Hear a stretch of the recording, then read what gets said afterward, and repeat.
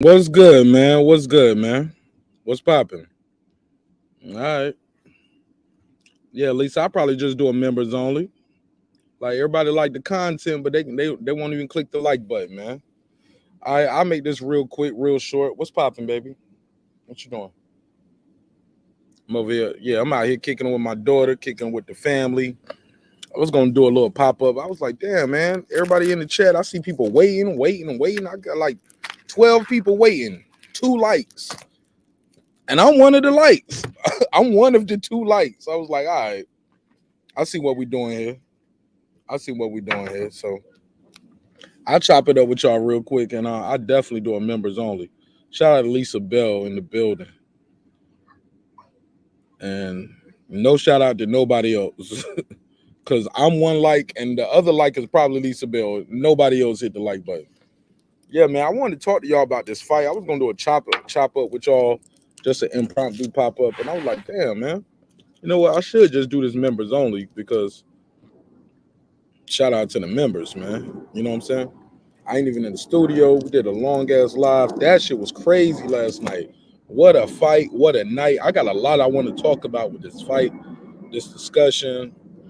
We was going to do an open panel, but the more I think about it, I was like, yeah, man, we're going to do this members only. Let me see who in here. When I think about it, though, when it comes to this fight, I've heard everything. They said Ryan Garcia took a dive. Tank Davis could have did it earlier.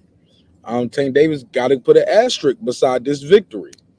Is it an asterisk beside this victory? Do you still give him full credit? We'll talk about it. I heard Ron Garcia say, yo, I felt weak. I didn't feel like I had my legs under me. Is that an excuse or is that, hey, him just explaining what happened? We'll talk about it. What's next for Ron Garcia? What's next? What we going to do with Ron Garcia, man? He said, I'm going to 140. If everything is still on the up and up, shoot, I can rock it out with Tank Davis again. Would people pay to see him fight Tank Davis again?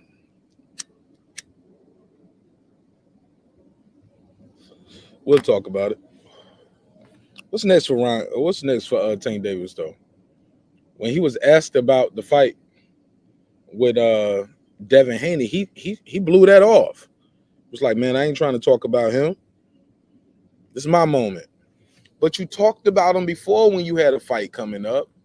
You talked about him before when he had a fight come up. You on record as saying, all right, well, I want to fight him next. He think it's sweet, blah, blah, blah. He won his next fight. I want to fight him next. Devin Haney. Now Devin Haney beat Kambosos once, beat him twice, about to fight Lomachenko. You know at the fight Lomachenko, he's going to be clear. You just had a fight. You're clear. It's time to fight Devin Haney. That's what the people are asking for. He's talking about, I don't want to talk about it. Never heard of it. Are we okay with that? We're going to talk about it. Yeah, we're going to talk about that. We got to talk about it. We got to talk about it. I keep seeing new people filing into the show, but the likes ain't going up.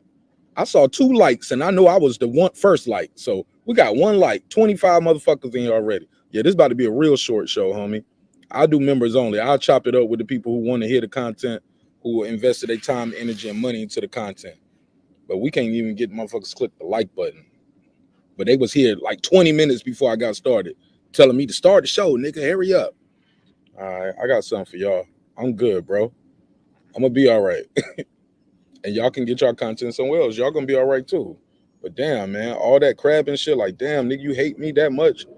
You here waiting before the show even gets started, but you won't even click the like button? Lame ass shit, bro. Niggas already, hey, bro, we should never have more votes on a survey than we got likes. Because if you clicking that survey, that means you like the show. You like the content. You like what we doing here. Get off that weirdo shit, man. Support the show. Tank Davis, is he the face of boxing, dog? Is Tank Davis the face of boxing?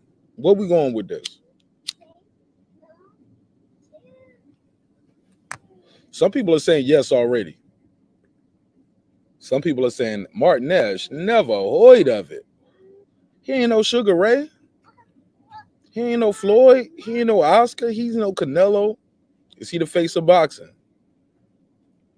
We gotta talk about it, and we're gonna have a good conversation about it. I'm gonna do it on members only. I'm just warming it up right now. I'm just warming it up. Hell yeah, 702 Smooth. What up, though? You ain't got to tell them to hit the like button, bro. I'm cool with that. I appreciate everybody's time and energy. You know what I'm saying? Maybe that's too hard for them 702 Smooth. Like maybe they like, oh, just clicking that like button just requires too much time, energy, and effort for me. I can't do it, Mark Nash. All right, that's cool too. I can respect it. It is what it is. And it's gonna be what it's gonna be. No. All right. He said, Mark, it ain't 2, it's 15. It should be 30, cause I see 30 people watching, but it's all good. They can sit back and watch me do me. Let me say something to y'all real quick. Let's do this. Let's start off with a congratulations for Tank Davis and Ryan Garcia just for stepping into the ring. Can we do that? Can we give them a round of applause? Shout out to the brothers for hugging it out. Now, prior to the show, prior to the fight, it was a lot of back and forth banter. It was a lot of talking back and forth. You disrespecting me, I'm disrespecting you. He said he had spies in his camp like Terry Silver. He said he had Terry Silver from the Karate Kid in your camp. Like, yeah, boy, I know what you're doing. You sitting there breaking boards all day. You ain't doing nothing. He said he had Terry Silver in his camp. All right. Sit your $5 ass down before I make change. Some would say, hey, man, it was still a good fight regardless. I built this shit. I heard some people say it was a hype job getting exposed. Was it a hype job getting exposed? Was Tank Davis just the more sophisticated boxer? Is he the better boxer? He looked like the better boxer to me last night. I did a rewatch today on members only. I'm going to do another rewatch of this week. I'll plan it out a little further ahead so people can get a chance, because I think I put the rewatch out there like an hour before I did it. So I told everybody you got an hour. I'm out here right now outside in the backyard kicking it with my daughter, talking about this boxing thing. And she looking at me like, Daddy, I want you to play with me. Yay. So I'm going to play with my daughter. I'm going to chop it up with my daughter. I'm going to see y'all later on for a little pop-up session. I'm probably going to do that members only, because y'all don't deserve this sauce. Y'all don't respect the grind. Y'all don't respect the hustle. All I'm asking for is a like button, people, but it's okay. I'm going to be all right. You're going to be all right, too. I'm telling y'all, this fight had a lot of things that went right for Tank Davis, a lot of things that went wrong for Ryan Garcia, and we're going to talk all about it. But at the end of the day, the right man won the fight. Let's not put no gas on it. Shout out to my brother Bruce Gas, Boxing, Jazz, and more. We ain't got to pour no gas on it. The right man won the fight. I'm going to drop this link out here for the homies. And let me say something to y'all.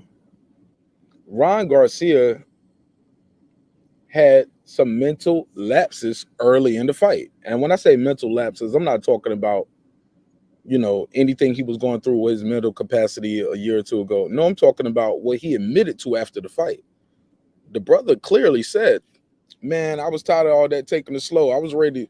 Let's get it going. Let's throw some hands. Let's get this thing popping. He was ready to get it popping, dog. Nope.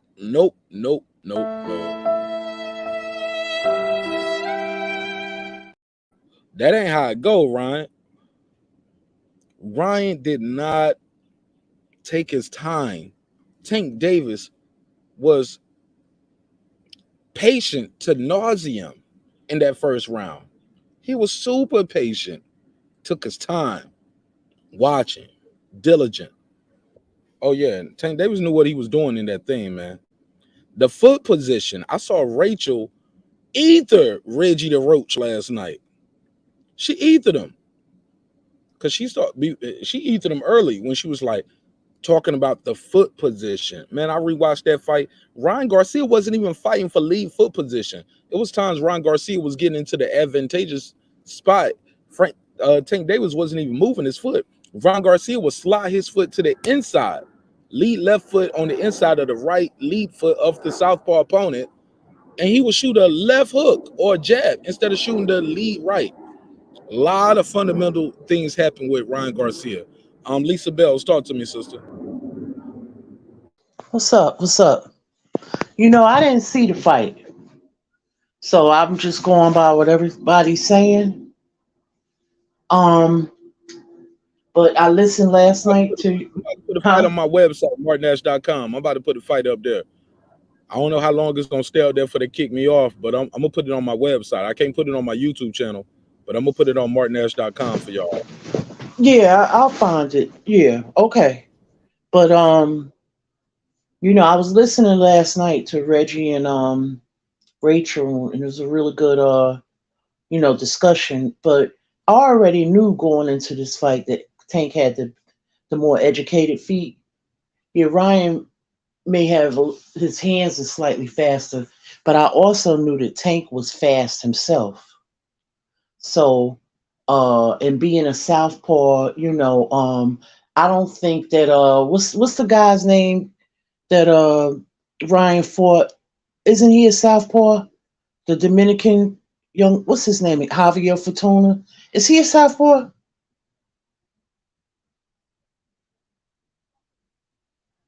Hello. I got a plane flying over. Go ahead, Lisa. I got a plane flying over. I'm outside. Oh, okay. Is Javier Fortuna? Is he a southpaw? I'm not sure, but go ahead. I got a plane flying over. Go ahead. Keep cooking. Okay, so I just didn't think he had enough had fought enough southpaws and the fundamentals. I could just tell his fundamentals wasn't there. So I already knew the Tank was going to win the fight.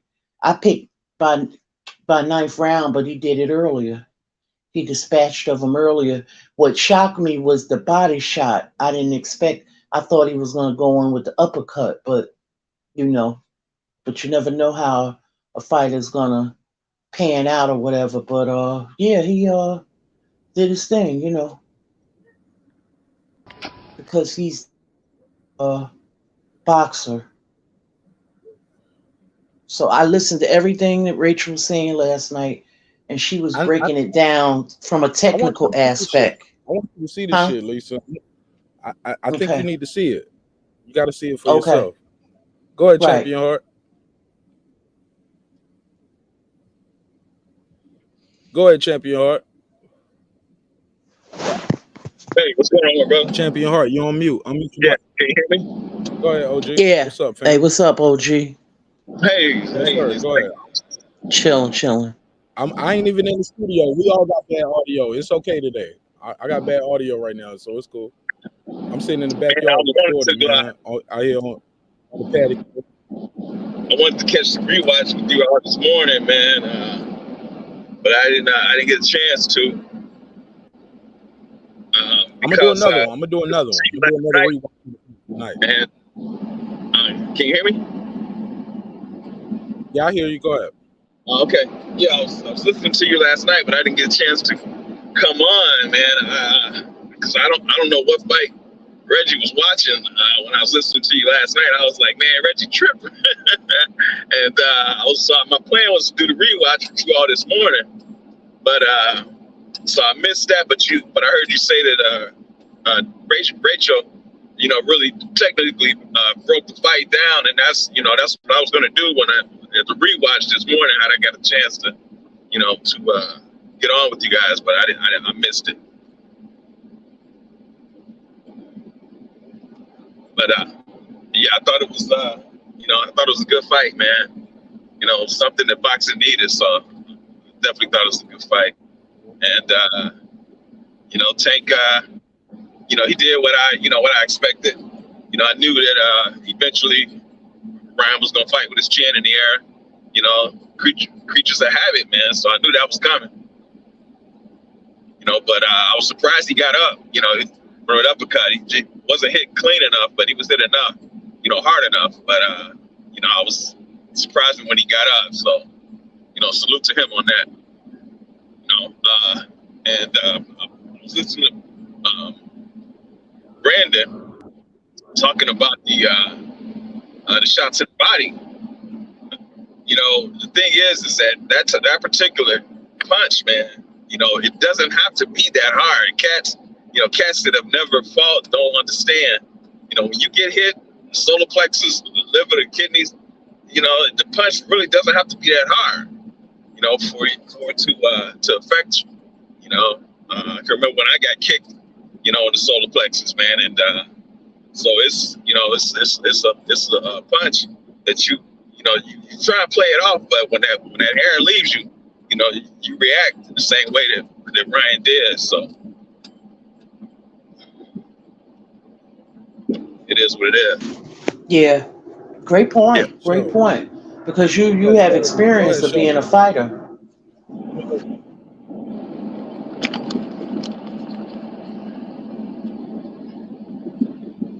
Go ahead, show more. Hey, what's up, man? Hey, what's up, y'all? How you doing, Champ? You hurt? What's going on? It's all good, brother. Yeah, I agree with Champion Hart, man. That liver shot is debilitating. I mean, if you want to ask somebody, why don't you just ask Oscar, because he went down from the same shot. So I don't see why he was so upset. Same thing happened to you, brother. Now you mad at the kid, talking about the kid quit and the kid wasn't ready and all this stuff. But so did you quit? Because you didn't get up either. Last time I checked. So I didn't know Oscar said that. I saw something, Shelton, what he said. He was saying, you know, he was giving Ryan props and he appreciated, you know, like well, what I heard him say, and he was like, hopefully, you know, those two put it on the line, two undefeated fighters. He said, hopefully we can work together again to see more fights like this. Now, if he did, I don't know. Yeah, well, the point is, why wasn't you at the press conference with your guy? I don't know. He counted the money. He counted the money in the back room, make sure everything's straight. The money coming in a check or it's wired, man. You ain't got to count shit. Nah, Damn. you better check Stop that. You ain't got to check nothing. All you got to do is look on your phone. Everybody got mobile banking now. They just look on your phone, man. Come on, man. Don't cover up for Oscar. Oscar is full of it. Cap. Oscar's full of it, brother. Cap. He full of it. Hold up. So everything the gate sold come to Oscar phone 1 minute after the fight, nigga. Please, no. He better check them receipts. He better see what that concession did. You get half your money when you weigh in. You get he ain't no fighter. Listen, he ain't no you fighter. get the other half of your money. Show more. You get the other half of the money sent to you. Show more. When you show up to the arena. I heard what you said. You sound like a fighter. How does he know what was made, what was going in, what's going out, if he ain't present? You're not gonna know that night. You're not gonna know that night. You think Tebow? You listen to me. Do you think that night? Hold up. Listen to me. Listen to me, Mark. Just listen to me. Do you think? Listen to me. You got a business mind. Hold on, man. Hold on, because you about to say something silly. You about to say something silly. You got a bad habit of asking the question. And when people answer the question, you cut off. You're not answering it. You never let me ask it. You never let me ask it. No, bro. That's why I asked you a question. Did you ask one question already? You asked the question already. I never got a chance to because you kept cutting me off. I never got a chance to ask the question because you kept cutting me off. You're supposed to be listening. You asked the question. You're supposed to be listening. What question did I ask, man? What question did I ask? Why Oscar won there? Did you say why Oscar won there? Yes, no. I asked it earlier. Yes, you did. You just asked it. I said I asked that earlier, and you said cap. You said cap, right? That's your answer. You said why and you Oscar told me, and you said, and your answer was he was collecting the receipts, right? And you cut me off to say, "Oh, that shit come to your phone. You get that when they weigh in." No, you don't get all the receipts. They weigh in. But I'll let you talk, and then when it's my turn, it's gonna be my turn. I'm gonna be quiet. But listen, I'm gonna ask you one question. Do you believe that T-Mobile Arena is not capable of calculating their receipts?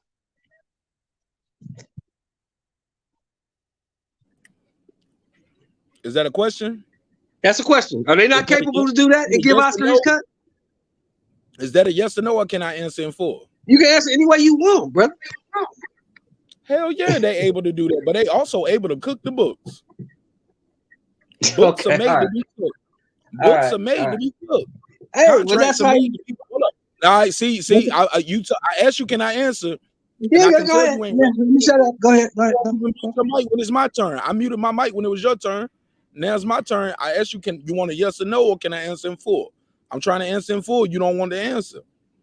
You better watch them fucking books. You better know how much concession made. You better know how much assholes were in seats, who bought a ticket, who was comped the ticket, how much parking made, how much liquor we sold, popcorn, hot dogs, t-shirts, corn dogs. Nigga, you better watch every fucking penny. Because you know what? All that shit getting taxed, nigga. You better pay attention. You better pay attention. You better have Bernard Hopkins in another room. Somebody watch the post-fight weigh-in. I mean, the post-fight drug test. You better watch everything. Just because Oscar wasn't at the post-fight press conference don't mean he don't love or respect his fighter. Nah, bro. He handling the business. He making sure he watching dazn. He watching Showtime. Yeah. He watching all of that. That's what he better do. Because if not, you're going to have Leonard Ellaby at the stage at the next fight talking about you will sleep at the wheel. You better pay attention, nigga. You better pay attention to everything. Because you sleep at the wheel before. You can't get caught sleeping at the wheel again. Go ahead, though. You got the flow. Hey, it's not. That's what you believe. I can't, I'm pretty sure they got people in place to do that. I'm pretty sure Oscar doesn't do that at every fight because he's at every other press conference. But this when the last time Golden Boy had a fight this big? Canelo. Cross promotion too. Canelo. The last time Golden Boy had a fight this big was Canelo Triple G too. Was it a cross promotion? I thought that was the whole DAZN. It won't Showtime and DAZN, right? 3. I said two. Yeah, it's a lot of hands you gotta watch. Golden Boy gotta watch DAZN and you gotta watch Showtime and Mayweather Promotion, GTG, Tom Brown, Al. Mayweather Promotions wasn't involved. It was Tom Brown and Gervonta Tank Davis and DAZN. Mayweather Promotions wasn't involved. Who? Mayweather Promotions wasn't involved. All right, it sounds good to us. We better make sure. Well, I'm just saying, I'm pretty sure they got people in place to do that. So you think Mayweather and Leonard Ellaby there out the goodness of their heart? They there watching. They probably was there watching Al Haymon's interest, but they wasn't announced. Their banner wasn't nowhere to be seen. Usually, if they got something to do with it, you hear Mayweather Promotions and their banners all over the place. Look, I don't see a lot of Tom Brown banners everywhere. He ain't everywhere. You hear Tom Brown mentioned at every PBC fight. He's involved, but he's the promoter of record, bro. Promoter at every PBC fight. Look, I know what a promoter of record is, but every promoter of record, you don't see him involved. Nobody knew Christy Martin was involved in the BOK shit with Adrian Broner until I told y'all. Half of y'all niggas didn't know that till then. You don't know the promoter of record. That don't have nothing to do with Tom Brown because if you've been watching boxing for any length of time, Tom Brown is involved in every PBC fight. So that's not a good argument. Okay. However you wanted to go, brother. I'm just asking. I'm just saying. You can tell me the last time Tom Brown wasn't involved. I can show you guys whose names are on the banner. We're not talking about them guys, though. We talking about Tom Brown. We're not talking about them guys. You brought up your name being on the banner, and that means you are or aren't involved. I'm asking you again, do you think Mayweather and Leonard did all of this out the goodness of their heart? That's a yes or no question, sir. Being that Floyd is the reason there is a PBC and that he has connections with Heyman and he's part owner of that shit. Yeah, he did. He was there involved with Tom Brown. Yeah. Out the goodness of his heart, he don't get no money off of this. He gets money off of Tank, no matter what Tank does. Tank is still signed to Mayweather Promotion. All right, checkmate then, bro. That's all I'm trying to say. He gets money off of Tank. He didn't get no money off the promotion. He got money off of Tank. Bro, if Tank get paid, bro, if he get money off of Tank and Tank is fighting, what the fuck are you talking about, Shelton? He ain't there for the goodness of his heart. He there to get paid. He's not getting none of the receipts you talking about. He's not getting none of the parking. He's not getting none of the ticket sales. He's not getting none of that. He getting money off of Tank because Tank is his fighter. That's probably why he showed up at the post-fight press conference because he ain't got nothing to do with that. Did Floyd show up? Did Floyd show up? No. The post-fight press conference how we got here was you was talking about who didn't and did show up at the post-fight press conference. You just said Floyd ain't got nothing to do with that. Guess who was at the post-fight press conference? Floyd, because like you just said, he ain't got nothing to do with that. Checkmate. Okay. Yeah. I mean, if you don't think they got people in place to handle all that financial shit, that's fine. Shell Moore, did you see Steven Espinoza at the post-fight press conference? I wasn't looking for him. No. Okay, but no, I'm gonna tell you, whether you was looking for him or not, he won't dare. You know why? He counting the money. This shit is different. Oh my God. I'm pretty sure they got people in place to do that. But anyway, you know, it is what it is. Watch them too. You better watch them too. It is what it is. What up, Puto? What up, fellas? Mic check. Go ahead. What's up, Piro? Shelton, what up, big time?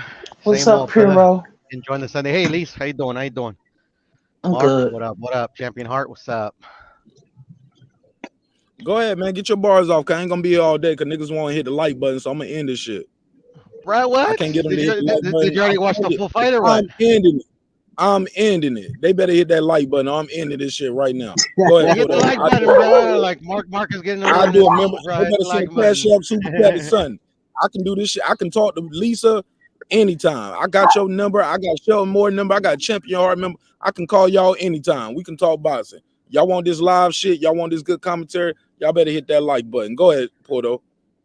Shit, man. They got to the time you finish talking to make that like button change. Let's go. All right. I'll make it good, bro. I'm actually really pissed off, bro, of what happened last night. Get mad, nigga. Let's go. I'm mad too. Not like well, particularly in Ryan. Ryan fucking pushed for this fight the last 5 years. Obviously, everybody knows I'm a fan of Ryan. I'm a fan of Tank. So this was a big fight that I was looking forward to for a cool minute. They finally made it. I got to I told you so's and all that shit. And this motherfucker, excuse my language, this young fighter, literally does the opposite of what he needs to do to even put himself remotely at a chance of beating this man. When he has all the physical attributes.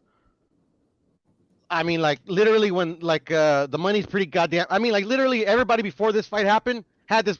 Most people had this fight 50-50 down the middle. And I just don't like what a lot, not just Ryan, but a lot of these young fighters. I don't know. I'm not used to this type of. I don't know. Maybe lack of professionalism. Maybe you would like to call it. I mean, I don't know. I feel like I'm being flamboozled a lot of the times. Not by these fighters in particular, but by a lot of fighters. I don't know. I'm really pissed. Like I got to keep it under control because it's Mark's panel, and I don't want to start calling people queens and then get in trouble for it. I'm just fucking around. But yeah, man. At the end of the day, bro, like that yesterday's fight was so disappointing, bro. Like actually, the whole fight cards were all disappointing, bro. Man, yeah, man. Go ahead. Wow. It's open. Heart, Lisa, Sheldon Moore. Go ahead. Y'all got it. Well, you don't think that maybe it's just that because I felt the same way in the aspect that I really gave Ryan a lot more credit for his ability than he deserved, because last night he did not look good at all. He looked average at best. I mean, he didn't even look average at best. I mean, I don't know what was going through his mind, but the thing was, like, I was telling everybody yesterday, today, like my buddies, whatever I was watching the fight with, my daughter that doesn't know anything about boxing knows that, like, for Tank to be successful in this fight, he's gonna have to get into Ryan's punching range. But the thing is that, like, literally Tank did all he did was, like, literally the bare minimum. Ryan did all the work for him. No proper defense, like literally, like, I mean, what the fuck was this? Excuse me again, right? It's frustrating, bro. Isn't that? But aren't those the things that we were pointing out leading up to the fight? That his defense is poor, his feet are slow, he leaves his chin in the air, he has a lazy jab, he doesn't bring it back. Didn't we point all this stuff out before the fight even started? Yeah, but all fighters have that every now and then. Shelton, what I'm trying to say is that, like, literally, like he did nothing to win the fight. Like, literally, like, I was like, I don't know, bro. I don't understand it, bro. Like, literally 5 years and the biggest fight in his career. And fuck, he just lays an egg like that, bro. I just like, bro, like, I want to explode. So are you bro, attributing but, that to? I'm keeping Are it you together, attributing bro. that to no heart, or are you attributing that to no skill? I'm thinking it's this era of boxer, Shelton, bro. I see they're trying to sell a product, and not trying to become the best boxers it could become. That's what I see. Even in That's Tank and that's Ryan that's and it. Devin and all these dudes, bruh. I just can't stand it, bruh. Like, The thing is, we saw it. Ryan has always had these technical issues, man, and people have noticed that. It was just really highlighted even more, in the fight. So what is that? Does that say? Does that say the level of competition? You weren't able to. You noticed it, but not like it was noticed. Last night. You know what I'm saying? So, maybe, fighting the better fighter that he's ever fought, you even got a chance to see it exposed even more. And it just looked really obvious, as opposed to, Ryan fighting someone, not on Tank's level. You know what I'm saying? I hear you, and I mean, and all those to me, all those the reasons are valid, bro. But I mean, like, it takes two to tango in there, bruh. I mean, like to me, it was like a glorified sparring session.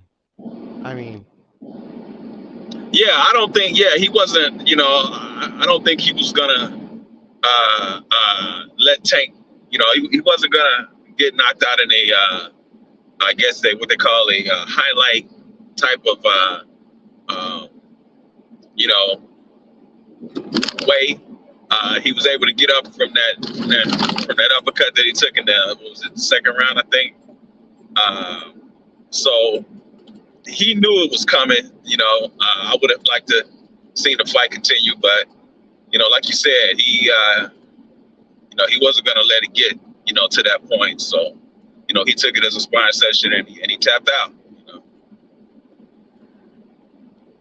I think mean, it was something The bite, the you fans wanted wanted to him. see it. We got to see the fans want to see it. We got a chance to see that. And hopefully it will spark these other fighters to fight so that we can get the fights that that we want. now I hear you, and maybe I'm like overreacting, a bit, whatever, because I have been waiting for this particular fight for a long time. But I mean, like, and then the fans like don't give Tank credit. I mean, like, they're calling it like, they're just fight for popularity. It's like, and it's yeah, well, it is what it is. Only You reason I you said what I said, Pure, was because we knew this guy wasn't that good from the gate. But he We all is, know Shelton. But he like the can't thing be. is like when you literally play into your opponent's strengths, like what are we doing here? No, He hasn't that's his fought style, anyone man. on his level, Hold on, bro. Sheldon. Sheldon, let Go me ahead, in bro. there. Go ahead, Look, man. man, that's his style, man. We've been analyzing this. Been telling y'all, dude leave his chin straight up in the air. He's 5'10". He doesn't fight like a tall fighter. He fights to hook. So you're gonna automatically be closer to the shorter fighter. The dude got like a 4-inch height advantage and he don't use it. Tank Davis took away the jab in the first round. After the first round, the fight was over because the second round is when he got the knockdown. After that, he won all the rounds and then he stopped it. It was very simple to me. I could see that before the fight happened. I kept telling y'all that. But everybody want to beg for this fight for this 24-year-old dude that they bought the hype on. Oscar sold y'all a dude that the best fight he fought was Luke Campbell. I'm not saying Tank fought world beaters, but man, Luke Campbell is all he fought. I mean, at the end of the day, there wasn't much of a jab for him to take away. I mean, he was very inconsistent with it. Like I was yelling at the TV, Ryan, fucking pump out the Bro, jab, pump out the bro, jab. bro. He took it away by pawing his hand out there. Once he took it away, it was over because he didn't go to throwing a straight right hand. He didn't go to throwing a straight right hand. He's waiting for the hook. He has to jab to throw the hook, Puro. Once you take his jab away, he can't get to the hook. Fight's over. I mean, like, It's very simple, Puro. Very simple. You no, can't no. get to the hook without the jab. I mean, you can, and he's done it before, but like not obviously against somebody like Tank. Can't do that shit against Tank. That's Let, like asking. I mean, let me Puro. It's like asking Wilder to get to the straight right hand without his jab. He's not doing it, bro. not the same. Hold up. But for this guy, it's not the same all the way. I just want to add one caveat as far as the technique. It's a way he can get to that left hook, but it's all dependent on your opponent being over aggressive. So that left hook it's like a check hook if Tank is rushing and leading in. Mm-hmm. So it was ways he could get it off. It was but when he got dropped, we saw it in the replay today. I did a rewatch. The guy tried that left hook 4 times. He got caught on the 4th time. He literally tried that left hook 4 times. In a And row. Tank got up. And right before he hit him with that last one, you can see a smirk on Tank's face. I slowed it down. Because he knew it was HLD coming. He was there. Tank smirked before Ryan threw that last left hook. Because he was like, if you do it again, I'm going to do this. And sure enough, he threw that left hook again. Tank ducked under it, caught him with that body shot. Earlier, Tank ducked under it, caught him with the left hook that dropped him. Tank got his timing down. He got his distance down early on, and he used lead hand as a measurement. But to answer your question, Ryan could have got that left hook off if he disguised it more. He didn't disguise it. He didn't disguise it in the past, Mark. He's done it in the past. He got caught. Yeah, I noticed that too. It looked like he was posing, with that left hook, and I'm like, why is he posing like that? And like you said, Mark, Tank, he timed it. You know what I'm saying? He figured it out, and he took advantage of it real quick. If you really look at that fight and you break that down on a bigger level, you watch one guy that has one punch versus a guy that's doing a multiple of things. Once he took his hook away, it was over. It's no different than watching Wilder get his right hand took away, bro. That's what we watched, for real, if you think about it. Once you take away his money punch, the fight's over. He took it away in the 2nd round.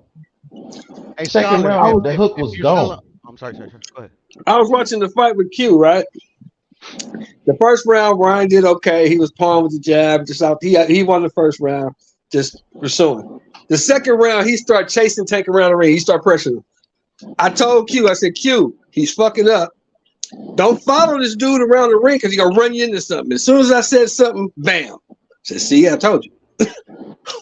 That's what Tank wants you to do. He wants you to follow him so he can use his footwork, set you up, and walk you right into a shot. That's what he did. Scholar, if you're still in the chat, jump on, bro. I want to ask you a question, bro. He did the same thing to Rolly. These dudes keep following the guy that's the hardest puncher in their weight class. These dudes at that weight class fight nothing like somebody that's trying to smother the puncher. None of them do. The only one I think that could possibly. Rolly don't know no better.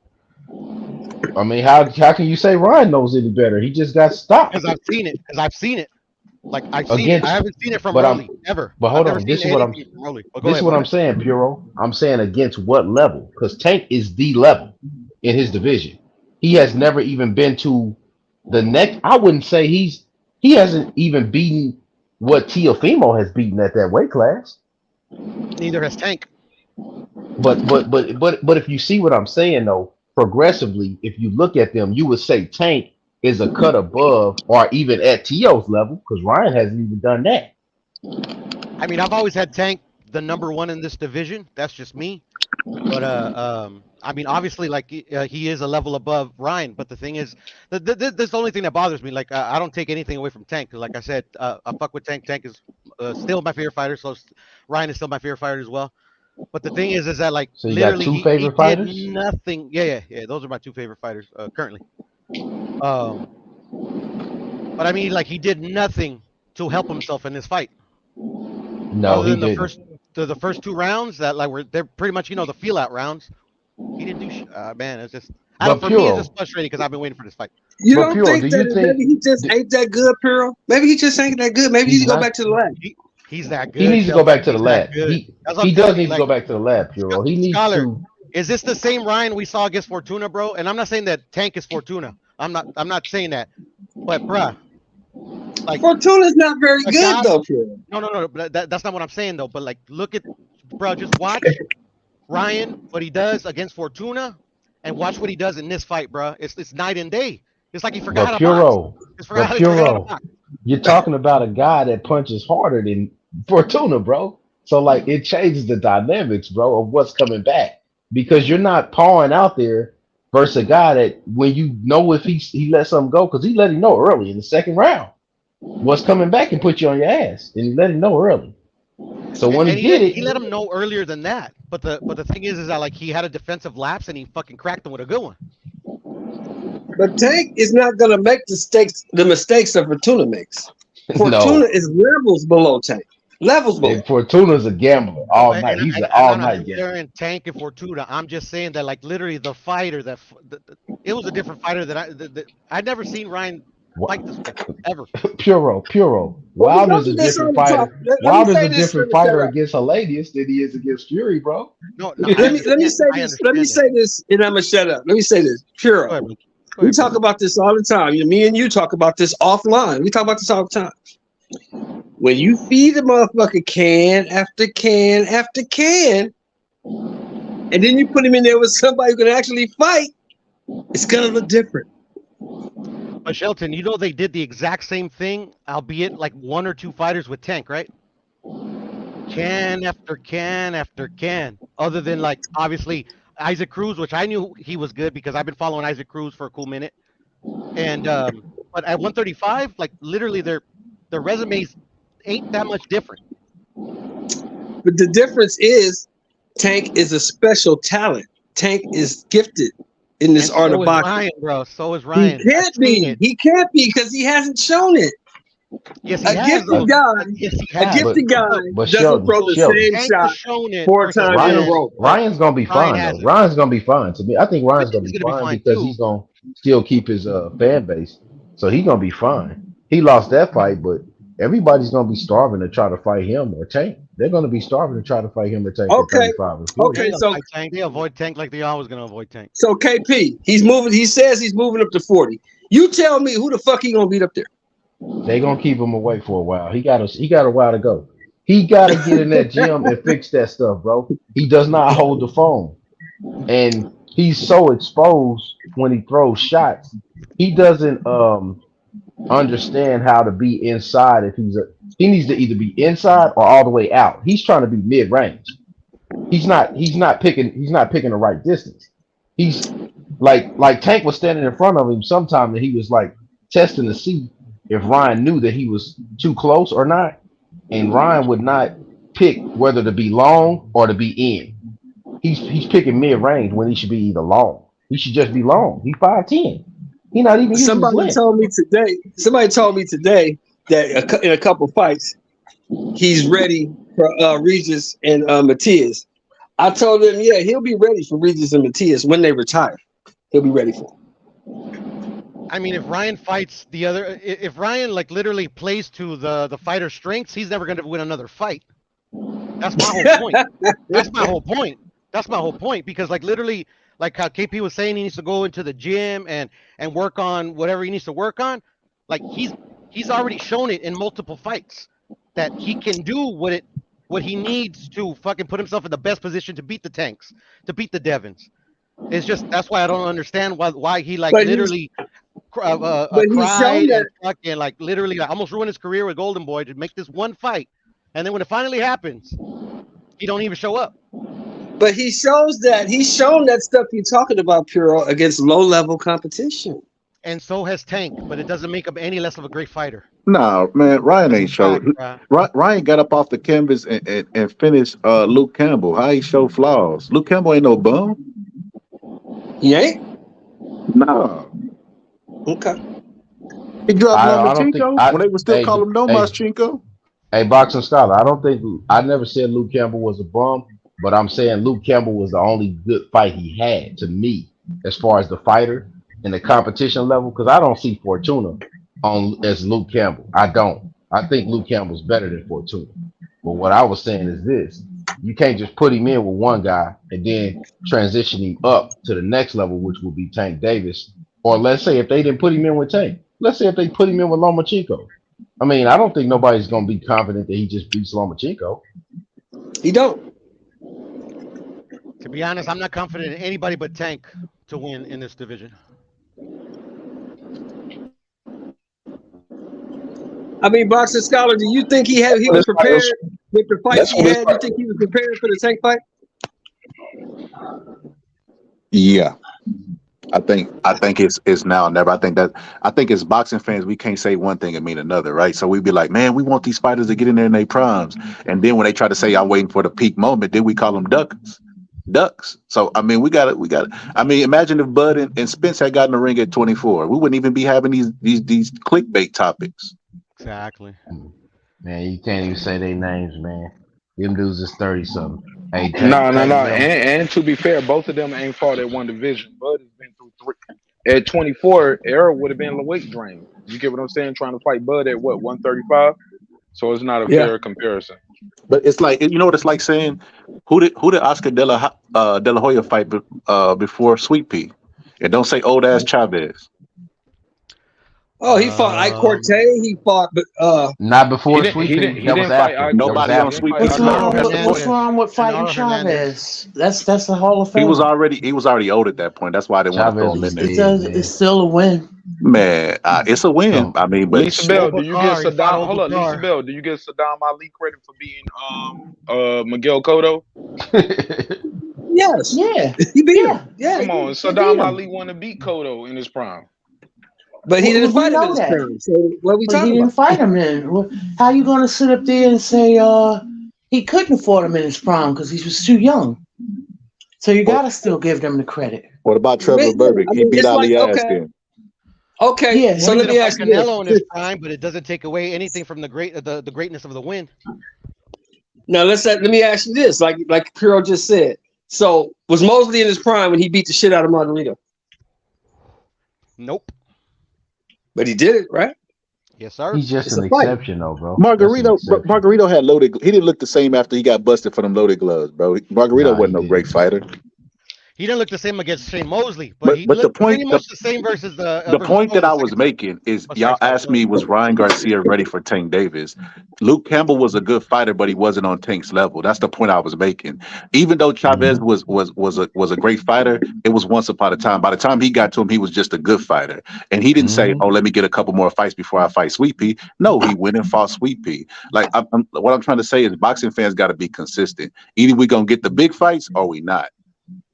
Yeah. But that wasn't the argument. All we saying was nothing happened last night that surprised us. Everybody knew that Tank was going to smoke this dude because this dude's not that good.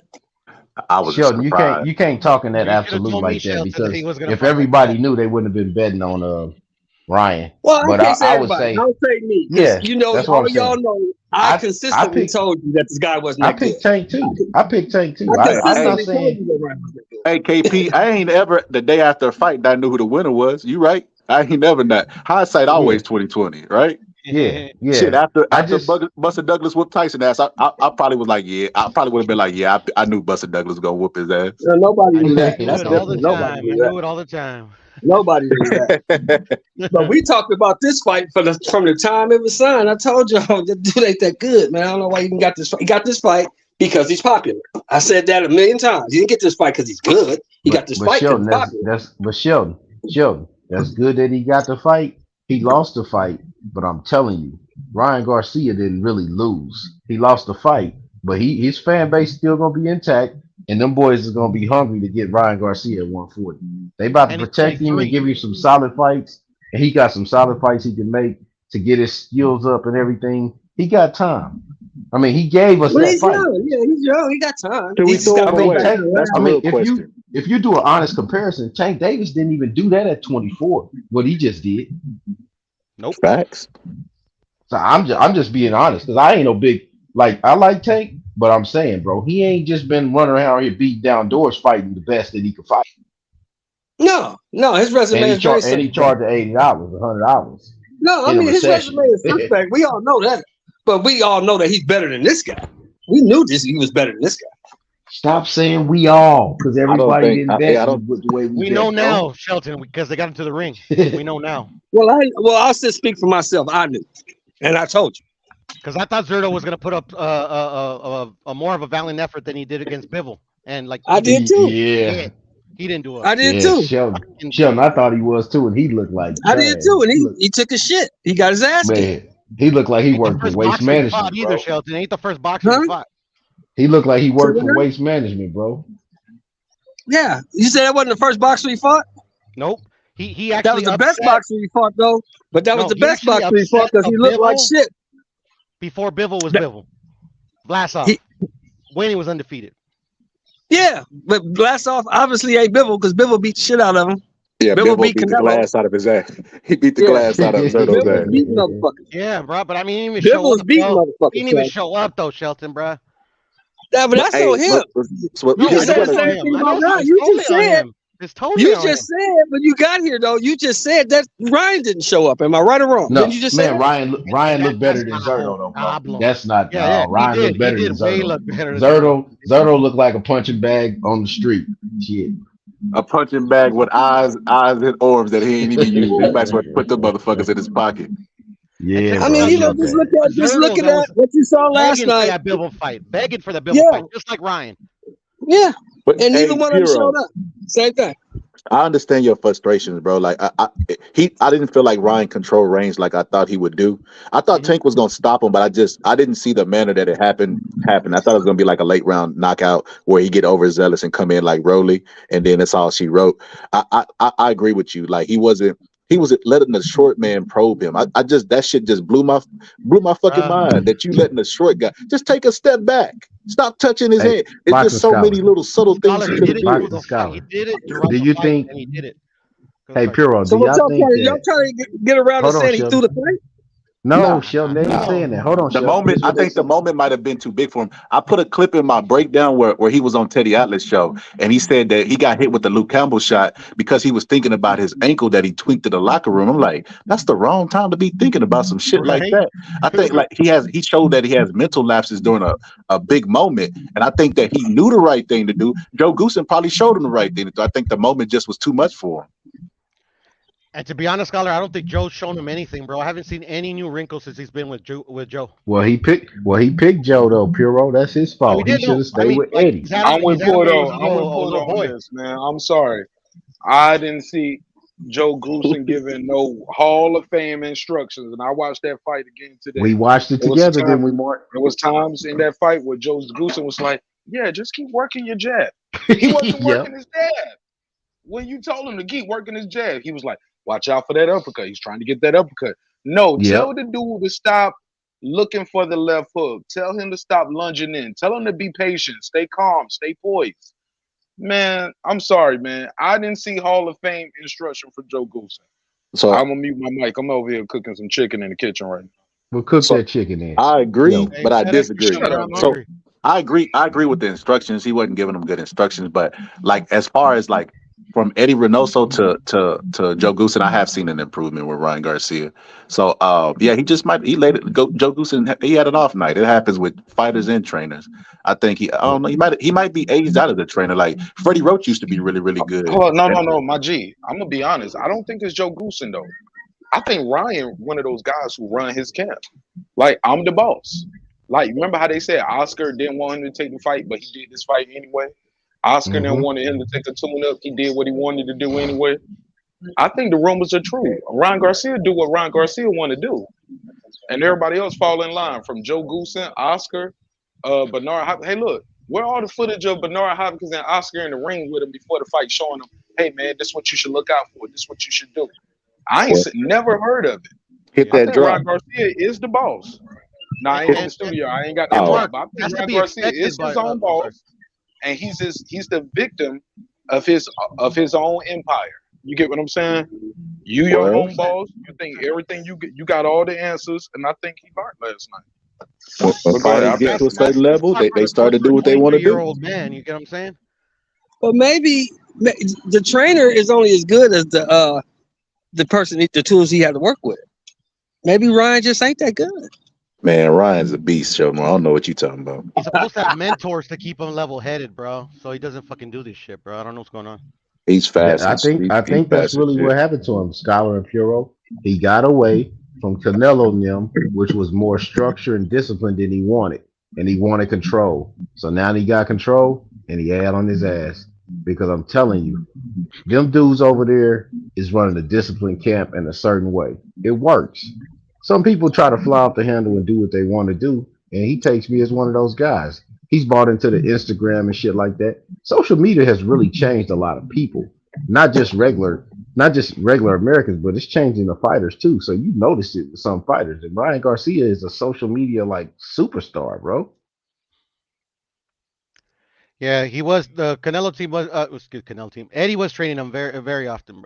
Evan, I don't know where you got your Well, information. he said he won't get in the time. He said just the opposite though. He said like, look, these guys ain't giving me the time and attention I need. But maybe from the outside looking in, shit, maybe what y'all saying is right. He didn't want to play second fiddle to nobody. Like I like And Canelo, I love yeah, Canelo, I respect him, but no, when I'm in like it's like 50 Cent. I hate to bring a boxing analogy into some hip hop, but I don't know if y'all remember 50 Cent said when Lloyd Banks was in the studio, he the man. But when I come around, the people that call him the man call me the man. And some people ain't comfortable with those dynamics. You know what I'm saying? So mhm, mhm, I mhm. don't know, man. But he said he wasn't getting the attention he need. But even then, like him and Joe Goosen just seem so distant. They don't seem like they on the same page as much as from the outside looking in, we might assume. Like it just I was disappointed with the coaching in the corner. Like I was just so disappointed with the coaching because they kept advertising Joe Goosen as this Hall of Fame, and he is. But man, after seeing that, I started saying, man, let me go into Joe Goosen record. How you get in the Hall of Fame, dog? What else you do, bro? Like, cause Ron got you looking crazy out here, bro. This, Yeah, he's never really talked like the way he talks, Mark. I don't remember him talking like this. Hey, but bro, he that's too cerebral, bro. He too cerebral. You need to tell that boy, look, use your damn jab. What happened to your jab after everything you did in the first round? You need to do it again. Be patient. It's a 12. You know what I saw Tank Davis coach tell him? It's a 12-round fight, son. You're doing everything you're supposed to do. Take your time. We got all night. This your birthday party. This your coming out party. Take your time. That's Yeah, man. what you're supposed to be telling the guy, keeping him calm. Just because you talking calm don't mean you keeping the guy calm. Cause Ryan Gart went out there and did whatever the hell he wanted to do after that first round and got his ass tagged for it. And can we get on those scorecards? Can we get on that 10-10 round? Anybody want to address getting a 10-10 after getting dropped? 10-9, 10-9, 10-10. How you get a 10-10 round if you just got dropped, bro? Hey, Go ahead. they It's he open. was in. Hey, Mark, he was in the ring with the guy that got the eraser. So the guy that got the eraser erased that bullshit. Fuck they round. They both got erasers, to be honest. Well, somebody's eraser got to the other ones first. so, yeah. Hmm. Somebody used theirs, and There somebody you kept go. theirs in their pocket. There you go. Tank Davis got that one of them school erasers that you can erase ink too.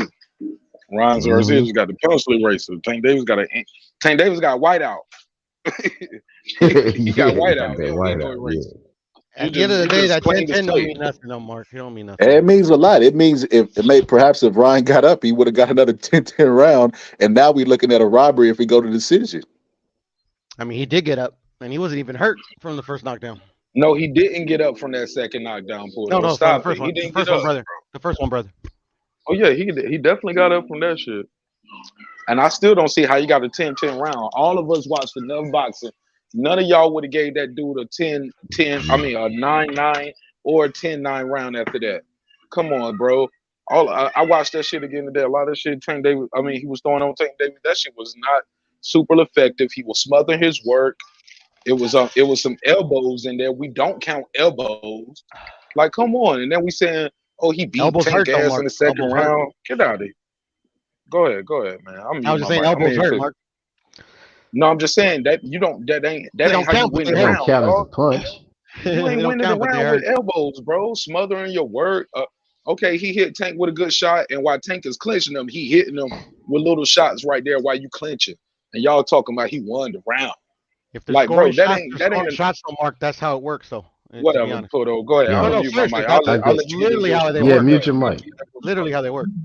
Yeah, I I gave don't really have Ryan nothing to two say about rounds. that. I gave Ryan 2 rounds, bro. That's I what I didn't score gave. the fight, to I be don't even honest, but have I thought nothing it to was say very about even. that because I've never seen a person get dropped and get a 10-10 round. So whatever Weisfeld saw is what he saw.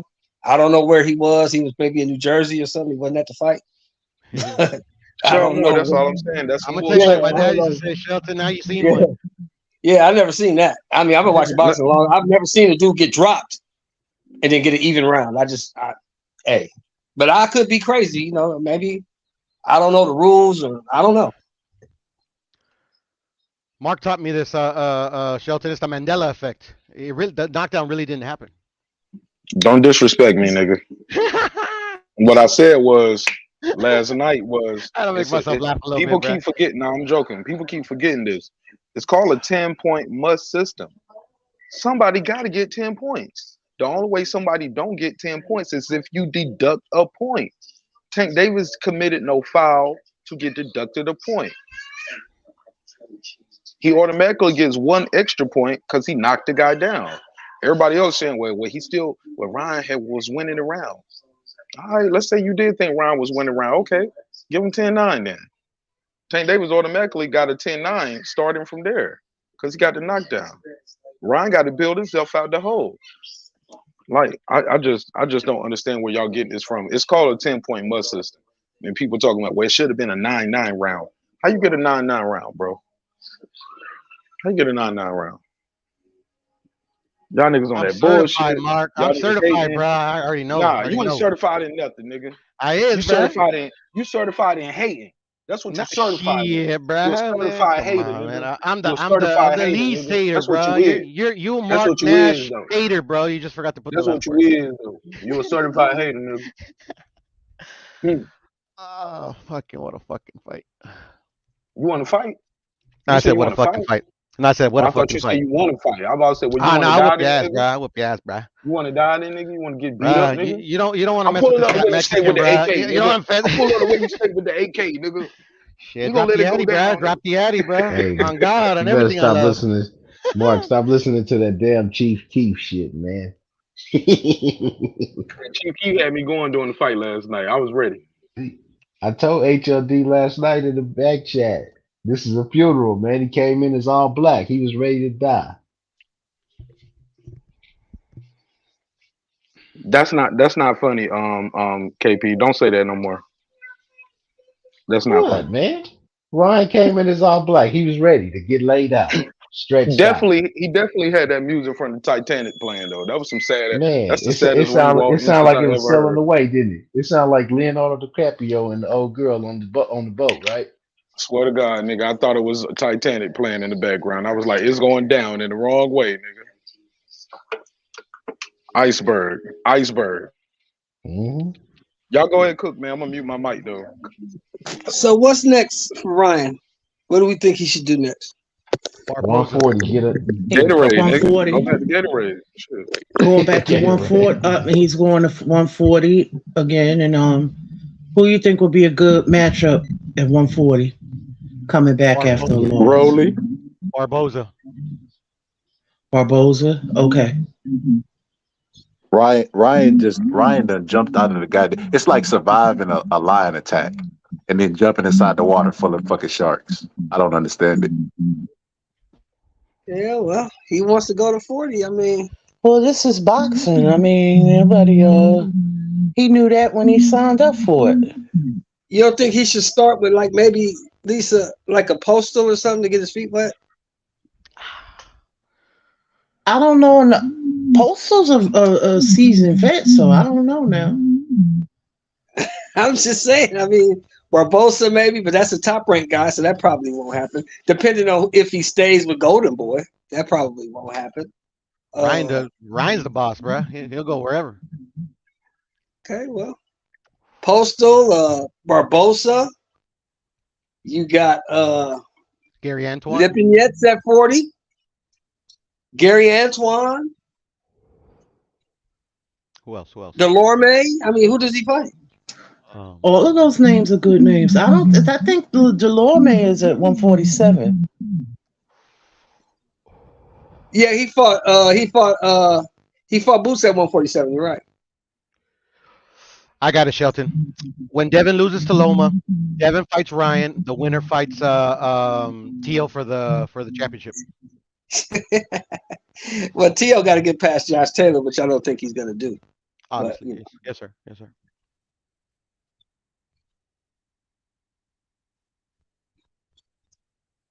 think Barboza. I gotta look at Barboza more. I think that's a good name. He's like 21-0 with 10 knockouts. He's a good fighter. He's underrated, in my opinion. He's on the level of a Rocha, Alexis Rocha. All right. Yeah, they're about the same guy. I'll buy that. Okay, cool. Yeah, I don't know. There's nobody over at 140 on dazn, right? Unless You they got put him in the there with dog that guy, guy with the dog. the dog That's the guy. guy with the Yeah. dog. Yeah, the dog guy. You can fight him. Who? The dog guy. You know, the guy with the little puppy.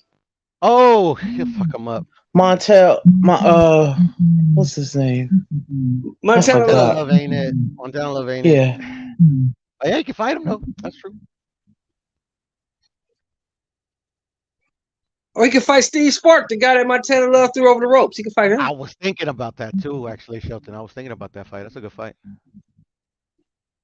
Exciting fight. Not too difficult. Kind of get his feet wet. You think Ryan beats Steve Spark? Yeah. If he goes in there trying to win, shit. I don't Guy. think so. I think he needs to stay away from that dude. I still believe in Ryan, bruh. He lost I to think Tank he should Davis. fight like He a, lost to Tank motherfucking Davis, bruh. He should try to fight like a Lipinets or maybe even a Gary Well, I don't know about Gary Antoine. That might be a little bit too much. I don't know, man. Gary Antoine be overextending himself, bruh. Ready for that fucking Ryan hook. I don't know, man. I just Ryan know. needs a soft touch. What's going on, guys? Hey, what's Ryan up, needs a HLD? soft touch, man. I mean, What's going on, HLD? what's going on? I've never really followed Ryan in all his fights, and I haven't really followed Tank in all his fights. Right. I've only followed in the last few Only months Tio, really right? with Only you Tio, guys. right? And no, because I like guys who are fighting top-notch competition. That's neither one of these two guys that fought yesterday. So that's why I'm not a fan of really following him. But Tank yesterday proved to me he's a lot more skilled fighter than I gave him credit for. You know, the kid he's methodical, he's thinking in the ring, making the proper adjustments, and he knows what he's got to do to set traps to Been fuck doing you that, up. HLD. Doing that. But Ryan fought worse than Rolly. Ryan fought worse than Barrios. I mean, he needs a lot of work. He needs a lot of work. He didn't know what to do yesterday. And he was not listening to his corner. I don't know what's going on with that. The kid needs a lot of work. He knows exactly what to do, bro. He just which is what? Let him get his opening statement, Porto. You jumping right in. Ad-lib, and let him get his opening bars off. My bad. Let him say how he feel. Yesterday, my God, he looked exactly like Rolly with the hippity Scott jumping into shit. The kid needs work. He's got talent, but he doesn't have the skills. He doesn't have the experience. And is he really listening to his corner and his coach like he's supposed to?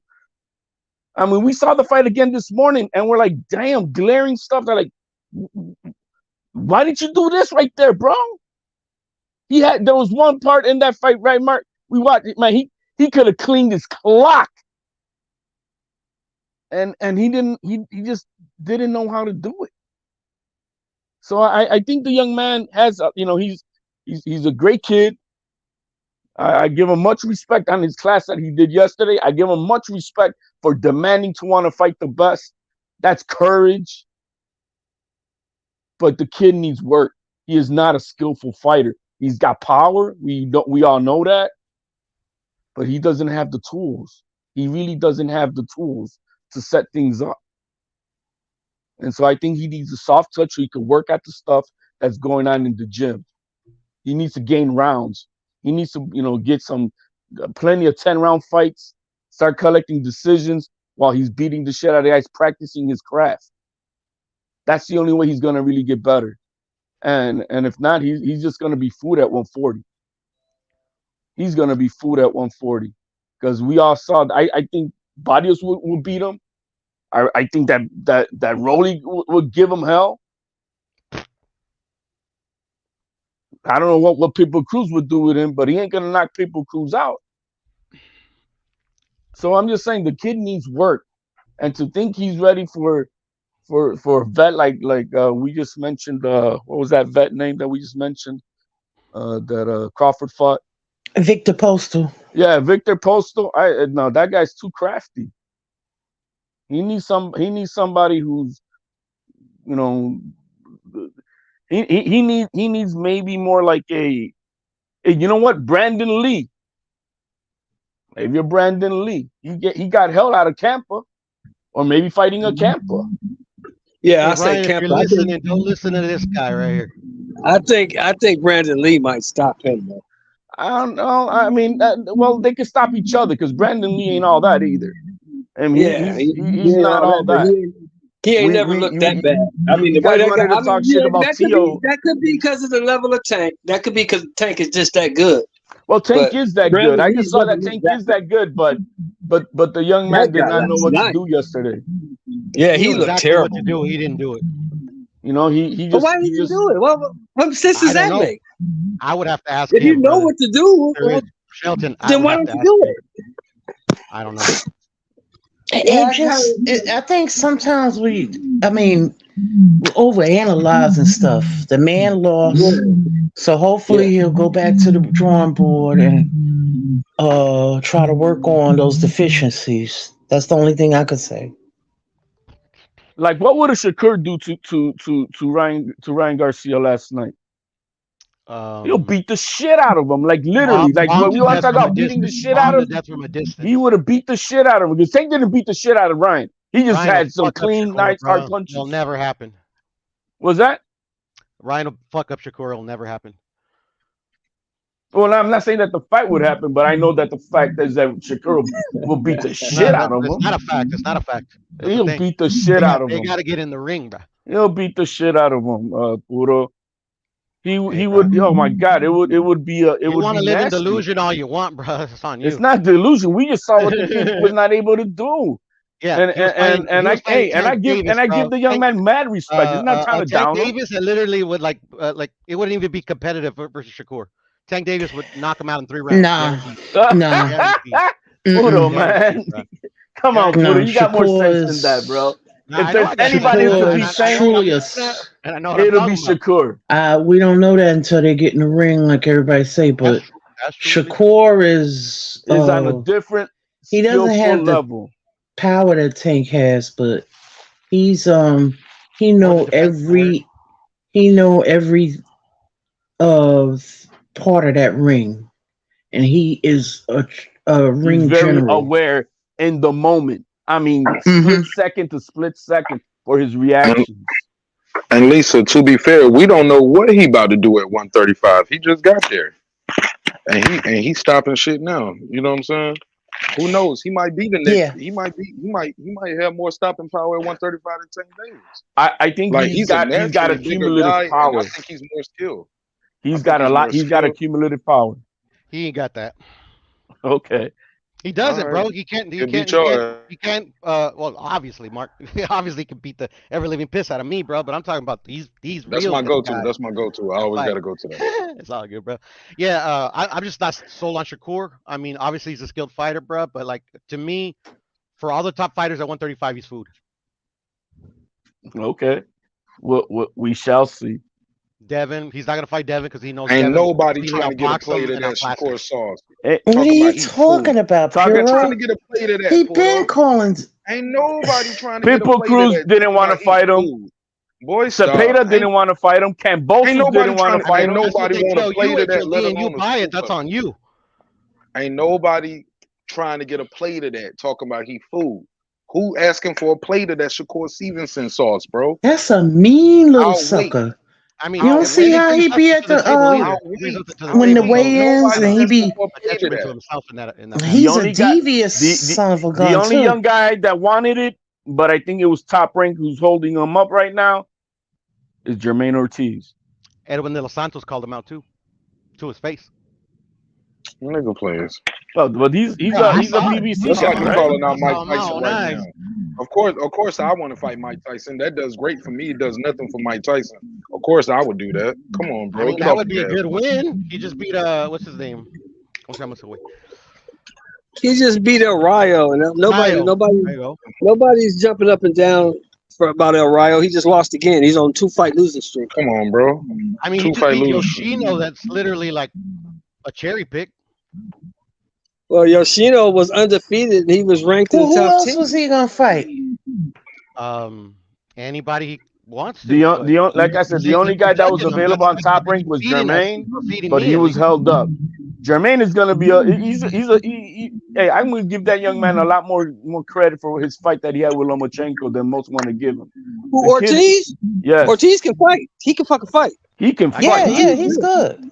I mean, he fought. Look, put it this way: he fought Lomachenko better than what Ryan fought Tank yesterday. Shall mute your mic if you're not talking, bro. We hear that whooping and woofing around, bro. If you ain't What talking, does that please mean, mute. though, bruh? That the kid knows how to do adjustments. That the kid knows how to react, and he's not just a stick waiting in the wind, not reacting to when things are opening for you to take advantage of.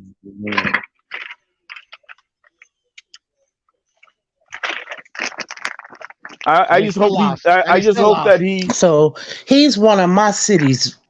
We proud of him. Who's that? So it's Brick City or Shakur. Jermaine. You know, I'm from Newark. It's Brick City all day up in this bitch.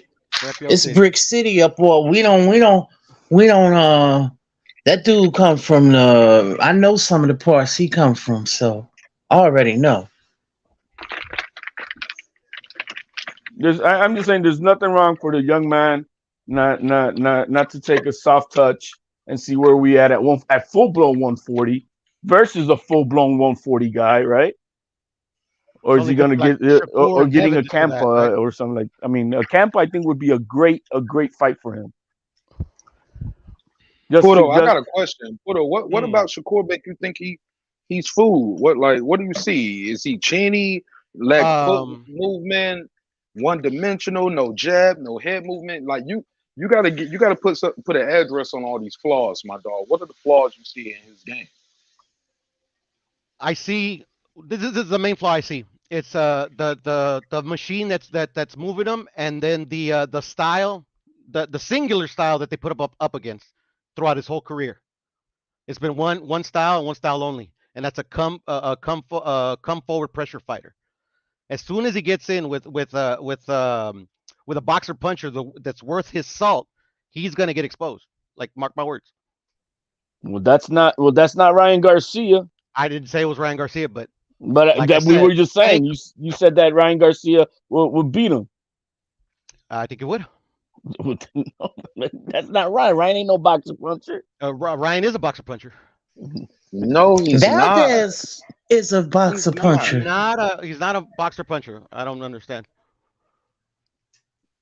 No, Ryan is not as good of a boxer as we thought he was, bro. No, he showed it last night. No. Like he showed how to lose a fight by like literally giving his opponent what, like literally handing his flaws on a silver platter. How can you support a guy like that? Have you watched this fight once, or other than the first time, Puto? Cause we saw it again today. Have you watched it again yet? No. Cause I'll watch it again with you. I'll watch it again with you. I think if you watch it again, you might to show me, Mark, that he did what I've been saying all along. Okay. Well, I'm you got just that saying, mindset before watching again. It defeats no purpose. I'm What's the point of doing? Hey, look, what's the point of doing any rewatch, Puto? No, I'll watch it with you. I'll watch it with you, Mark. But I'm not going to see anything different.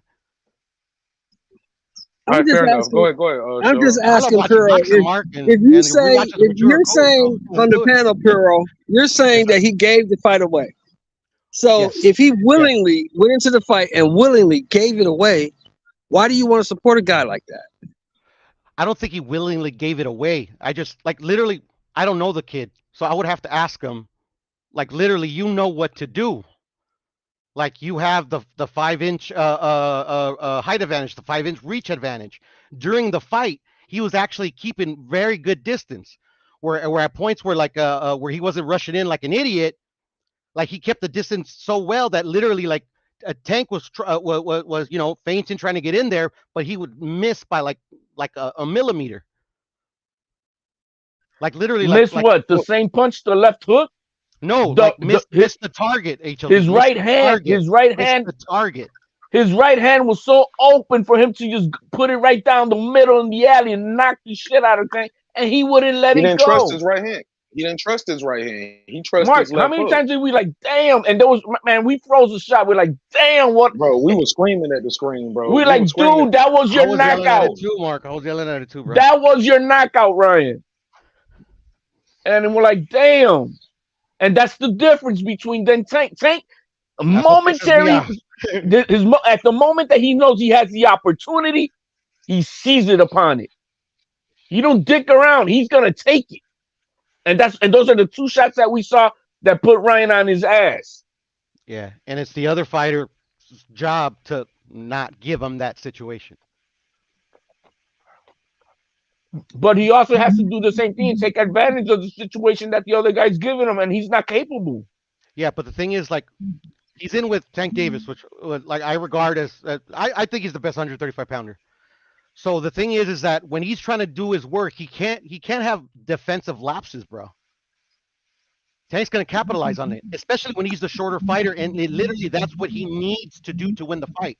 If Ryan is successfully like pumps out the jab, like I know I've seen him do, and keeps him at that distance, which he did last night. Like literally, Tank doesn't get close to him. He could win him a decision. He could set him up for one of those sneaky hooks that he did. But no, what he did is in the first round they were feeling each other out. The second round he was actually doing very well, and then for no reason whatsoever, he fucking lunges in with no fucking regard for his chin or anything, and gets caught. And it turns out fucking fight around. I don't know what the fuck the guy was thinking. That's what pisses me off. But didn't we predict that before the fight happened, Puro? Nah, I didn't predict it. But No, Puro, Shelton predicted it. not only Shelton Versions predicted of it. these two fighters. I said Shelton we did. predicted That's it. what I predicted. I'm sorry, Shelton predicted it, and I got on his ass too. I was like, Shelton kept saying, Mark, I don't think he has the mental fortitude to stick with the game plan for 12 rounds. My reply to Shelton, I was like, don't say that, Shelton. Don't say that. You're disrespecting the fighters. Don't say it. He got mental fortitude. He goes out there and run 9-10 miles. You was in the army. I was in the army. We know it takes some mental fortitude to get up and go out there and just to go run and work out and when nobody's watching. I rode for him. But Shelton Moore was right. He didn't have the mental fortitude to stick with the game plan, let alone 2 rounds. Fuck 12. he Bro, not only you had know have what a he game said? plan no You more? know Did what he he have said one? his reason was for doing that shit? He Yeah, said, no, I heard I that was shit. ready to start throwing them. I was like, man, come on, fuck all that. Let's get he it said going. he got bored. He got did, bored bro. in the I'm first like, what round. the He was like, fuck's I'm ready going to get on it here, going. bro? I'm ready to throw some things. I'm ready to throw these punches. Let's get these hands Yes. going. That's what, Mm-hmm. bro. Shelton Moore, you was right. Not So not that Didn't only have means it. that He didn't have the patience. not The only he did he doesn't not have have he had the defensive lapses, he had offensive lapses. So Yep, defense and what offensive. side of the fight are you good at, Ryan? You got to be good at one of the two. He good at promoting that shit. How about that? 'Cause I I bought that mean, shit. like you This ha- is only He one fight. told us. That Watch nigga his good other at fights, promoting. bro. Like, you know. okay, so maybe he got to work on those things, work on his concentration and not having lapses or whatever that. I put the Huh? ice cream in the freezer. No, I'm sorry. Let me mute my mic. I put the No, I ice was cream just cone saying. in the I hear refrigerator what instead of Puro's the freezer. saying. No, I hear what Puro's saying about his previous fights, but I keep going back to the same thing. He did those things in other fights, but those fights were against a lower level of competition. But Against a Tank did the higher same level, thing, he's gonna Shelton. have It's my whole problems. point, brother. He's It's my gonna whole have point. problems. but a lot of fighters have those lapses. I Exactly. see that. I see that with a lot of fighters. I see them turn their head slightly, or they do something, they just blank out. Like it happens. Look But at Teofimo. it, Look at it, Teofimo. it, Same thing. Same thing. Tio has defensive I lapses, can't. Teo's a hmm bonehead, is what he but is, he's bro. but offensively the guy's got what he's got. You gotta be good at one of the two. If you're just gonna try to be a one trick pony, and if you're all offensive fighter, then you gotta be really good at it and take advantage of the other guy when it comes. Because Tank is not a great defensive fighter, but fuck, he knows what he's got to do when you fuck up on your side. I disagree. I think he's a very good defensive fighter. And then Look you gotta at understand this too. look at their faces, bro. And whose fights was all marked up? You gotta understand this too, HLD. Tank is not a stationary target. Ryan is very good at shooting that left hook against a stationary target standing right in front of him. Tank I'll buy wasn't that. doing it. I'll buy that. No, Tank was on his feet. He was Tank uses his side to feet well. side to side. He used every single bit of that 22-foot ring. Mm-hmm. That's the difference. And that's His a new feet. addition, I knew too. the feet was going to be But a he problem. wasn't running. He was just shuffling from side to side. You know, he was just shuffling from side to side.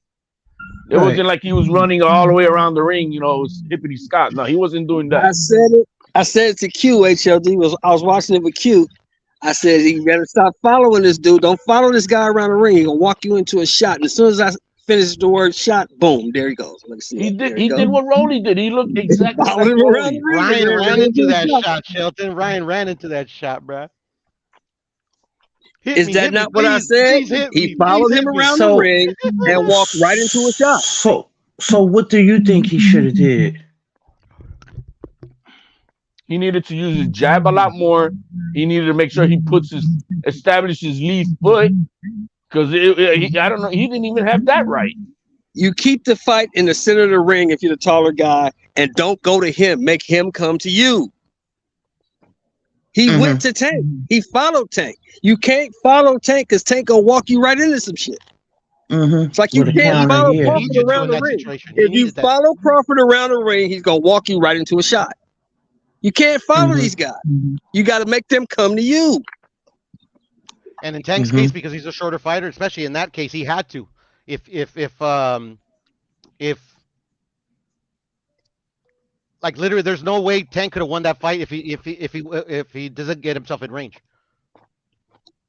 And we all said that the way that Brian could win the fight is keep it in the center of the ring, use his length, and make Tank come to him when he comes in, catch him with uppercuts or hooks. That's the only way he could win. Man, all I know is that we So saw the fight. That's why before the fight.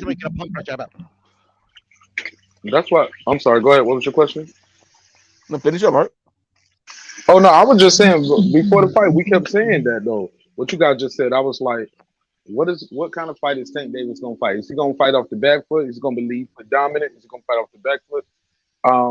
What did y'all predict what was gonna happen? And sure enough, he fought that mid-range back foot. He fought the Rolly type fight. He fought the he like, look, I'm gonna let you give up your height. I'm gonna let you give up your distance. Man, if you watch that fight again like we did, bro, by the time we was on round 3, maybe round 4, he's out jabbing the taller, longer opponent. Bro, Ryan's footwork and his foot placement.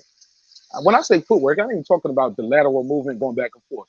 No, when Tank wasn't even moving his foot, HLD, remember I paused it several times. I said, Tank is there waiting. Ryan is supposed to take the lead. Tank is waiting for him to take the lead. What Ryan does with his lead foot position, he puts his lead foot inside Tank. And not only when he does that, he don't shoot the right. He shoots a jab to the body, and he gets countered. Like, bro, what are you doing in there? Man, Man, that I'm right sorry. hand. The more I watch that fight, the more I hear Rachel voice playing in my head from last night episode. The kid didn't belong in there with Tank Davis. He's there because he's popular, bro.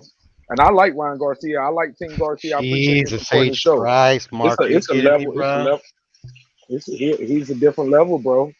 Nah, bro, It was like so you many literally like discrediting Tank's win, fundamental, bro, with that, bro. bro. Come on. Hey, look. Until you watch the fight again, Porto, just give me that alibi. So just say, Mark, I ain't seen the fight again yet. So he was But there I because he was watched that. popular. So his boxing skill and the dudes that he fought and beat had nothing to do with it. So we just gonna throw it away just because he's popular. Yeah. Exactly.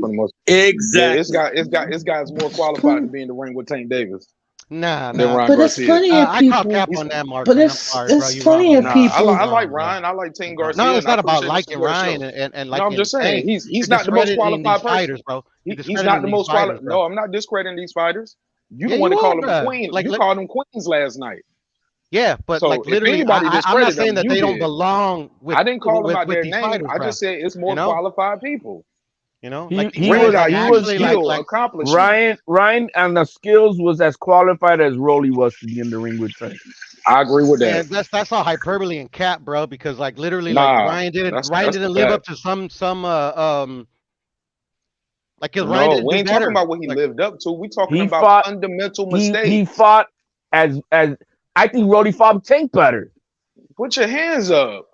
I mean, Guard your Rolly chin. did. Move your foot. Lead foot dominance. This is basics that Can YouTube. I hit Y'all you with niggas an on old YouTube school know this. saying? Yeah, but he can Can I Y'all do hit know you those with this an things, on old but school he saying, didn't YouTube. Mark? do it. He didn't do it.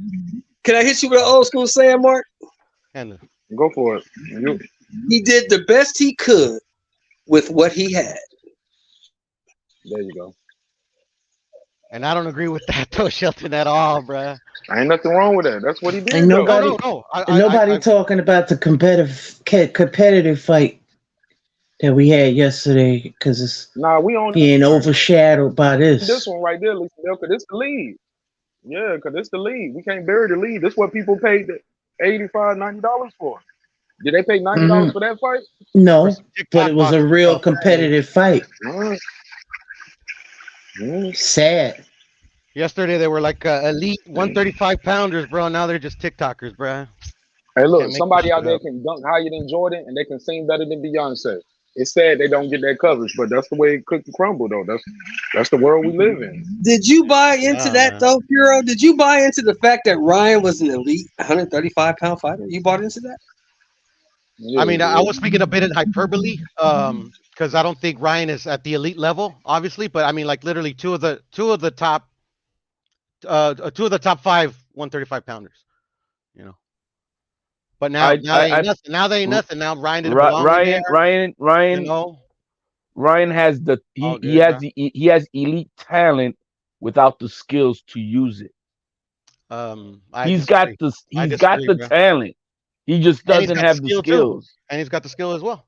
I didn't see You none can't of have it. talent without the skill, bro. That No, don't make man. any sense to me, bro. Talent is your That don't God-given make gift. zero sense. Talent is that left hook that's powerful and snappy. Skills are God given too, bro. I'm sorry. No, those Yes, skills, they are, bro. the Nah, skills is skills. what You work on you skills got to though. work on your skills. You can develop yeah, you can hone a skill.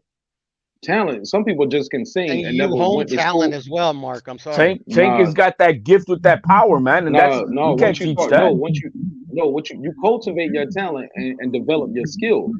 But some people are just naturally born tall, Now Porto. we arguing That's that, semantics, like you're bro. just born Now we with that. arguing semantics. No. See now, hold up. Now when I break down the word and what's going on, there's semantics. No, some people are I think that's born literally the tall. definition They of don't mean they semantics, slam though. dunk check. Let me finish, bro.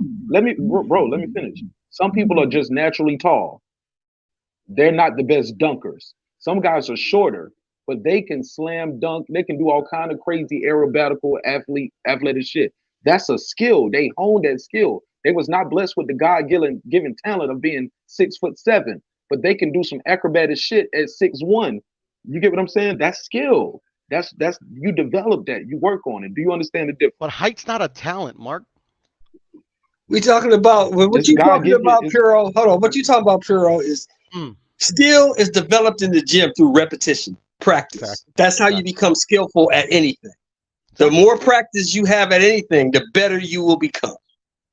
Exactly. Now the talent is born. He's born with the speed. He's born with the hand speed. You can't teach that. He's born with the power in the left hook. You can't teach that. But Exactly. everything that goes with it, the footwork, the fundamentals, the use of the jab, the ring generalship, the distance control, that is all taught. You learn that in the gym and you enhance it by repetition, practicing it. Obviously, Ryan is not doing that. I mean, but like traditionally in boxing, you learn that as a youngster through the amateurs. Like Ryan Ryan is fundamentally sound.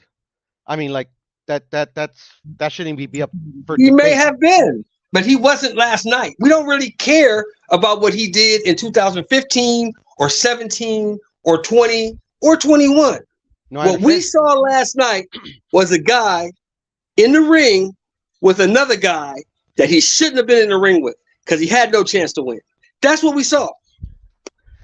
I mean, he had a great chance to win, bro. But obviously, but that's the thing though. Fundamentals, like that's honed in onto you in the amateur ranks when you're young. When you become a professional, like literally, like fundamentals that they're already ingrained into you. Now you're actually like developing a professional style. He's fallen in love with this one trick That's pony. not true. He's fallen in love with that one trick pony. Hold on, that's not true. What's not true? even with the fundamentals, the amateur has a different style. You ever hear the pros talking about somebody has an amateur style in the pro ranking? Because the Yes, I amateur, do. even amateurs have an amateur style. It's a point style. It's not a No, hurt style. Like a I lot of guys in the amateurs who go to the pros, they don't work the body that much because you don't get a lot of points. You don't get no points for that in the amateurs. They don't score that shit. It's called an amateur style. Also, what happens there too is the breathing, the timing, the distance, the pacing of the fight. It's amateurish. So, when you're a child, you do childish things. Once you're in the pro, it's a different thing. So the fundamentals, like you need a guy, like they can only get you so far. You ever heard that too? They was like, look, an amateur coach can only get you so far. Once you get to the pro level, you need a pro guy. They're gonna take you to the next level. So all that where you should have the fundamentals by the time you go pro. Some of these guys have short amateur careers. Well, let's say no, I you're an understand. amateur, you just had a trash ass amateur career. You didn't win nationals, you didn't go to the Olympics, or you went to the Olympics, you ain't get nothing but a sweatsuit. So what you just go to the pro with that same coach and you supposed to have the fundamentals, you didn't have them in the amateurs. That's why you didn't win the gold medal. No, So so when you talk about the fundamentals supposed to be there already in the amateur, it's not always true. These guys don't have it. They still developing. They kids. And they kids taking punches to the head. Let's speak on that too. Shit. Like it's a process. Perfect It's a example. process. did it again. Perfect example, Mark. Subriel Matias. He had no amateur career. No, but see, you guys are like maybe I'm not explaining myself right. The fundamentals, like obviously, like some don't have amateur careers, but they still learn. They still fundamentally learn how to properly box before they become pros. Like the United States has always had a great amateur system where they literally like they teach you properly how to box. Where in other places, yeah, they have amateur systems, but for whatever reason, it could be economical, it could be whatever reason, they don't become amateurs, and they learn to box from say rookies or somebody that's not teaching them the Well, proper fundamentals. What I I'm don't mean to saying cut you is, off, my brother. Go ahead, go ahead. Land this plane. I gotta react to that. Go ahead. so anyways, yeah. So when I speak of the fundamentals is literally how to properly throw a jab, how to properly throw a punch while you're moving, how to properly head movement, stuff like that. Those are boxing fundamentals. Styles is totally different. Okay. Let me say two things. Yes, sir. One, just because you sign up to go from amateur to pro the next day, that don't mean you have the fundamentals just because now you're a pro boxer from Monday to Friday when you decide to go from amateur to pro. It's just what you're just saying is like it's just assumed they should have a pro style. Like I said before, it's a difference between an amateur style and a pro style. One is a hurt business, the other one is a point business. And another thing I want to I just got to give you some pushback on this. Pause. You said the U.S. has always had one of the best or a great amateur system. Bro, Olympics and the U.S. amateur system been in trash for over a decade. We've been shit in the bed. The last Um, man to win the gold medal was what? Who was it? Andre Ward. Andre Ward, right? Andre Andre Ward, Ward still the last 2004. gold medal. Come on, 2004. bro. Almost 2 decades. So what are we talking about? This, you know how many kids been born in 2 decades that's been boxing for the last 20 years, or the kids who went pro since then or was born since then that are boxers? No, man. The U.S. amateur system been in shambles for almost 2 decades, bro. We are not the leading amateur program in the world anymore. Those days are long gone, bro. I'm sorry. But That's that's what why the me and the you was well is baby. running That's what dry the though, eight. because You bringing the up the the amateur 80s. is You bringing shit, up some right? shit almost 50, 40, 50 years ago, Porto. You know how many Medals doesn't motherfuckers been translate fighting into since a the bad amateur program, Mark.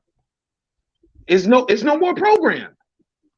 There It ain't isn't. no more amateur program here. Who's the Like leading who's leading what's his the amateur name? program? The little mini Tech Who, Davis is fighting in the amateurs right now against like Shakur's nephew. what? Yeah, what's his Yeah. name? Who? Um, Bro, The the Floyd Mayweather guy. US does not lead the amateur program globally, bro. That's just a farce. That's just not and I true. never said that they If so, led it. I said they have one of the top amateur programs in the world. And all like right. literally to me, well, because like the boxers don't stop coming.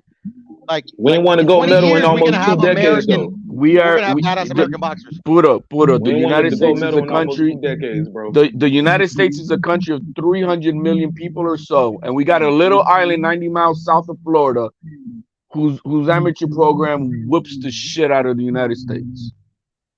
Yeah, and Well, my point, we're not developing with as many people we have here. We're not developing the top amateur people coming out. We don't. well, the U.S. still is. It might not be translated to medals like it used to, but they still cranking them out. Okay, so since Ryan is so technical and fundamentally sound, what happened last night? He literally, I don't know, like obviously the exact, but he fought the wrong fight. That's literally in the pros, in my opinion. That's what wins you the fight every single time. Is if your game plan is better than the others. If his fundamentals are so sound, everybody know. I think even the most casual knows that when an orthodox fighter is fighting a southpaw, his lead foot goes where? Yeah, on the outside. Most hardcore fans don't know that. On the outside. This ain't even no hard question. Like, Porto trying to nerd the shit up.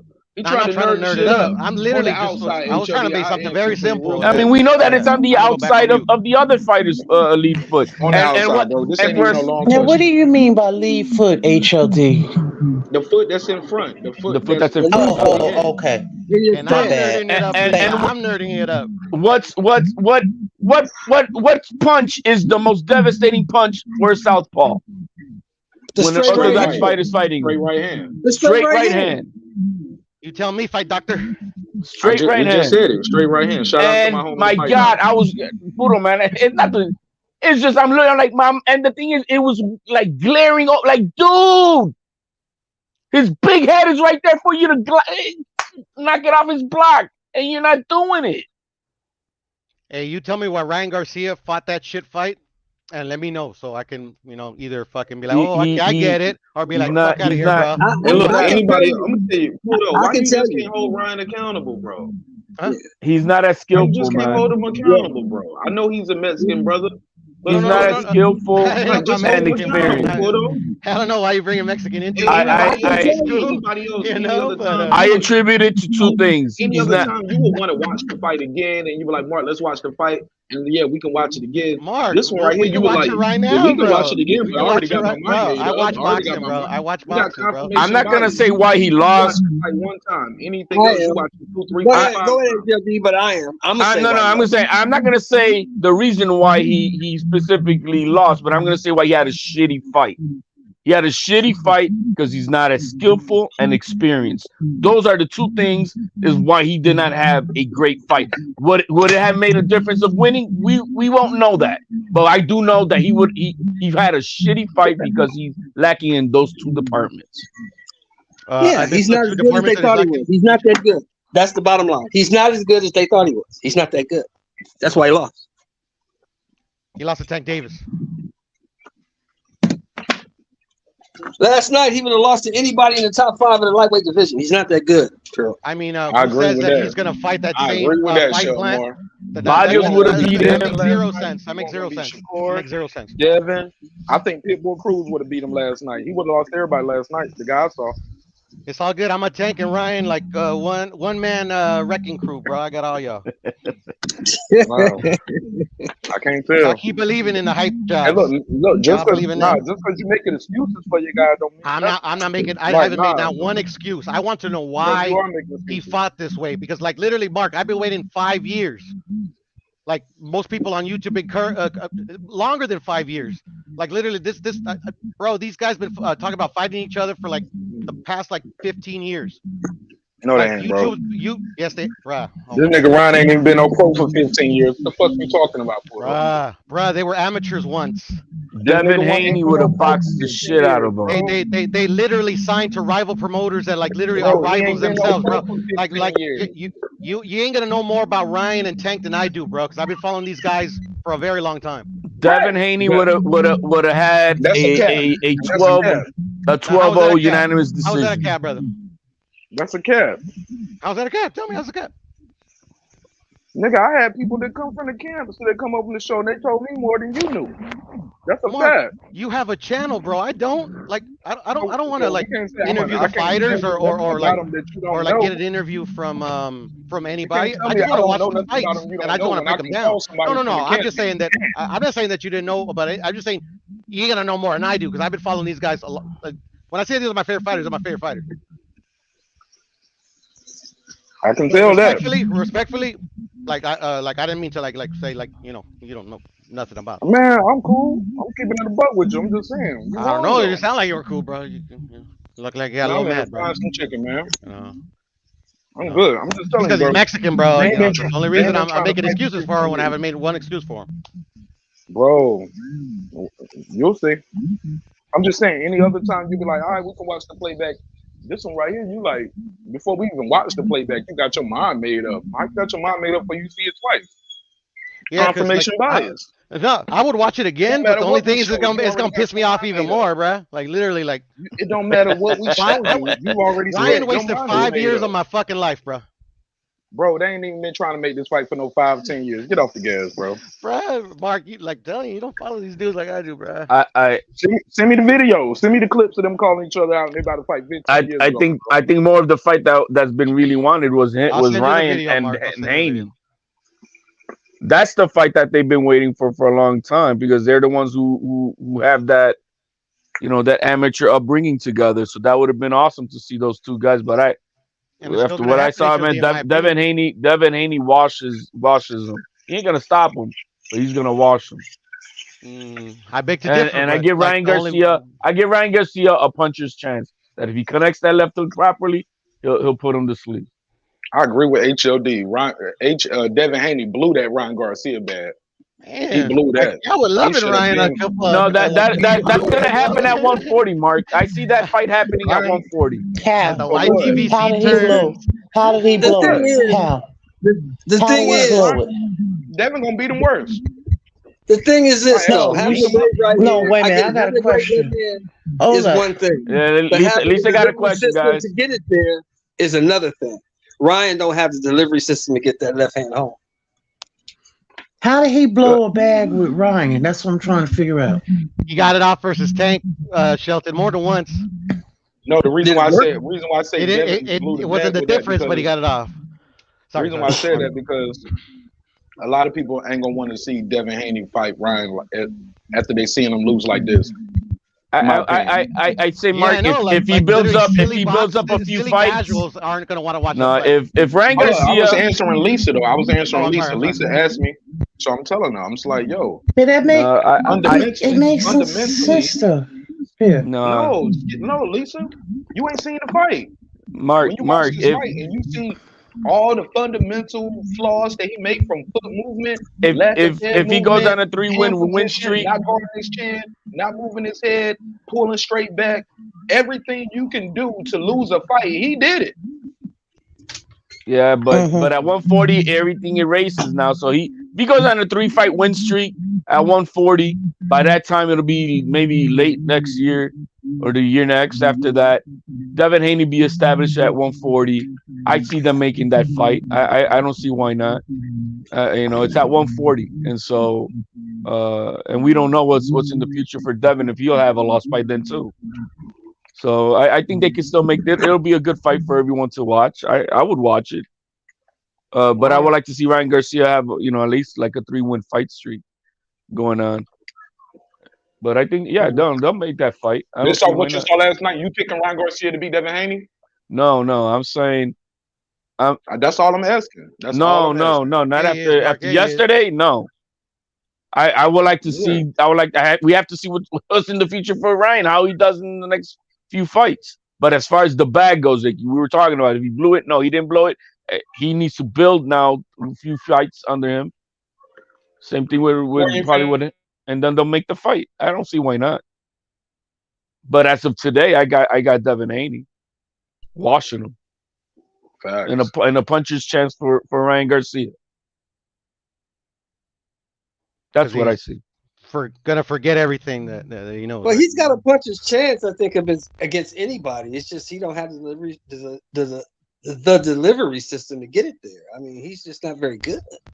He got to Shelton, we work on got a some puncher's things. chance. We got a puncher's chance against these fighters, bro. And that's all he got. Nah, He's man, not I mean, but at we the end of don't the got day, I mean, shit, like, man. We don't got not even that. Let me stop the cat. We got shit.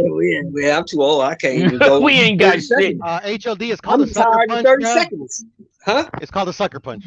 Well, yeah, Oh. I'm gonna catch him from behind when he's Catch him coming with down the the ring walk. instructions, HLD. I'm gonna hit Let me him get with these the groceries. Let instructions me you get these give me. groceries. I'm gonna come with the chair WWE style. When we supposed to touch gloves, I'm gonna hit it Yo, right I there. mean, That's the only somebody thing I asked can me do. yesterday, man, if I think I got more skills. I'm like, hell no, man. Rolly will beat the snot out of me, man.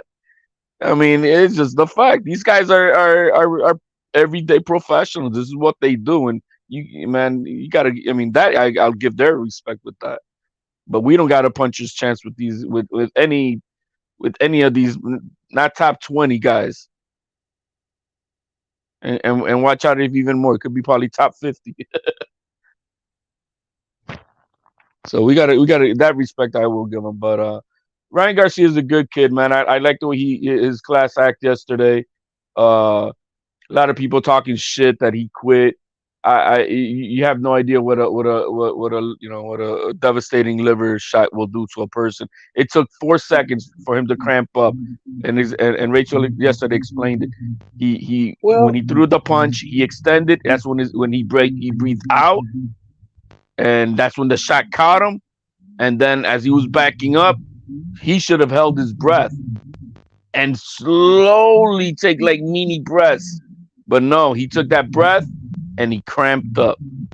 And that was it. Well, if he quit, that means Oscar quit when he fought Bernard then, right? Nah, Oscar got dropped. He didn't take a knee. Oscar got dropped and was rolling on his side on his. Oscar didn't take a knee and stay there for the 10 count. Oscar was on the side of the ropes on the floor beating the canvas like it was he got instantaneous, dropped. right? He got couldn't dropped. get up, Oscar. Right, He it was couldn't get up. instantaneous. Ryan's was Yeah. almost a 4-second delay. And Well, he how took many as times deep have you seen guys get hit with liver shots and go back and take a knee and go down and can't get up? We've seen all that the time. a few All times. the time. A few times. Yo, Linares got knocked out like that, right? Didn't Ryan Garcia do that to Campbell? Yep, liver shot, same shot. Roy Jones Jr. has many highlights with that. Yep. I mean, it's worse. It's worse. It's worse than a punch to the head, man. A guy who's never taken a liver shot can't say that, man, quick, because you don't know how that shit feels. Yeah, that's why I can't. Your listen body to a lot of literally people. almost shuts down if you're not. Some guys may have the mental fortitude. I'm doing liver shots at the meet and greet. How? Everybody got when they walk in the door at the meet and greet, they gotta let me hit them in the liver one time. Shit. With a glove. That's how you get it. That's how you get your liver shit. You hit me with a liver shot, I'm gonna shoot you. after you get up and rolling this shit, right? When I get up, I'm gonna shoot you. I don't want to talk to you. We're not friends no more. None of that. Mm-hmm.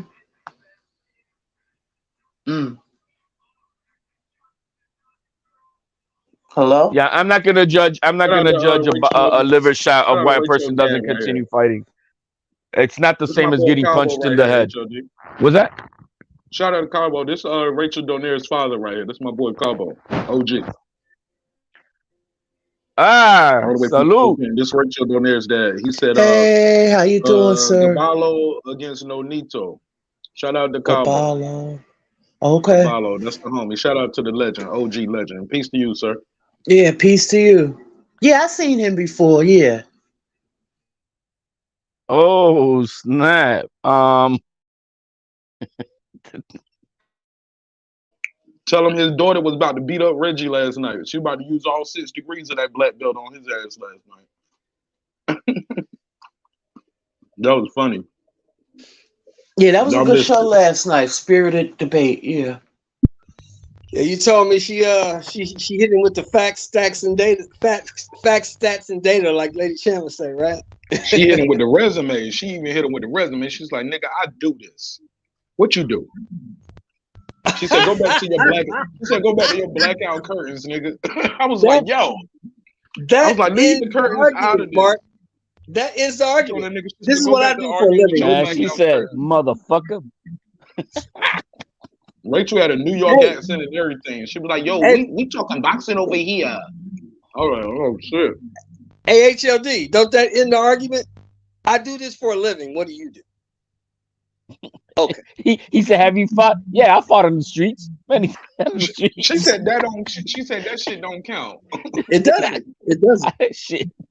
It doesn't. Bro, I She felt bad clowned for him for Reggie. I was that. about to take that episode down, bro. I felt bad for Reggie after hearing that. Reg got cooked. Bro, Stir, I was she enjoying it. stir fried his ass. She beat the what's that shit they be eating in the Philippines? She What's made that she shit? made The she bullet? made menudo, What's that man. blat? That bullet? What's it called? The They bullet. she made menudo out of them, Oh, bro. bouillabaisse. It's like She made chick. bouillabaisse out of it? It's some kind of when they eat the chicken egg before it get hatched. It's like a baby dump. It was like a baby Oh chicken before it yeah, I know what what's you're it talking called? about. I Yeah, forgot. it's called the Yeah, I know what blot, you're talking about. I know what you're bullet or talking blue up. What's it called? Oh, Somebody what just said is it in it the chat. called? I don't know I how to know what you're pronounce it talking though. about. Balut. Is it Balat, called the Balut? Balat, Balut. Yeah, Balut. Balut. Balut. Yeah, she Yeah. beat the Balut. She beat both. How about that? She whooped both of them out his ass. The Balut and the Balat. And she beat both of them shits out his ass last night. She So killed Reggie that got nigga. fricassee, He got fricassee fried down legs inside. Man, she beat the shrimp fried rice and dumplings out his ass. I know that's the wrong culture, but respect. Balut. There we go. Yeah, she beat the Balut and the balloons out of his ass last night. She said, nigga, do you like dick or you like pussy? I said, wait a minute, what are we even talking about now? Hey, how we get to there? How we get there with that? Total disrespect. She was going in. Hey, look, I felt bad for Reggie because he started bringing HLD and he was like, HLD kiss your Man, ass. I ain't gonna she kiss that. she called Reggie a girl. You acting like a girl. You acting like a girl. She told Cook that nigga. Yeah, I mean, it's hard to argue the business of boxing with a professional boxing manager who manages a 4-division world champion. I mean, that's kind of Come on now. You gonna lose Bro, that argument. bow out. Time. Bow out gracefully, homie. Yeah, you gonna lose that one, bro. I thought Reggie was cooking last night. You would. Until he got cooked. No, he didn't get cooked at all. I mean, he was being real respectful to both Tank and What? Ryan, giving him his props. But like everybody was like, HLD, oh yeah, this fight didn't really mean nothing, It didn't. That's not what What he was did arguing it about. mean? Hold on, stop. What did the fight mean, girl? What did it mean? It meant that Ryan lost. It meant that it was two of the top 135 pounders fighting. It was the first of the four princesses, excuse me, Mark, to fight, because the other ones, I'm gonna leave it there. There was a lot of implications on the line. And hey, now Tank Ryan is again officially a TikTok boxer that can only get boxing fights because of his popularity, not because of like the blood, sweat, and tears he put in through his whole career. But hey, it is what it is. Well, first of all, the fight wasn't fought at 135, so it had no impact on the 135 division. There were no titles on the line. There was no seedings on the line. There was nothing on the line. The fight was just two guys fighting each other. It was a catch-weight fight. You can't change that because you want to. Pounders. But why didn't they fight at 135 then? Because they chose to fight at 136. So it didn't mean anything for the 135-pound division. Didn't mean anything. Are Tank and Ryan not one of the top 235 pounders? Tank is, Ryan's not. So you did. Regardless, most people regarded them as at least top 5 in the division. No, they did. I didn't. No, I never did. And I respect that. I always said that. Remember what I told you? Remember what we talked about before? I told you it was the social media championship in the world. That's what it was. Well, but it's based on what rankings or it's who they fought. The man at that division is Devin Haney. Right, but that fight wasn't even fought at 135, Lisa. That's the point I'm making. It wasn't fought at 135, so it had no implications on the 135-pound division because it wasn't fought there. When Devin going to fight one of his contemporaries? It's more of a 140-pound fight. That's what it is, because that's what the 140-pound division is from. It's from 136 to 140. Ryan has officially fought at 140-pound division. Tank has. Any fight that's from 136 to 140 is a 140 Yes, pound fight. I know what the rules say, bro, but like literally these guys are 135 pounders. I want to say That's this. Salute to everybody. What I've up, been Brandon? listening. What up? Salute. What's up, Brandon?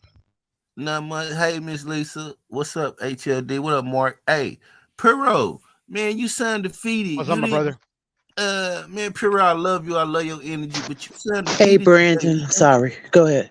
What's wrong, Perot? You and Ryan didn't show up. That's what's wrong, bro. Like literally literally 5 years, Brandon. I'm pissed. Yeah, I could tell, Perot. I'm pissed. No, and I'm keeping it calm, bro, because like shit, man. I was like, oh man, you should have seen me last night. Yeah, You lost money or something? No, For I mean bets? I did, but like nothing minuscule. I mean, Puro. nothing like, oh my god. But it was just like it wasn't a bet like, oh my god, then I'll make tons of money. It was just, Puro, but good I'm odds. confused, bro. What? Your favorite fighter is Tank, so you should be happy. Tank and Ryan are my favorite fighters. So, Yeah, but it I was mean, bittersweet. It is bittersweet. But then I gotta listen to people say that like this fight was for the social media championship of the world. And like literally, Devin hasn't fought any of his contemporaries. He's barely gonna fight his first elite opponent in his entire career. He was given not his true. first belt. That's You not know? true neither. You know what I mean? He was not given his first belt. No, he Not was. true. given his first belt. He was. Devin is more accomplished than Ryan. How out of all the fighters in the HLD tell world, him. HLD tell him, bro, because it's all public record. It's all public record. He was all the given his fighters in the first world- belt because of that damn franchise You bullshit. ain't never won a belt. Your favorite fighter out of the 1,000 fighters out there. And if he was given his first belt, he wasn't given the other 4. No, He wasn't. took those That's why twice. as soon as he beat Tio, I said nothing on the matter unless somebody brings it up. Devin ain't never At the fought end of the Tio. day- Devin at the ain't end of never the day, fought Tio. There's Devin two didn't fight undisputed fighters Tio. that get disrespected all the time. Hold on. And that's Devin fucking didn't fight Cambosis Tio. You and mean Teofimo Cambosis? Lopez. Excuse me. Yeah, okay. do Devin didn't fight I Tio. believe that Devin has a stellar resume? No, Go ahead, but brother. his resume is better. Is better than Ryan Garcia. Who has a stellar resume at 135? Nobody. Lomachenko and Teofimo because he beat Lomachenko. And you can say Okay. Cambosis because he beat Tio. You ain't But gotta they're like not him. stellar resumes yet. Loma's He beat the man resume who beat test the man. stellar at Listen. 135. Yeah. Oh, okay. But Loma still wasn't undisputed at 135. The man is the There's a lot of people undisputed out there that champ. ain't undisputed, Lisa. I'm But just he saying, was Loma the was number one man. pound for But pound fighter that's in the how world. I was reared. But that's how I was reared in boxing. There's No, only Lisa, one you got man. a lot of your favorite Hold fighters. up. There's a Hold lot that up. didn't go undisputed. No, I didn't say that. That's not what I'm saying. I was always reared that there's only one champ, and that's the undisputed one. The other ones are title holders.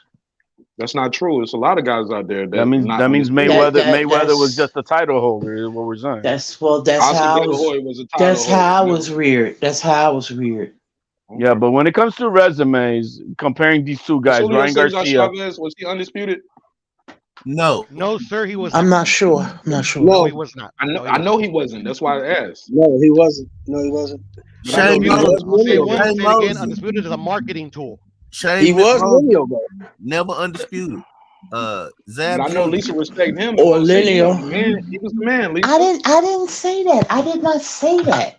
That's not No, what I'm what you said saying. was I said this is how I was reared. Right, and lineal. But I can name some more guys that wasn't undisputed, but you ain't gonna deny But that's just my opinion. Right, but I can name you some other guys that's gonna make you change your opinion. My opinion is not gonna change. Was Andre Ward ever undisputed? Yes. So that's why I Yes. was No, he wasn't undisputed. No, he wasn't. Was he the man though? Because he never. No, he wasn't. He wasn't the man. Can I say that? I never said he wasn't the No, man. but we're saying he wasn't undisputed. What I'm saying is that he didn't fight Lucien Bute at 168, and he didn't fight Adonis Stevenson. Now, I'm not saying that he wasn't the man, that he didn't have the 3 titles, I don't know if he was lineal. But what I'm saying Yeah, it is was more like the repetition. champ, like when they say the champ, it was always, and I got that from a lot of old school people. Yeah. Or You you The can't just champ go is be. by usually lineal, only the because heavyweight lineal, champ, though, right, Lisa? huh? The champ usually was referred to by the heavyweight champ, right? Like the guy that they called the champ Uh, back in the day. yeah, yeah, yeah. Don't let Well, them back in the confuse you, day, Lisa. you Keep gotta going. remember. You gotta remember, back in the day, it was only 2 belts. So whoever was the Right, heavyweight champ usually was the unified, the undisputed champ, because there's only 2 belts. right. And he was That made considered you pound for undisputed. pound the best. Right. You can't Yeah. say that you're the man in any division when there's another guy with a belt saying he's the champion. I'm Right, telling you You that though, can't say even when you that's but all I look, meant. but that shit never ends That's though, not bro. Even true if you though. are Yeah, the that's man not with the true what belt, y'all that's not saying. true. Yeah, That that's might not be the That's true. not case, true. but I'm explaining but it. I will look at the Because resume even when you are the of who man with they've been all the belts, fighting. you know what they're gonna say? You need to fight him. You need to fight him. You need to Because fight at him. 154, it's only It's been never gonna undisputed end. once. You know what I mean? So Huh? Say what now? What you I say? said, even at, I know what you finna say, Sheldon, but even at No, go ahead. I want to hear 154, you. even at 154, there's Mhm. only been one undisputed champ, right? Ever. Yeah, yeah. There's only one. No, no, Charlo. no. Charlo. What's his In the name was 4 belt era. undisputed in Four okay. belt era. But 4 belt The regardless 4 era. of belt era. 4 belt, okay. Yeah. In the 3 Regardless of belt era, whether, is another guy. oh God, let me say something. So Whether what it's I'm saying, 3 it's belts hard or to do 4 that. belts, I still give you that props if he was undisputed. 2 belt, Exactly. 1 belt, yeah. It's hard But to it's Exactly. do harder that in a though. 4 belt era, Lisa. That's what he's saying. Right. That's That's so the point hard. I'm making. It's hard to I, do that. yeah, I Yes, get it it. is. I get that. Yeah. Yeah, it's hard to do. And he I did it. You know disagree. And he where did it's it. hard? Disagree. And Let I me he tell is you disagree. the where. man. Hold up, hold up. I'm sorry. You know where it's hard to do it at? In the glamour divisions. 154 division is not hard, or 140. In those glamour divisions, it's hard. Like heavyweight, welterweight, 160, 175, or whatever. The glamour divisions. I disagree, man. I think that shit hard, man. Shit's easy If so, as all hell, in my we would have opinion, a though, new Mark. one every. If so, we would have a new one every year. So you We said, do. We Okay, do, so Mark. wait a minute, We hold have on, one hold on, every go hold on. year. by the, Hold go on, by hold the. on. Hold God up. damn it. Hero just said it's easy. So you said what Charlo did was easy?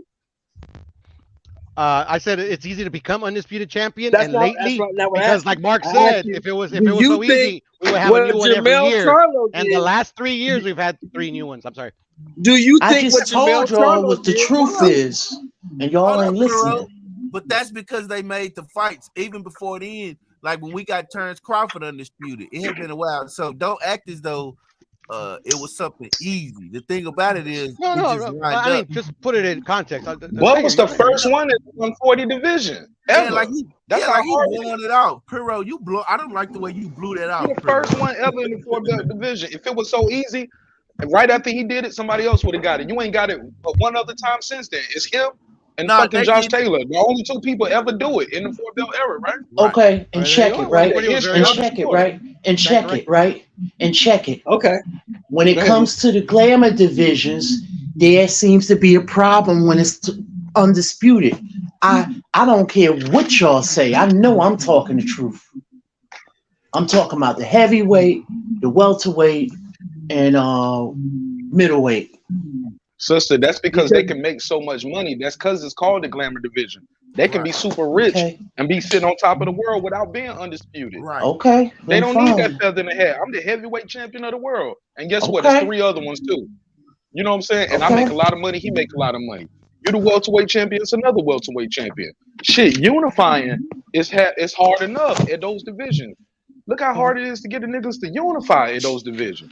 Because, like you said, they glamour divisions. Glamorous. So they're going to make their money regardless. But that shit is hard to be undisputed. In those divisions that you just named, that shit is hard. That's why we don't get it. Because it's the glamour division. I can make my money regardless. But go ahead. It wasn't hard for Canelo. He mapped his plan out and he did it.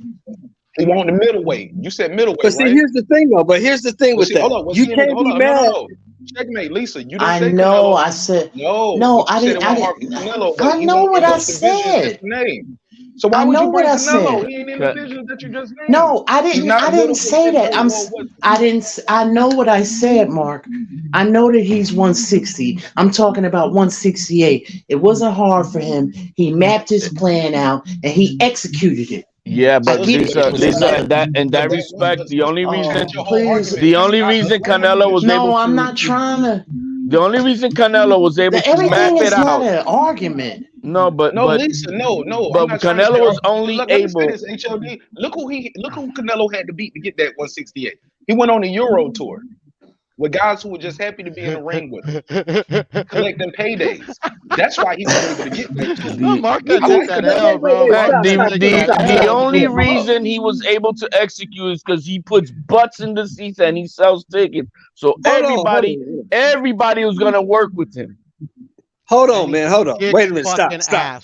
Stop, man. Stop. Man, Hold I on. give Hold on. up, man. This guy cleaned out a division in 11 months. When them guys that we talk about, the Benavidez, the Caleb Plants, the Durrells, all them motherfuckers was there. And they didn't do it. He came in 11 months and did it. It's not his fault that the guys who had the belts wasn't shit. That's not his fault. He went up there, he called these dudes out, he fought them, and he beat them. He paid You him. can't shit on that. You can't shit on that. He did that. Yep. All these other I agree. motherfuckers said they good as him and they want to do it. Why you didn't fucking do it? You was there for years and you didn't do it. This motherfucker came in 11 months and beat all four of you motherfuckers. Come on, man. You can't Documented that shit on Because that. they fucking were tested each other too. marinating. They Documented. were marinating on the fight. They wanted to build it up. Lisa, they was full of shit, Lisa. Bottom line, they was full of shit. I'm not. Regardless of whether they were full of shit or not, this is what happened. And what happened was Benavidez lost his title twice. But irregardless, they were marinating the fight. And then one had to That's a lose for promotion the marketing damn fight to term. happen. It didn't work, Marinating is Lisa. It promotion didn't work. marketing term. That's not real. That's something that promoters use, that Bob Arum them use to spin the fans. That's not real. Okay. This That is marination did not work, Lisa. Also, here's the thing that people got to know. What to go to what Sheldon Moore said. Well, go ahead, Lisa. I feel like you ain't getting a chance to talk. Go ahead. They were marinating it. Let her talk, y'all. Don't They were cut her off. trying Go to ahead. build the fight up over at PBC. They were. But then what happened was Benavidez lost his. I'm just keeping it real. One had to lose before they've made the damn fight. I agree with Lisa. All right. Waiting for the All Canelo right. Let me Alvarez say. sweepstakes. All right. So let me say this before I do this, Lisa. When you finish, I don't want to cut you off. Yeah, I'm good. I'm just listening to the next person. All right. All right. Let me say this. The reason why Canelo get the shot to do that thing is because he's super popular and he's gonna bring a payday. But let's just not act like that ain't what it is. You get those opportunities, and he's able to go on belt tours and go from up and down weight because when you fight Canelo, you're gonna get the biggest payday of your life.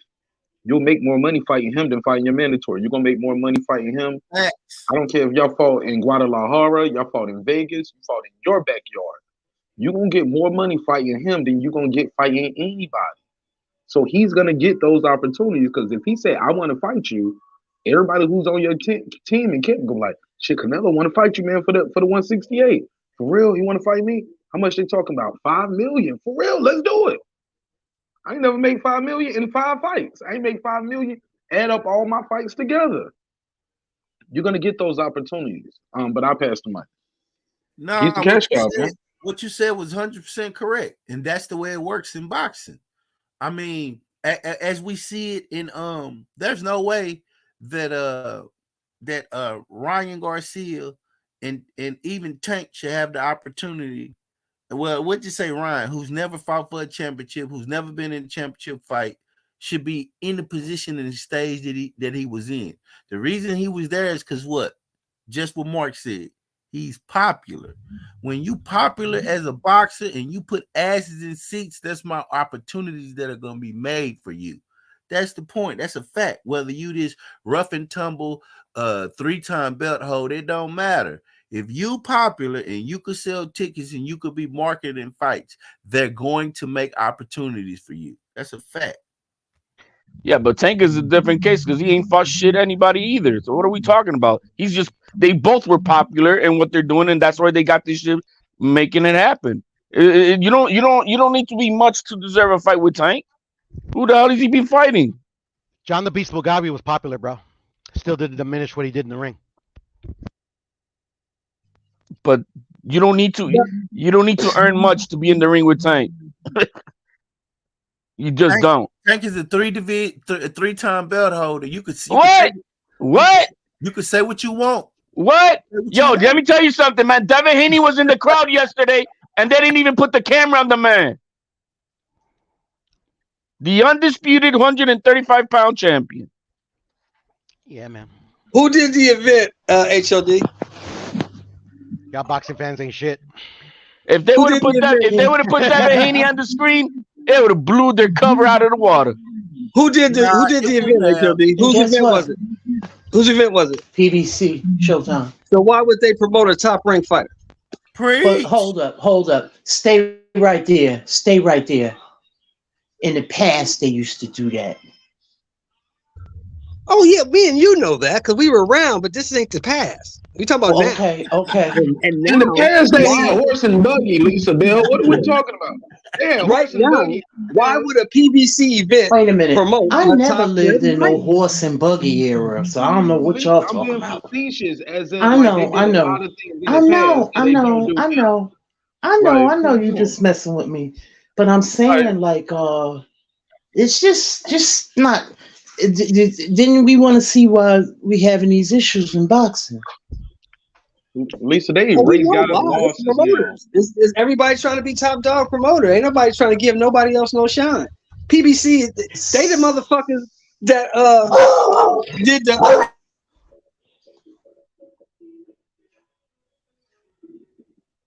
Sound go away?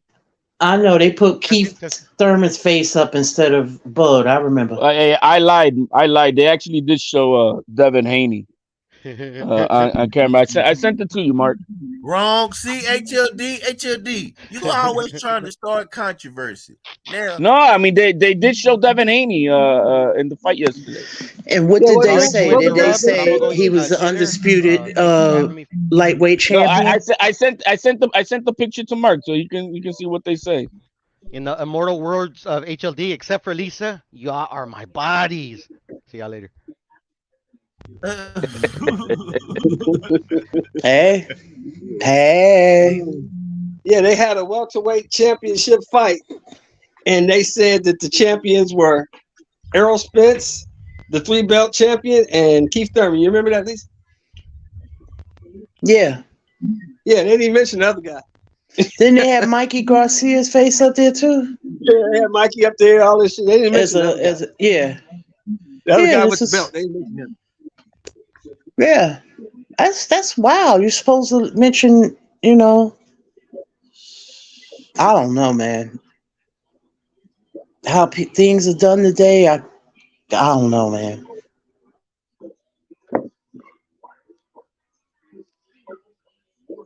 But this 140 division is gonna heat up, man, because Devin is gonna. I agree with Mark. Devin is gonna be going to 140 after Loma, regardless if he wins or loses. I see. We already got Ryan Garcia up there. We got Tio up there. The 135 division is only gonna be left to Shakur and who?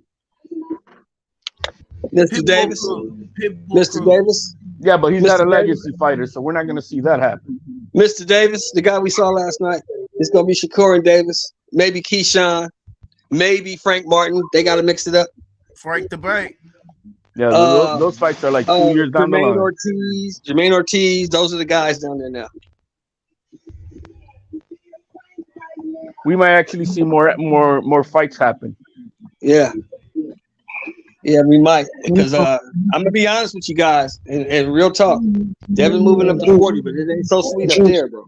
It ain't so sweet at 40. No, it's not, and I can't wait to get these. Is the T.O. Taylor fight on pay-per-view HLD? No, that's Dude, gonna that's be. an It's gonna be on ESPN event. ESPN. Hell no, that's ESPN event, man. Shell, don't do that. Don't do that shit. There ain't no hell no, man. You're a sucker if you want your fighter to be on pay-per-view. I'm glad I don't gotta pay. That's so I'm glad too. That's what I'm saying. That's an ESPN event. Get to see that shit for free. Man. I want to see my fighters take up. So I ain't with that HLD. Man, look, man. If they could put them on TV, no pay-per-views I'm unless okay it's with worth that. it. I'm not on that bandwagon. If my fight on pay-per-view, you're not. Well, you're the sucker paying $85. I'm not. Yeah, I ain't with all that no more. No, you ain't gotta be no sucker now. The thing is, if it's not a fight you want to see, don't buy it. Like Lisa did. Not a fight you want to see. I don't complain about like how some people get on people or whatever. But I'm not a person who streams fights either. I don't believe in that. I don't believe in streaming fights. So I believe in supporting fights. I wanted to see what was gonna happen last night, so I bought the shit. I want to see what was going on. And boxing is getting real expensive now. We got all these pay-per-views. Plus, if you're gonna support you got ESPN Plus, that's not expensive. You got the Zone, they high as hell now. Hey, just mute if you're not talking show, then you gotta get still, man. You are moving too much. We picking up all of that. Then they got ADD. They like, I can't sit still, Mark. Yeah, but I can't sit still. I got to keep moving.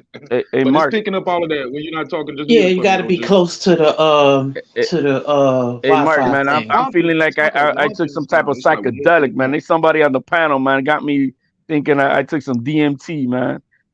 Really? Every time I see Shelton when he be walking around, you know what it remind me of? OG Shelton. Remember that Spike Lee movie? Crooklyn, when they was moving around in slow-mo. I said, Shelton be moving his ass off. I was just gonna say, having come from the horse and buggy era, because somebody was talking about that earlier. It used to be certain ways in the past, but yesterday, I tell you what, yesterday's fights, other than the main event, I had a pretty good time on yesterday's fights. I was thoroughly entertained. I liked the undercards, except for the one rounders. I wanted to see more, but they were just too quick. So, man, I wish I could be entertained so easily. Well, you know what? I just want to see good fights, man. I try not to find. I just want to see good fights. I want to see the best fight. The best is what I want to see. That's it. I literally fell asleep in the Elijah Garcia fight. I missed the decision. And then I woke up in between that Gabriel Rosado. I can't Elijah Garcia, he looked good, bro. He looked real good. He looked good. I just saying, like, I like Morrell. Yeah. Morrell did a Mike Tyson on us 1 round. Yo, hey man, he say he ready. Electro Jet, let's get it. He say he ready. He keeps saying he's ready, man. You know what? Give him what he wants. Give him what he wants, and then when you get some treatment like a fucking Ryan Garcia, because you wasn't ready, you know. I think with Morale, I think he's a lot more seasoned. I think he's more active as well. He's not doing that part-time boxer. No, I know. No, listen, I love Morrell, man. That's the thing. I really do think he's the future of boxing. I'm just saying, he wants it. Fine, give it to him. But again, do not be surprised, because I'm one of those. I'm a proponent of, okay, let the best fight the best, and you hear me say that all the time. But okay, maybe he's that gifted. Maybe he is that gifted. Put him in there with the monster, or I'm not gonna call him the monster. Put him in there with Benavidez. I think Benavidez, to be fair though, EJ, I think Benavidez isn't like the most proven guy either. I mean, he's had one good fight. He wants a piece of Benavidez. Let him have it. He's gonna kill the Mexican monster, man. He's gonna bury that bullshit. That's what's gonna happen when they put him in front of David Morrell. That's what's gonna happen. Let's see it. You say you. I want to see it. Oh, I want to see it. I want to see it. Put his ass in there. And that's that. They need to put him in there and let's make it happen. Because, well, I mean, to my understanding, he's part of the 3-fight deal for Benavidez. So we'll see if they're gonna stand up to that, because that's what the contract was said. So this is what you want. You've been calling for it. You called a man out on national TV. Get your ass in there. Let's do it. Yeah, man, he's the only man that they keep on putting on with these guys. He's gonna kill somebody, literally. Oh, definitely, man. I mean, you can't be putting any more Uber drivers in there because. I mean, let me ask you a question. How could anyone on the panel? How can you defend who he fought yesterday? I don't think no one is, though. To be honest, no one is. Last minute replacement. The other guy. I'm not the matchmaker. But the last guy he fought, the last guy that he put in the hospital, he wasn't a nobody, wasn't he? But he was coming off a 2-year layoff, so you can't leave that out. Yeah, all right, but here's the thing. I got no problem. Why not put him up against Billy? That is an evenly fight. That's an even fight. That's a 50-50 fight right there. What's a 50-50 fight? Christian and Billy? With Morrell and Billy? What? Yeah, that's a good fight. That's a good fucking fight. Good fight. That's a good goddamn fight. That's a fight I would pay for. Congratulations, Mark. PBC, man. We much appreciate yesterday, man. We were cooking all night, man. Yeah, man. Let me do a quick shout out to Premier Boxing Champions, man. Thank y'all so much for putting on a spectacular event. I love the fact that the event started an hour early. We was able to, hey, look, we still stayed up to like 6:30 in the morning talking about that fight. We talking about it all day today. So thank you guys so much for supporting the event. Thank you for pulling up and supporting my channel. And we're going to keep supporting you in a major way. So thank you so much. Everybody said Premier Boxing Champions was dead.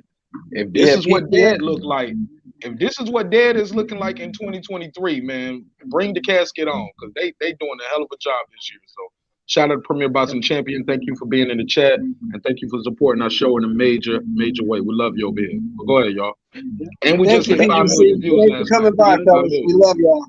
But yeah, man, back to HLD. Yeah, that's a good goddamn fight, man. Christian and Billy, David Morrell. Yeah, I'll pay money for that. Yeah, no, you got take my money, please. That's one of that. I'll be throwing money at that fight. No lie. And I will be betting. Hey, who's he with though? To be honest, I don't know who Billy's with. I see him fight on he just fought on Top Rank. Oh, and Billy's a matchroom fighter. Never gonna. He just beat up Gongora. Yeah, they're not working with Eddie. Never. I saw in Billy knock the soul out of somebody. Just like the guy, he hit the guy so hard, went to the mat. Soul just came up, looked at him like, what happened? Hey, but look, don't forget though, Electrojet, Gongora wasn't no punk. Gongora gave as good as he got in that fight. Yeah, no doubt. But what I'm saying is how that fight ended. Yeah. Well, Christian and Billy got him. He gassed. He beat him down in submission. That dude's a dog. He's short though. That's the only problem in the Morrell fight. Christian and Billy's what, 5'9"? But I think that Billy has he has a good style for Morrell, and styles make fights. I think if Billy's style is perfect for a fucking knockout drag out fight with Morrell. Yeah, but that's a fantasy fight, guys. These two are going to go at it. That's a fantasy fight. More realistic, you could put Boo Boo in there with him. I think I'm good with that. I don't know, man. I think he might not be ready for Andrade. Hell, man. I don't look. I know there's a lot of haters. I give a lot of credit, Boo Boo. He's not a chump. He's not a chump. It's just he's made a lot of bad business decisions. No, that's not what I'm saying. Into some bullshit fights. That's not what I'm saying. I'm saying Morrell might not be ready for Andrade, man. That's a big step up from what he was saying. I think Morrell is more ready for Andrade than the Irishman was. What's his name? Quigley? Quigley, yeah. Yeah, he broke his jaw. Yeah, of course. But Morrell and Andrade is a big step up from what he been fighting, bro. Well, let him have a big. He ain't been in the ring with nothing like Boo Boo. Yeah, but if he's asking for Benavidez, Wouldn't Boo Boo be a better, a better, safer choice? I mean, Right? I don't know if Benavidez beats Boo Boo. I really don't. I don't. Can I be honest? I'm I gonna think tell with you Boo right Boo, we now. gotta be realistic though. He's a 160-pounder moving up, so I think guys like Morel and Benavidez will have a massive weight advantage over Sorry, I us. didn't mean to interrupt you, Jimmy. No, go ahead. No, go I ahead. I was think just saying that I think Boo Boo is small. Cue the God in the background.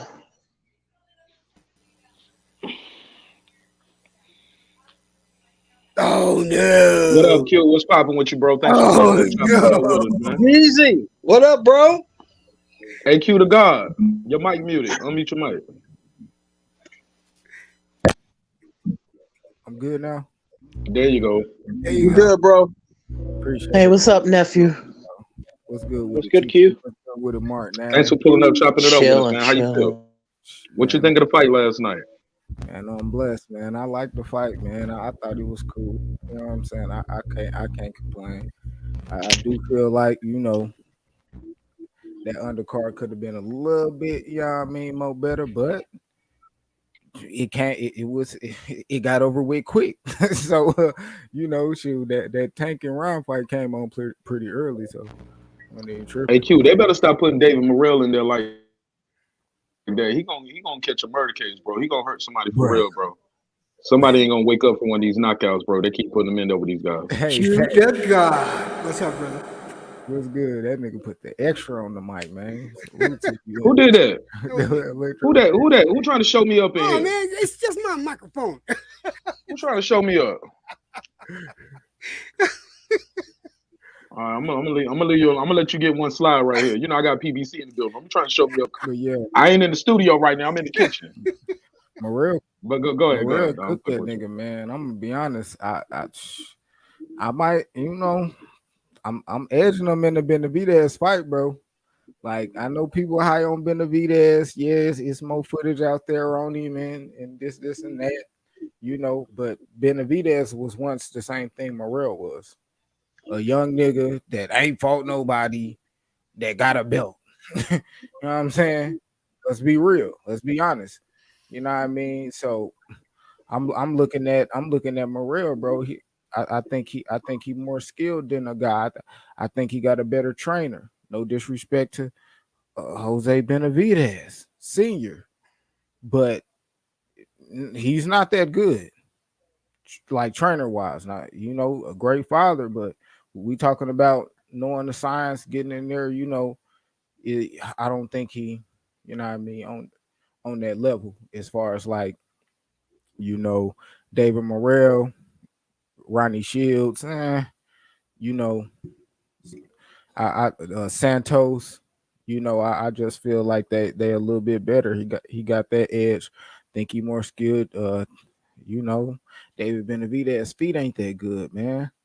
He gonna run into some hot shit fucking with Morrell, bro. Like we saying. Q, what do you think about this? All right. What if we put what if we were able to get in Billy, right, versus Berlanga? I can't stand that dude.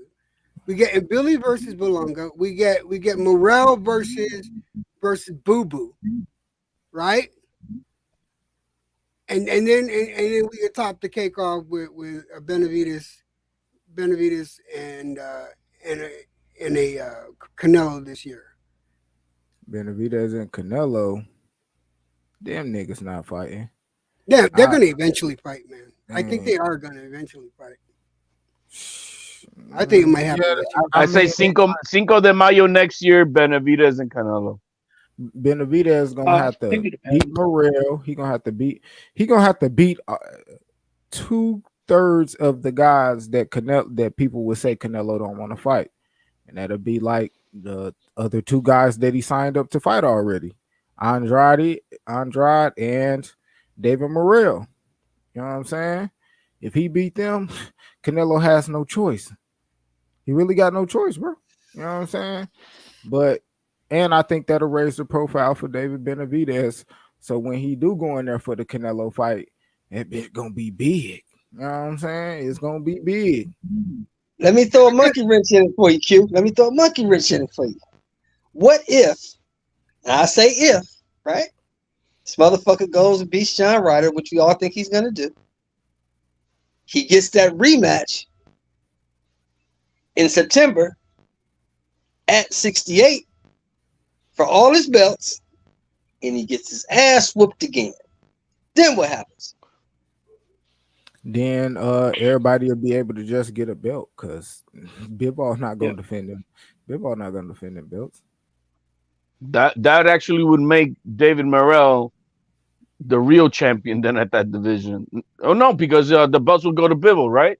So then what is Bivol gonna do? He's probably gonna vacate He's him. gonna drop them shits. He's gonna drop him and go back 75. Yeah, I don't think Bivol's gonna stay at one. So if he drops it, then that super belt then goes off the board, and Morrell becomes the full blown real champ of that division and with the WBO. WBA, right? You got the WBA. Yeah. I mean, shit. I mean, it don't matter. Shit, that the motherfuckers gonna have to fight for the scraps. Shit, I know Bivol not gonna fucking defend him. That's what I said. Like, shit, he gonna fight Canelo and he gonna drop the belts. Only reason he fighting Canelo was for the bread. Let's be real, bro. Let me ask this of the panel. Let's just say Shelton's scenario happens, all right, and Bivol drops those belts. Don't we end up back in the same place we were before? Motherfuckers not wanting to fight each other. They'll grab the one belt they want, right? And then nobody fight each other. Everybody grab an individual belt. Aren't you afraid of something like that happening? That's to the panel. Yeah, it'll be another 160 division. Nah, that's boxing. It'll be again the 160 division as it was with everybody not wanting to fight each other. No, it ain't. We gonna see who really want to fight. Who really want to fight for them straps? Is you gonna sit there fight? No, because bullshit defenses. Hold up, you gonna do some bullshit? Get a belt and do bullshit defenses. Are you gonna do what we just seen Canelo do? Unify them shits in like a year, my nigga. So all that shit people was talking about Canelo, this, that. Let's see you go do that shit. Go unify all them titles like he just did. They're not gonna do that, just like the 160 guys didn't do that. Out of there. You know what happened is, like I said, Morrell become the full champion if they drop the belts. Then Benavidez, who's the interim champion, will be elevated to full champion status, and then we may have then two belts. I don't know if there's interim champions to the effect for the other two belts. It'll be a monkey fuck. That's what'll happen. I think so too. I think that we'll run into that same problem, and us as fight fans, maybe not so much the casuals, but us as fight fans, I consider everybody on this panel right now well above average, the average fight fan. I think all of us here have our stakes in this. I really would be disappointed if we run into that same situation again. I think I would be getting so put out that I'd put boxing behind me again. See, I wouldn't be disappointed because you can only be disappointed if you have high expectations. And these guys have a history of doing this, low quality behavior. So, I mean, for me, it's not anything surprising. In fact, I'd be surprised if they did the opposite. As soon as Canelo leaves the division, I know Benavidez won't fight anyone. He's only been crying for undisputed because it comes with the Canelo care package, right? So, because he could have unified with Caleb Plant a few years ago. So, I don't believe any of that. On me, and that's what I feel, bro. Like I'm tired of hearing people like that hating ass shit people was trying to put on Canelo. Cool, okay, say what you want. I never seen nobody else go do nothing that Canelo did. Like, damn, you was talking. Why don't you go up and fight? Go up in the weight class, fight a motherfucker, come back down. You know what I mean? Do something like that. And nobody did that. So if Canelo get his ass whipped, you know what I'm saying, lose the straps, and them bitches get vacated, and I don't see nobody unifying or nothing like that, bro. It's gonna be exactly what I thought they was, bro. We need Canelo, man, to stabilize the division, bro. Canelo is the stabilizer. It's kind of like when they took out Saddam Hussein. You know what I mean? He had Iraq stabilized, and they took him out and went into a disarray. That's why we need Canelo, man, so that everybody's at least trying to get at him. The weapons of mass destruction, bro. I just need these other boxers to step that shit up. You know what I'm saying? It ain't like, oh, Canelo, like, well, yeah, he did that. You know what I These mean? guys don't got that I respect fortitude, Canelo Q. for doing that, but I want to see them do that shit. I I mean, want to that's a see wishful thinking, but they're not on. They're not on that. That's not what they're on about. Well, there's a bad HLD. we You got gotta to we I gotta think see. like the only guy in that division who be about that business, I think it'll be David Morrell. Man, we got to see. Everybody seem like they'll be like that on their way up. I You say gotta see what Morel. you I do when agree it with you happens. on Morel, but I'm throwing in Billy. He's the only one who's coming from the hunger, bro. He's coming from like, yo, I want to be great. Dude, HLD, you're gonna have to check out in Billy because you're sleeping on him. You're No, it's sleeping not on a him. sleeping. It's a fantasy fight. It's not gonna. Eddie Hearn and PBC are never gonna work. HLD don't watch 168, bro. He watches But here's Theo, the bro. thing, though. Here's the thing, though. Haven't we seen in the past that once these motherfuckers get them belts, they start moving different? Because I say that now. Subriel Matias became the Yeah, they champion, do. right? Regis Prograde was saying, "Oh man, I want to unify the Subriel Matias called him out after he knocked the guy out, and now I'm hearing Regis like, well, I don't know if I should I take the money fight or and come on, man, you said you wanted this shit. Now you don't want to get that smoke. So it's true, I don't agree with that. I think Regis.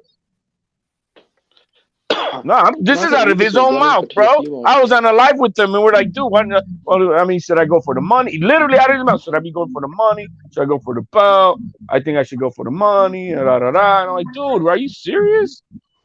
He been Hard time said that. smoke boxing, HLD. He been said that shit though. But no, he not been. Before he got that Yeah, he belt, did. he was saying, yo, man, I want to collect the belts. That's what I want to do. He said he was on. He said I got the belts. Now everybody gonna want to fight me now. Now when I get the belts, I want to do it.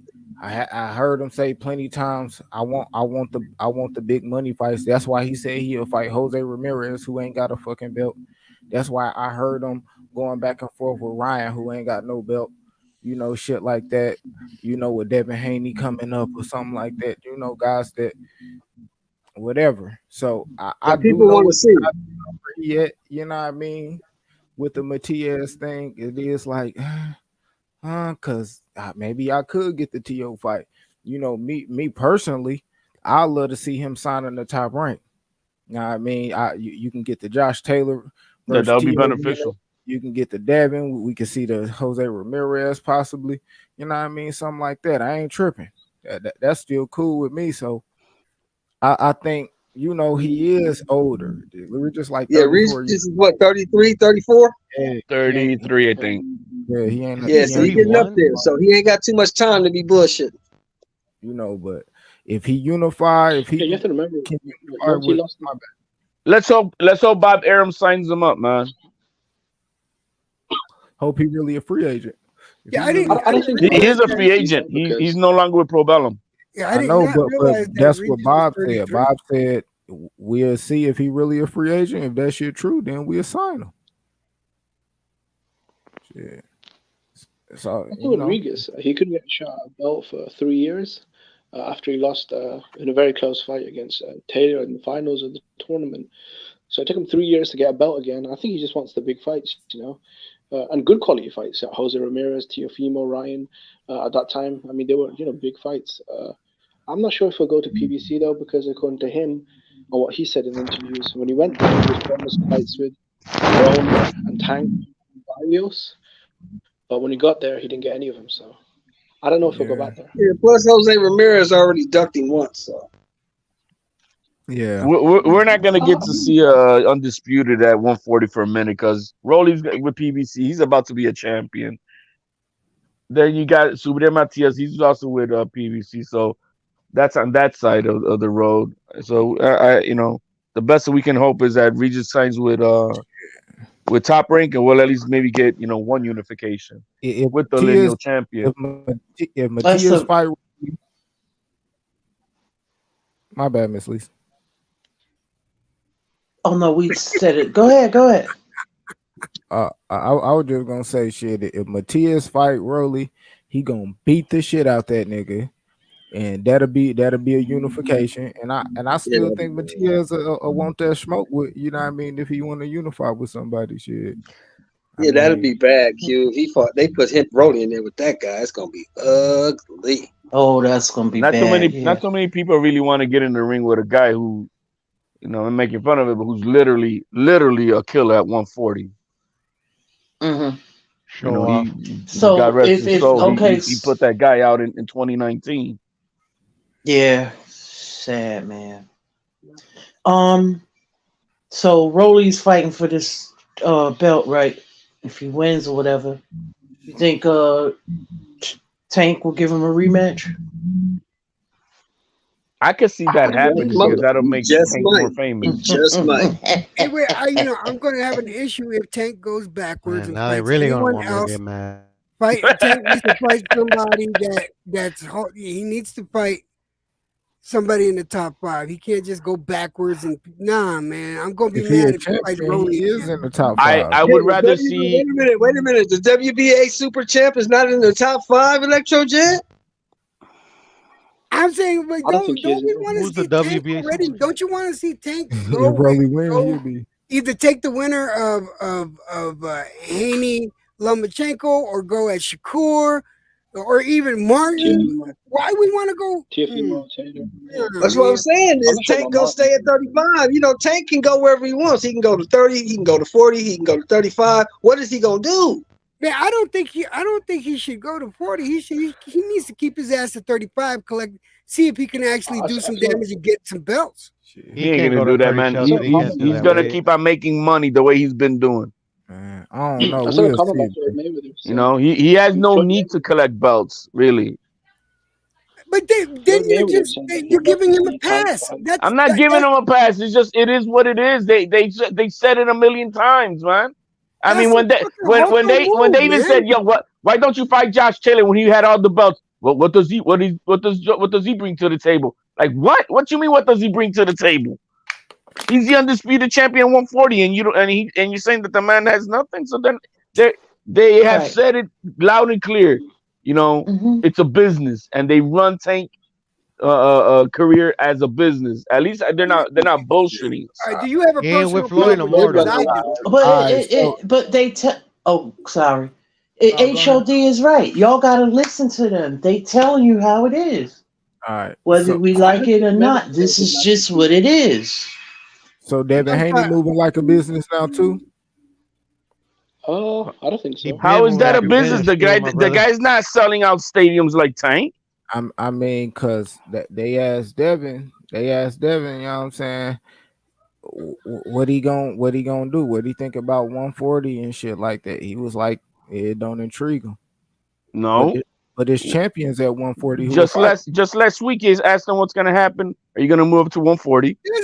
And he just said we're gonna see what happens on 520 because he corrected the polish minutia that his own man stepped into during the Shakur fight. He said he cleared it up. He's saying, look, I'm gonna see what happens on 520. I gotta see how I feel after that fight, and and see how I prevail.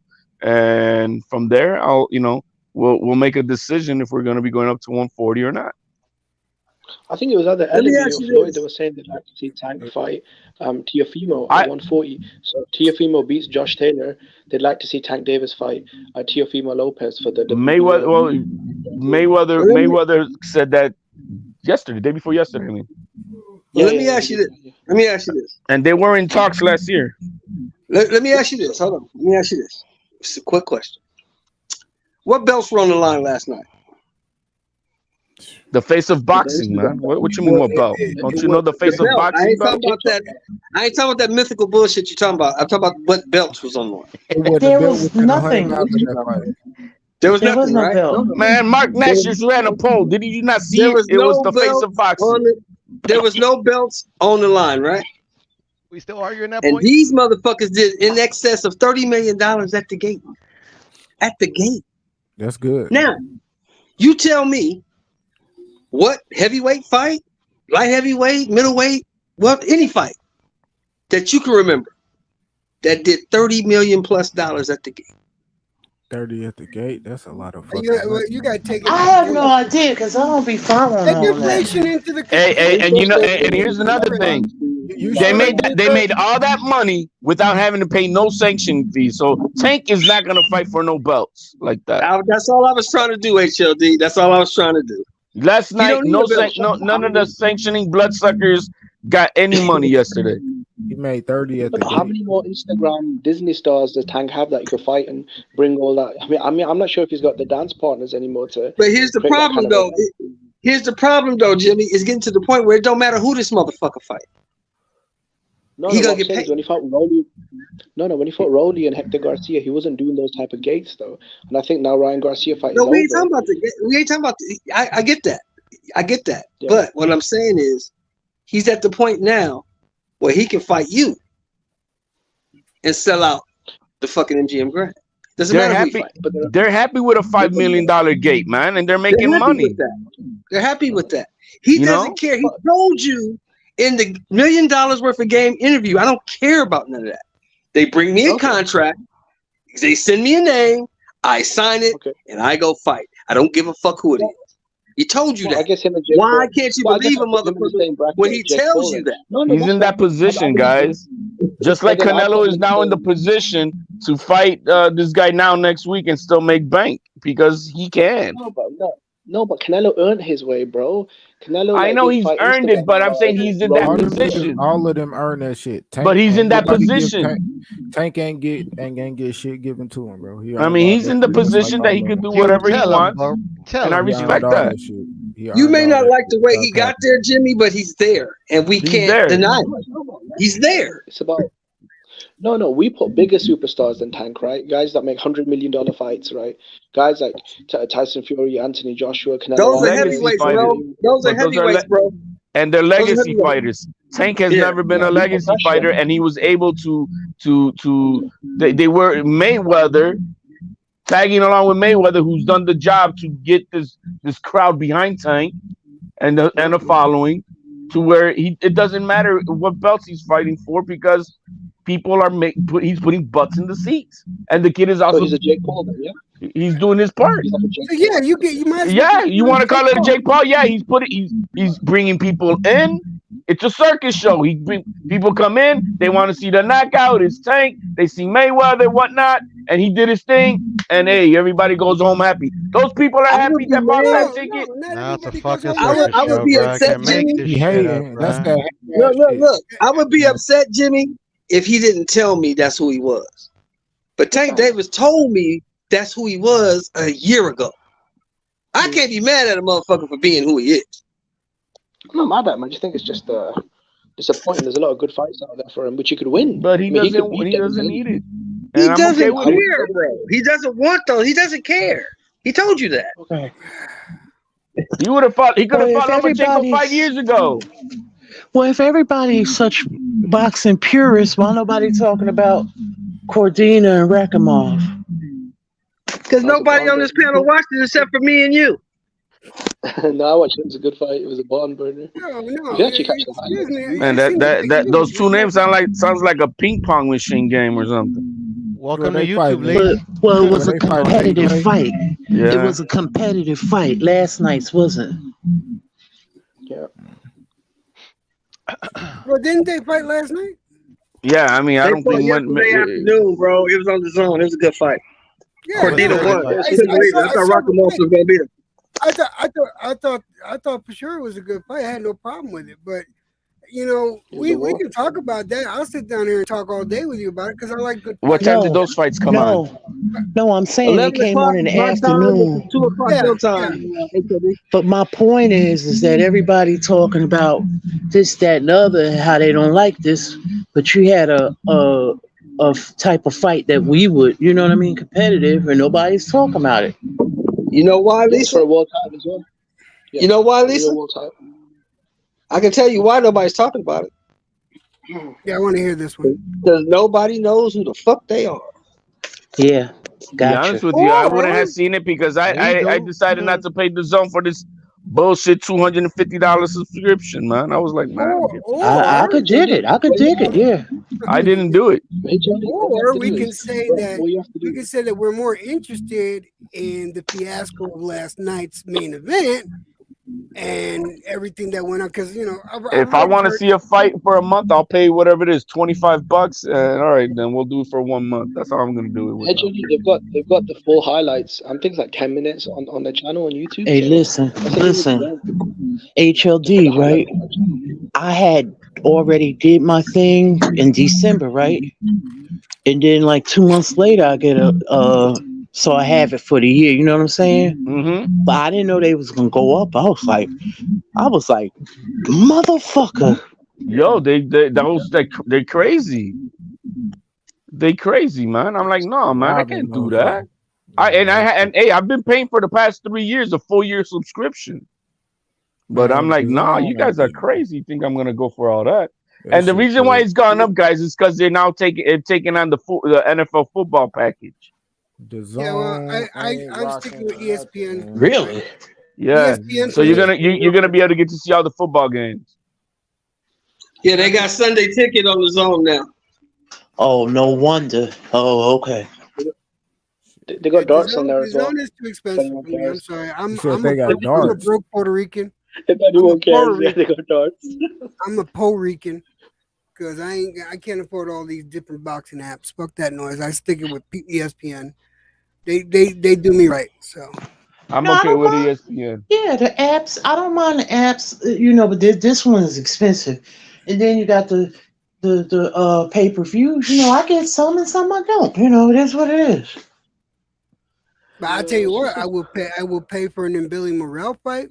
I will pay to fight for Morrell to fight anyone, and Billy and above, because I really do think he's going to be the future. But I won't sit here like with a tank and watch these fights where this man can get in there with champions. I need to see him fight for a damn belt.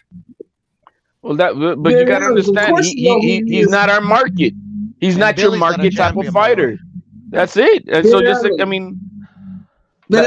bottom line. Of course you know who the fuck he is. He's in the UK, bro. Of course you know who Cordina is. I know who Cordina is. Because I read the well, I'm in the prediction league, Champ Ross's. So by me being in the prediction league, I got to really look at film of a lot of fighters. Plus, I see them, so that's how I got to learn a lot of different fighters. Plus, I read the articles from Boxing Scene and stuff. Lisa's a boxing fan. No, Lisa's straight up hardcore. Lisa, by the way, I forgot to say hello, sweetheart. How you doing, baby? Hey, how you doing? And get the missus my love. No, I mean I'm not perfect. Everybody on here is a boxing fan. I'm just telling y'all how I was able to know some of the people outside of the country that I had never heard of. That's all. Yeah. Oh no, Lisa, I was talking to Ben Adams in the chat. He said I was tripping because in the UK we know who Cordina is. I said, of course you know who Cordina is in the UK because he's from the UK. Crazy man. Boxing over there too. Like UK motherfuckers watch boxing. I'm gonna be honest though. He's a little known in the UK. Like he does have fans, but he's not the at the level of guys like Fury or Joshua or even like a Chris Eubank and stuff like that. But he's got a good following here. A lot of people know him. I think he might be the class of the division. He could beat Navarrete. I mean, he could beat. I think the Cuban would be tough though. Rabesi. Jimmy, you know who Smoking Joe is. Come on now, Smoking Joe Cordina. Come on, man. Yeah, the Iron Cordina and the Iron Mike Cordina. UK wankers, bro. Hey, there's a guy over there. Sugar Cordina. There's a guy over there named Sonny Liston Ali. That shit messed me up when I seen that. Nigga probably. Yeah, he's on the other card last week. That shit took me out. Yo, Q, you got my message in the chat, right? What was it? No more jokes about the house, the living situation. I'm moving out of historian's house. Oh, you moved out of historian crib? No, I'm just joking around. I bought that property across the street, so I'm gonna try to be I'm gonna try to be a landlord. Okay, for sure. You know what Hell tripped yeah, me out? Two dudes congratulations. that people wanted to see fight actually fought yesterday, bro. That tripped me the hell out. I was like, whoa. I mean, it was a good fight. You know, it was a good event. It was what it was. But let's talk about the real lightweight Kings. Yeah, You got Pacquiao Haney looks good. I versus seen him last night. He looks real We've been good. talking about Tank, Jimmy. Hmm. No, fuck no, Hey, bro. Pacquiao, I think, confirmed that his next fight is going to be an exhibition again. Yeah, no, So, yeah, he's got an Oh, okay. exhibition fight. It's not. so It's not. I thought that talk with Conor Ben stuff was for real. That was going to happen yeah, soon. But Connor being Thank an God he didn't fight exhibition. that shit, bro. But Fucking if hell. you're Yeah, if tune you're gonna up. talk Nah, about they ain't having Pacquiao, that. Yeah. if you're gonna talk about Pacquiao though, talk about why he's fighting. It's for a good cause in his country, and it's for, I think, housing for homeless people out there in the Philippines. Yeah. And he's Charity of donating starting all the the home. proceeds. He's donating all the proceeds to that cause. So yeah, Oh, kudos to him, man. so this a tune up for the Connor being fight, man. it could be. It could be. I'm you guys. I'm not even joking. When Because he they showed up at the asked him, tank "Hey, fight, are you gonna come back?" He's like, "Well, I'm gonna, get in shape and see how I feel, and I feel later. We'll see." I legitimately thought he was going to fight Tank Davis after this. Because when he was at Yeah, the fight, Do I that. think not fight any of those young dudes, Manny. They gonna fuck you up. Don't do it. Yeah, Tank a kill that nigga. I think it's safer Except than maybe a Ryan. welterweight. Ryan won't fuck him up. But I think it's safer than a welterweight though. Fighting Yeah, someone he like need to a stay close. away from them young guys. Yeah. He probably can't get I down don't there think he beats small. the welterweights. Yeah, I wonder what Pacquiao was thinking. Oh, these young men wanted to fight me, huh? Let me see. I'm gonna He's cook up. his ass, man. Gonna Yeah, cook Y'all see the his ass. Pacquiao twins will going cook him. back and forth at each other? What twins? The Jamel Charlos. and Jamal. Shit was funny. They look, man. I was happy. I was telling Mark though. They look like hopefully they're cleaning themselves up. You know what I mean? They look very happy. They look gracious over there. They're looking sharp. I'm like, man, these guys are missing out on so much money that they could bring in for themselves if they would have had a much better clean act, to the What, public and not being all crazy and shit. what was wrong with Mel? What was wrong with Mel? What you do? Nah, Mel was like, Injury. my brother's stupid for betting Oh. that money on Ryan. That shit was hilarious. Oh, what did he that's say? that's He said brotherly he lost love. He That's ain't the brotherly only 100 on love. that one. fight. Yeah. Shady McCoy. I think Shady McCoy bet 15 racks too, man. Uh Would you expect anything less from Mel though? You know Mel gonna speak his mind. yeah. Yeah, he You spoke can't his mind, expect nothing yeah. less from Mel. Then Man, Jamal he's was stupid like, for betting that. then Maul was like, yeah, I'm gonna take for her now. And then Maul said he talked to Andrade on the phone for an hour. Sure did. I mean, Yeah, he did say that. He did say that. No, That's I don't what's want to, up. Man, nigga, he talking Now about taking that's cool. black If he did that, that's cool. They squash that beef. That's cool. as long as he off the blacklist. Well, he's working his way out of that, man. He's working his way out of it. And he don't got much time left either, man. He's up there. He's like 34, 35 too. So He's a real TikTok But boxer, didn't he come bro. to the BBC to fight Benavidez though? That's what you were saying. You were saying that he was gonna get a 2-up, and then he wanted to fight Benavidez or Charlo. So I don't know. Capping. Speaking of Benavidez, in September, Morrell confirmed it. Like he's fighting David Benavidez in September. Who wins? Who y'all got? Who y'all got? I got Morrell. I got Morrell, the Mexican monster killer. I might have to go. I might have to go to Benavidez since HLD picking Morrell. I got Benavidez in that fight. Yeah, it's all good. I got Morrell myself. I got Morrell. That's a tough one. Morrell has everything, and he has everything to beat Dimples. To me, it's 50. I want Morrell to win that. I want Morrell to win that fight. I'm just not sure he can at this stage. That's all that's worried. That's all that worries me. But like Sheldon says, he asking for it. He asking for it. Let him have what he wants, And I'm all good. I'm all good with that. But can he do it? And I want him to win because I just rock that way. But what's the reality of him beating Benavidez? What's that again? Because are we going to be in the same place that we are right now with Tank and Ryan? We're going to listen to all the I told you so's, and he fought someone that only had so many wins. I just don't want to hear those excuses. Oh, it is what it is, man. I'm not gonna be afraid of not having a fight because we're afraid of hearing excuses. It's shit. Nah, they can't. No, I Nah, think they it's can't different though, say. Egypt. Go Go ahead. to. I was gonna No, say no, they bro. Go can't say shit, man, because people. I just hear people hollering about, oh, it ain't no belts on the line. Well, it ain't gonna be no belts on the line with none of these niggas at 168 fighting. We can be real. You know what I'm saying? So at the end of the day, just making the fights people want to see matter. You know what I mean? Yeah, if they a champion, if we talking about you fighting a champion, then yeah. But shit, if you ain't fighting a champion, then you just ain't fighting no champion. Shit, Benavidez ain't no champion. Charlo ain't no champion. Boo Boo ain't no champion. None of them niggas no champs. Caleb Plant wasn't no champ.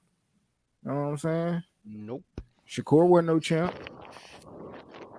End of the day, so it's Shit, just how it Shakur is. gave away his fucking belts. I mean, but he moved up anyway. So even if he didn't miss weight and he moved up, shit, he still wouldn't be no champ.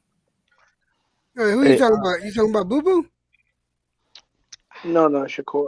Oh, Shakur. Shakur. Does anybody believe in Back the Bully gonna go far? That nigga was scared No. last night. I don't see nothing out of this young man. No. Don't get He me look- wrong. He makes for interesting fights. Seriously, he does. He makes fun fights, but I don't think he's going anywhere with it. Sorry. Berlanga versus Bet the Bully coming soon. I've got a feeling they're gonna do that on the zone. Berlanga and Bet the Bully. Yeah, but he's 160 though. Oh God. He's 160. I don't see that. Was They're he gonna go 168. go up to 160? HLD. They're 168. Back the Bully is 160. Oh, he is? He is. Yeah. Oh yeah. Gabriel Rosado was at 160. Yeah, you're right. Oh, so I see. Then we're gonna see that. Yeah, You know I what had I my think? mic muted. I was just saying that. Back the Bully. I got Back the Bully winning. Against who? What wasn't his name? The Monster. They took it away from him, huh? Berlanga. Yeah, Berlanga. Berlanga was the monster. I don't know. I hope they don't throw him to the wolves. Throw him at Canelo. Oh my God! Yeah, that would be horrible. Oh, That'll be a sellout at MSG, Dude, man. I would pay to see that fight. Ooh. I don't want to see that fight, man. I'm gonna have to hear it forever. The ass whooping that's about to. I'm gonna have to hear that forever, man. I don't want to see It that. ain't gonna happen, HLD, so I ain't gonna hear it. Yo, man, I'll be hearing it forever. You just to see Berlanga get killed? That's all you want? Well, if Canelo gets beat off him by Bivol again, then I think Berlanga would be a good comeback fight for Canelo. Especially if he loses to Bivol again. I want to see Berlanga lose so bad that he doesn't want to get back in the ring ever again. He not ready for Canelo. That's because Canelo wouldn't even fight him, Lisa. It's time. Yeah, All right, he's not ready for him. I mean, if he loses to Bivol again at the zone, I mean, there's not really that many opponents he could come back with, is there? Like a bounce back fight. It's tons. I'm talking about.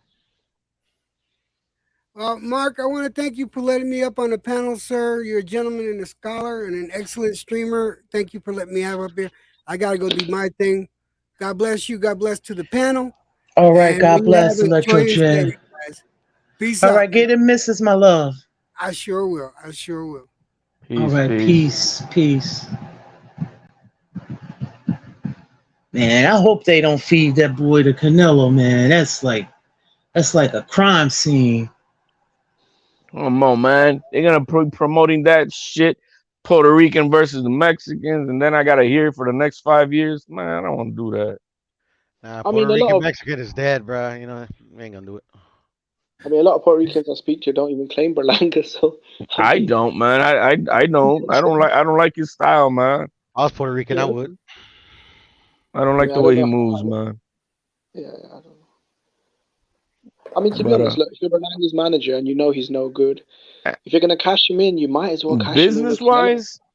Business wise, I don't know why he wanted to leave. Top Rank was man, they were having his own fighters fight on his undercards. Like he had it. He had it didn't want made. to leave Top Rank. HLD, he got dropped. Well, I don't know if he got dropped, Shelton. What happened with him? Yeah, He he just got dropped. Yes, Bob they Aaron let him. said their services are no longer required. No, you He's don't. still No. undefeated, Lisa. Nothing has happened to him. They let him go because they let him. Hold on, they let him go. Berlanga wanted to get moved faster, and they was Exactly. putting him on the slower pace. You know, Bob said, Your services are no longer required. Go ahead, leave. Bye. Give him some little touch ups. You know what I mean? And he wanted to hire some higher competition, so they was like, "No, you're not ready so for had that." to let him go. But at the end of the day, he doing what everybody hollered that people be wanting. You know what but I mean? he had y'all it sitting here good, talking man. about no, give him some little touch ups. Top Rank was treating him very well, man. So Because y'all like I like said, hype jobs. he had a few of his own fighters fighting on his undercard. You know what I mean? You like hype a main. jobs. He was a main. So let me ask you this. Answer my question. So you like hype jobs? Oh no, man. Yeah, about him. I'm telling you that he messed up for himself business wise. Man. Well, he had it good, man. Who's gonna sign with Top Rank and tell Bob what he wants to do? No one, bro. Are you guys listening to what I'm saying? That he messed it up for himself. No, HLD. Listen, bro. If he signed, Berlanga messed it up for himself. He I needed to hear you, listen. HLD. He needed to listen. That's what we said. He didn't want to listen. If you don't listen to Bob, you out of here. And like I said, Top Ring was treating him well. They were, man. Like, yo, man, you running your own undercards and shit. But wouldn't Eddie Hearn give him that as well, though? If he signed a big deal with his own, couldn't he control the card and Nah, man. When have you seen that happen, bro? Oh, Joshua fights and Canelo fights. he mentioned Joshua. Believe you me, HLD. Believe you me. Berlanga's gonna fight where Eddie Hearn tells him to fight, when Eddie Hearn tells him to fight, and who Eddie Hearn tells him to fight. Yeah, I agree to that. Hello, Shelton. So HLD was Josue Vargas. Was that one of his fighters? No, he has two guys that are always fighting under him. I don't know who the hell they are, man. Some mechanics of his or something. He had two guys always fighting on his undercards. And that dude still fight for Top Rank. I seen him on the card after that. Matter of fact, he was what card was that he was on? Wait, who? Oh, Never Sway. heard of him. What happened? You know the guy that got knocked out real quick by Zepeda. Yeah, he got whooped. I saw him again. He got whooped again. He fought on the prelim card. They had him fighting one of those. On one of the YouTubes, I think, is what they had him fighting. And Zepeda fucked him up. Yeah, man. And deservingly so, man. I was happy with that fight. Look, Eddie Hearn and DAZN know who Berlanga is. They know what they're dealing with. When you look at his first fight, they put him in there with Quigley and put that shit in New York. So they kind of know the market and they know the ceiling that Berlanga has. They're going to fatten him up and then feed him to either Munguia or Canelo, depending on how things work out. Oh, Munguia gonna fuck him up. Canelo. But Munguia sounds about right. Munguia gonna fuck him up. I like to see that fight. I would like to see it as well. I would like to see that fight. I like to see because I'm sorry, Munguia's a hype job, so I'm not gonna like. You like hype jobs. Berlanga's a hype job, bro. You like hype jobs. They both the two hype jobs. One guy's about to break Mayweather's record. One's been a champion, the other one hasn't. What kills me about boxing fans is this, man. These boxing fans act like they don't live in the real world. Everybody knows in the real world, whoever signs the bottom of the check, that's the boss. Yep. No matter what you want to tell yourself, whoever signs that paycheck is in charge. That's the boss. You're right. But Munguia gonna. Yeah, okay. Yeah, I got Munguia on that one as well. Phew. So you can say you got this going on and you got that going on. I got a promotion company. I'm doing this. No, you're not. Unless you signing the check, you ain't the boss. Just hate how Oscar's moving him. Just moving him horribly. I mean, look, man, I've got to keep it real, Izzy, though. I mean, the last two times Oscar's fighters stepped up in Zerdo and Ryan, I mean, they got their shit kicked in. So They got cooked, nigga. Oscar is a The horrible promoter, real bro. way. What you mean? Them niggas is hype jobs. That's what niggas. That's all I'm saying, man. Y'all man. liking these little hype jobs, but soon as y'all get a fighter to talk a little shit and tell them to step up the competition and shit. I mean, oh, I don't like how he talking, man. He this, he They that. ducking. They You know what I ducking. They mean? Like, ducking.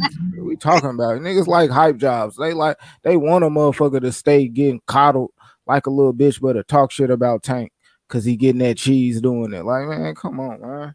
And Tank fought better motherfuckers than a lot of these niggas. He actually had real step ups and shit like that, man. That's a fact. Yeah, I mean, Barrios beat the shit out of motherfucking Ryan Garcia, dog. What you talking about?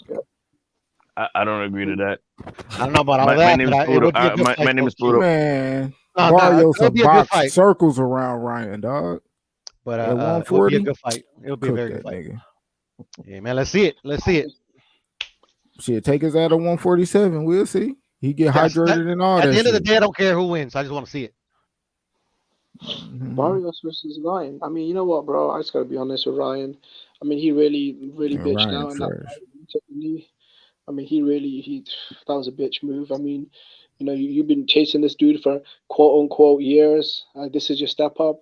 You're promising the fans they're gonna see a new Ryan Garcia, and you're gonna do this and that. And when you got hurt, man, you just took the knee and thought, you know what, forget it, man. I got to take an IG selfie tomorrow. Hey, with a I liver wanna get shot, bro. There ain't no bitch in that. No, Well, he man, could have I'm got not. it, bro. I mean, like he could have done a lot He of did the things, but he best got he hit with a could, man. shot. Like Shelton Man, was You know. saying, man, he did the best he could with what he had, and I see nothing wrong with that, bro. That body shot, I heard It's it, more than Boo bro. Boo does and shit. Boo Boo just talks. that You nigga put know, his hands in his pockets after he got dropped the first time. Yeah. I gotta keep it real, man. I mean, look, Nah, he it talking was what it shit, was, bro. bro. Ryan Garcia, bro. I mean, come on, this guy couldn't even land the left hook, bro. He He got didn't know how cooked. to reposition himself, bro. All Tank had to do was move his head a little and miss the left hook again. I'm like, dude, what do you do? Yeah, man. No, trust me. I saw the fight, man. I was very frustrated. But to Look, say he and I give bitched him out, credit, bro, like I don't know about all that. bro. no, He I took wouldn't the say. knee. I wouldn't say that. He just Hey, Easy Man, to I say it never from over been hit here, in the but yeah, liver, so yeah, I Avatar. have. If nobody's ever bruh. been hit, put down by a liver shot, they don't it have no stops experience. you in your entire tracks. Like Right. Bruh, it's like it's not, everything hurts. bruh. It's not the liver shot, bro. That's cool. That's cool. What about everything before that, bro? That nigga didn't even let his hands go. Only time he had let his hands go, them other times before that was when he got dropped. That's why when he got up, he didn't let his fucking hands go, other than the few times where Tank was in the corner and shit. You know what I mean? Dude fucking stood there like just ready to get ate up, nigga, chewed up, bro. On me. He got cooked, man. That nigga Ryan didn't show nothing. Footwork trash. Bro, You know what I'm I saying? saw. That nigga got whooped, dog. Real I talk, think It was bro. a He Ryan bad got game beat up plan, on, bro. That's what it was, bro. man. Rolly did Yeah. better than Garcia wants to him. be in the Rolly ring. did better than hmm Ryan, bro. No, Rolly Facts. But got his senses, bro. Like Rolly didn't do shit, bro. At He the end did of the better day, than Bro, Ryan. Ryan wants to nah, be in he the didn't do moment. better. They both got knocked out, but one of them like Yeah, was they both got unconscious, knocked out. trying to hold on to his daddy. Walking down the aisle. Shit. I do. Bro, I'll Ryan marry wants to be you. a part of the moment. Bro, Ryan just wanted his name up in Vegas lights. He wanted I mean, I have to be honest, bro. I think it was a lot of clout chasing, bro. Yeah, You man. know, clout chasing is when you talk and you don't fight. That's what they did is the opposite of clout chasing. Bro, that's what he did. He got in there and he didn't fight. That's what You he know, did, That's what bro. Yeah, Boo Boo does. Boo Boo just talks blah, blah, blah, blah, and don't fight. That's clout chasing. That's clout chasing. Puro said yeah, he well, knows Boo the Boo, tactics, man. well, Puro knows. Boo Puro Boo's made knows the some tactics. mistakes, but there's been a lot of people that avoided Boo Boo too. Let's be real. Nah, nobody But avoided him. he's made some mistakes. I'm not saying he perfect, but nah, Boo Boo's a good fighter. I like Boo Boo. He a yeah, TikTok Boo Ryan fighter to got Boo. me. beat. Nah. We ain't Shit. about to get on Boo Boo deflecting that bullshit Ryan pulled, my Nah, nigga. bro. We Like about to Uh, do Ryan that. gets Puro knows, Nigga bro. Ryan Ryan got Let fights me cooked. give you fights. the Ryan tactics, Nobody fights want to fights he fight no do. damn slick Boo Boo don't. southpaw Boo Boo that throw admits that he like them literally like ducks fighters. them Admits uppercuts it. from weird angles. bro. Nobody wants to Well, fight fighters like that. bro, But all I know, bro, is at the end of the day, bro, Mexican fighters were known to be warriors, have heart, this and that, and this guy, bro. Yeah. It was He what got it in was, the bro. He ring got a little hurt. against Tank He at wasn't not that 135, bro. skillful, man. That's all, man. There's nothing else to it. I mean, people You know, over analyzing this shit. The I'm not. man lost point blank. That's it. Yeah. Lost. That's it. Facts. Yeah, he got. It's I not ain't like used to this shit. When people lost, they fucking lost. I ain't gonna sit there and talk about for 30 years. He got his ass Go ahead, cooked, Lisa. Go man. ahead. Yep. I mean, but then again, nah, that's boxing history. We do be talking about shit, but damn, That shit, why man. this happened? Cause you know what? At first, I didn't see that. No, I didn't see the fight. Everybody's talking about. It sounded like a phantom, but like punch. But they were saying you got to slow it down, and then you actually saw the liver no. shot. It was that when he initially punched him, Tank's back was turned to the camera, so you couldn't see it, but you heard it. Mhm. You heard it. Now in the replay, you saw that he crouched into a little Minnie Mouse and then exploded up with that punch to the rib.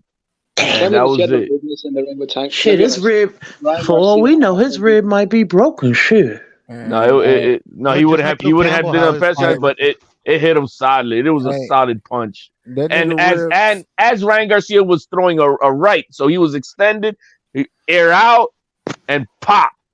And I so thought he that's why it landed took that him. good shot too. It took him 4 seconds to react to it because when he took that breath of air, which he shouldn't have had, he should have had held his breath and take small breaths. He took a deep breath and he Man, cramped he up. got his ass cooked. That nigga got his ribs smoked for 15 hours straight. Fall off the bone, nigga, on me. That nigga got See, I don't cooked, even care about man. the excuses that Ryan's making about the weight because, dude, I told you to fight Riga's Progress though, because you wouldn't have to deal with this. You chose. This is the route you chose, bro. That would have been And now you worse. have to face the consequences. Oh, it would have been way worse, bro. Way worse. You the first told time a him to fighter's fight been Regis weight drained. Progress? Yeah, 140. No, I don't know. If If you're gonna complain, Lisa, if he's gonna complain about being weight drained at the catch weight and hydration clause or whatever, dude, you wouldn't have to do all that if you fought Progress. It was a legitimate world title against one of the top guys in the division. Like all the horrible stuff people say about Ryan Garcia, they couldn't say anymore. He's got a legitimate win. He's got a legitimate title. Boom. Then maybe you can negotiate more favorable terms with Tank. But you didn't want to put in any work, bro. You want to go straight to Tank, and you got smoked out. And basically, you were taking selfies afterwards, taking knees and taking selfies, bro. That's why Ryan Garcia came to Vegas. Yeah, but he ain't crying, bro. He got. Look, at the end of the day, bro, those guys got paid, and they don't give a fuck, bro. They were best friends after the fight. Everything was cool. They got paid. He was not going to get paid with Regis Prograis like he got paid yesterday. Nope. Well, I mean, he's a high class escort then. I mean, He Ryan Garcia is a high class escort. He easily made what? You're still thinking of He made what? Maybe $15-20 million with the pay-per-views and gate. Probably more. Probably more. You know what I mean? Like, nah, man. Well, he cashed out. Bro, Okay, he that's cashed cool. out.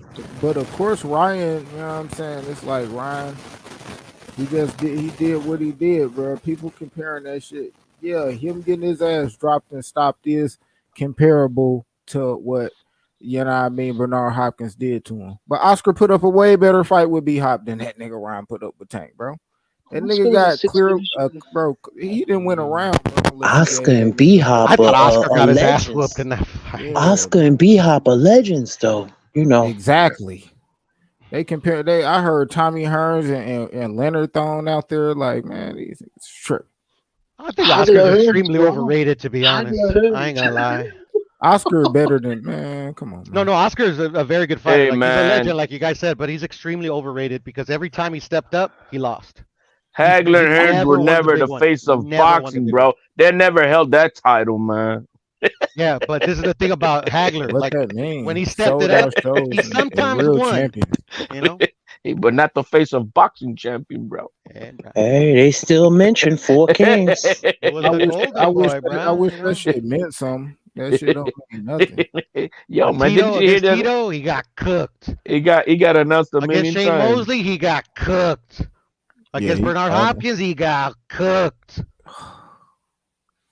What are you talking about? Talking about No, Oscar. Oscar won Felix some good Sturm, fights. gotta No, give you can't say. He got some Oscar dubs. won some good wins. Can't say that. He got some good dubs. Name one. Ooh. The Ruelas brother, Julio remember? Cesar Chavez, bro. Do you remember the Ruelas brother? The Hector killer, the Macho one. Chavez. He Camacho. coked out Chavez at the end of his career. Hector Macho Camacho. Okay. It's okay. I mean, I like Macho. I like Macho. He, He was a good he was fighter. like, yeah, that was a good dub. That was cool. Actually, to me, his best win is against, even though people say it's controversial, Don't against say Purnell. Sweet Pea. Purnell, Oh my god, yeah. I knew you was gonna say that. Ike But Corte. that one was It was a mine. close fight. That was a close fight. Yeah. But still, he won it. But that's because he fought the best, though. he fought. Look, that's what He you. fought some cold That's what makes. motherfuckers. Even though he may have lost, like you say, the man fought everyone. But that's the difference between an all-time great and a very good fighter. All-time greats win the big ones, at least one. Yeah. Oscar is considered an all-time great. Yeah, man, he's a Hall of Famer, man. He gonna definitely Hall of Famer. He gonna be the first Hall of Fame promoter and fighter. To me, he's the epitome of Hall of Fame because, like you said, he turned down no smoke. But Yeah, you're right about that. When it mattered the most, he shriveled up. The Ruelas brother. Remember the Ruelas, the two brothers? No. Gabby and, and Raphael. And Raphael. That dude was no joke. Oscar went in there and washed him. He beat Paez as well. Yeah, Jorge Paez. Mm-hmm. Yeah, he fought a lot of people. He beat Chavez. You gotta give it to him. 1 and 2, yeah. I know Chavez was older, but I still give him the credit for the win. Some people don't. Even though I hate him for it, I still give him credit. The biggest thing about Oscar is that he did not duck any smoke. He fought everyone, and that's so damn rare that you can say that about anybody else in that era. He was the only one who fought everyone. Win or lose, draw, he fought everyone, and I give him mad respect for that. My brother. No, I can't hear you. Oh no, we can't hear you, Mark. No, Mark. You also gotta. If that's you, you got a white face up here, man. I think He just called you white, bro. That's not right. Come on, man. I'm not calling him an Oreo cookie, bro. Calling him an Oreo cookie. I gotta look at his resume, but he did fight a lot of people, man. I ain't gonna lie. No, Free Smoke, he was, but it's just an all-time great for me. It's like Sugar Ray. No, Mark, Agler. He can't hear you. I mean, those are all-time greats. I mean, even though they lost some, they won some, but they won some big fights. Yeah. Yeah. Yo, y'all hear me now? No, you're on the panel now, Mark. Yes, sir, Mark. Oh, let me bring Jimmy back in. I hate that narrative though, when people say every time Oscar stepped up, he lost. It was so he wouldn't be a 12-time champions, six different divisions. Mm-hmm. That means he actually had to win some fights, bro. Like, just he not beat Purnell with you. Okay. I'm just saying that's a big big fight. Saying, Mark. Okay, look, bro. My mic been. I've been trying to talk the whole time. Let me just say this one little part. He didn't win the fight. You probably wanted to, but to beat Purnell Whitaker, that was a big fight. Whether you think he won it or not, he left with the W. Chavez, you said he could have been old. He won that fight, bro. He left with the W.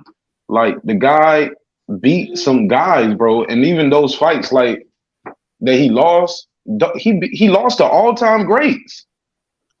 You get what I'm saying? Hopkins, Mosley, all-time greats, bro. Mm-hmm. So I just think we shit on these dudes so much. Like I always say, that shit. If that shit was so easy, we all would be doing it. This shit ain't easy, man. And this dude is an all-time great, bro. And yeah, sometimes you step up. Yes, he is. You ain't. Hey, look, not, whether you. Okay, how about this? Fuck what Mark think. Fuck what Porto think. The people who matter the most say he is. He an all-time great. That's what the record books say. That's what history gonna say. That's what the gold medals say. That's what 6 divisions, 12-time champion. That's what that shit says, bro. You ain't gotta like it. I ain't gotta like it. But those are the facts. The man is accomplished. I never said he wasn't accomplished, Mark, and that's the thing. Like, you're trying to. I'm not saying what you think I'm saying. I'm just saying that, like, compared to other fighters, he ain't it. He gets all the respect and all the and as he should, because like Lisa was saying, like everybody on the panel was saying, he fought everybody.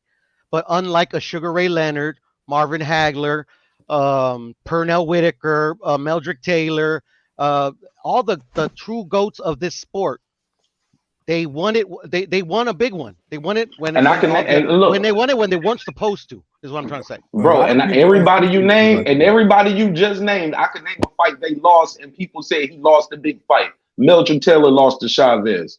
Who else? Give me another name. All the names you said, all He of them also lost to beat James somebody. Buddy McGirt. He James also But Bushy the look, Pernell regained Ray. his Whitaker. title after Pernell losing. Whitaker lost a fight where people said he should have won. They say you should have beat Oscar. They say you should have beat Chavez. So those two for him too. You get what I'm saying? Yeah, but he Everybody also gonna beat have their Paez for naysay. the undisputed championship at lightweight. Bro, that's one. But what about all the other fights that he lost and Yeah, people say he shouldn't have lost? and We that's why all I'm He gonna holding have that our beat fight. he nays. beat We all gonna have our Fernando naysayers. Vargas. We all gonna have Fernando our naysayers. Vargas. And some people ain't gonna say Paez is an all-time great. They ain't gonna say that about B-Hop. They ain't gonna say that about Mosley. He's an No, B Hop all-time is an all-time great. great. What are you talking about? He is. Yeah, What about because Paez though? Paez is a great to yeah, me. Paez is an Is he an all-time all-time great. great? Is he an Yeah, all-time I mean great? not all-time great. No, actually no. Okay. Maybe I wouldn't not. say Some that. people gonna say he's He's not. Heard of myself. No, he's he's one of not. my He's a modern favorites. day great. He was a modern day great. I give y'all Yeah, that. yeah. That's all I'm saying. We all gonna have our naysayers, but you don't be a 5 division, 12-time champion in 6 divisions, 7 divisions, bro. That shit is not easy. You that means you won it when it mattered. At least 7 times. I mean, at least 12 times. Yeah, but he never won the big one. Is all I'm saying. That's the only thing I'm saying, Mark. Fair A enough. lot of people thought He lost it Shelton every won a single time. link. He lost it every single time. Mark Shelton won a link. Well, I'm gonna Yeah, I switch. mean, I'm gonna switch places with Shelton, man. I'm gonna Mark, man. Everybody on the panel, man. Great weekend of boxing, man. Love talking and shooting the shit with everyone. I want to yeah, wish no doubt, everybody a Shelton. brand new week. May God bless you all, and we'll catch you on the next one. All right, God HOB, man. bless you Stay good, too. brother. Yeah, I'm glad. That's right. We gotta give Oscar his flowers, man. You know. I give him his flowers. I'm just not gonna lie for him. Didn't he beat Chavez though? When he fought Chavez Senior Not gonna lie for for him for one the bit. titles. No, bro. I'm saying when he fought Chavez What, Senior for what's the your point? titles, that was He amazing. wouldn't lie for me. What's your Huh? issue with Oscar, Pearl? I don't have an issue with As a Oscar. promoter. I just stated the simple fact that like he never won the fight where like when it mattered the most, like the undisputed versus Trinidad. He had it won. They let it slip away. Shane Mosley. Yeah, he took steroids, whatever they say about the Balco. Who cares? He still lost. Bernard Hopkins, that was for undisputed as well. Lost it as well. I mean, he's an excellent fighter. Like he makes me proud to be fucking from Southern California, and that like he reps fucking like our fucking area well, But I'm just not gonna lie for him and say that like he's in this all-time great category because he's not. I mean, he did beat Chavez though, and he beat Whitaker. A lot of He beat people beat Cortez. Chavez. A lot of people beat Chavez. I mean, Not that's your when Oscar opinion, beat him. and we can't really shit on your opinion because it's yours. But the history books say different. Nah, This they say what dude I is one of say. the great- They say what I say, This Shelton. He dude's an never won the Olympic big one. champion. He's a 6th division champion. The guy was great, man, and the guy didn't duck nobody. We always talking on these panels about motherfuckers ducking. You can say what you want about Oscar. You can talk about the cocaine, the pantyhose, all that shit. Oscar De La Hoya didn't duck nobody. He fought them all. He didn't beat them all, but he fought them. Yeah, I know, but I'm just saying, like, I'm like literally, I said everything you said. It's just I'm not gonna add the cap part. Man, somebody else talk. Man, can somebody other than Porto talk, bro? Because this nigga annoying me right now with this shit, bro. Yeah, I can't listen. Cutting me I off can't the listen. whole I stream, can't Mark, listen. and I'm annoying you, No, bro. I ain't cut you off the whole stream, nigga. I've been quiet. Okay. I've been quiet. No, Hold you up, saying nigga. this I'm I've been on quiet, mute, bro. bro. I've I ain't been gonna say quiet for nothing. like 40 I ain't gonna minutes. say nothing, bro. Hold up, bro. Go ahead, Hold Mark. up. You still talking, so you can't say you ain't gonna be quiet, bro. I've been quiet for the longest because my mic won't even working, so I know y'all won't talking because y'all couldn't even hear me till I being back in, so I ain't been cutting you off. But the hating, bro.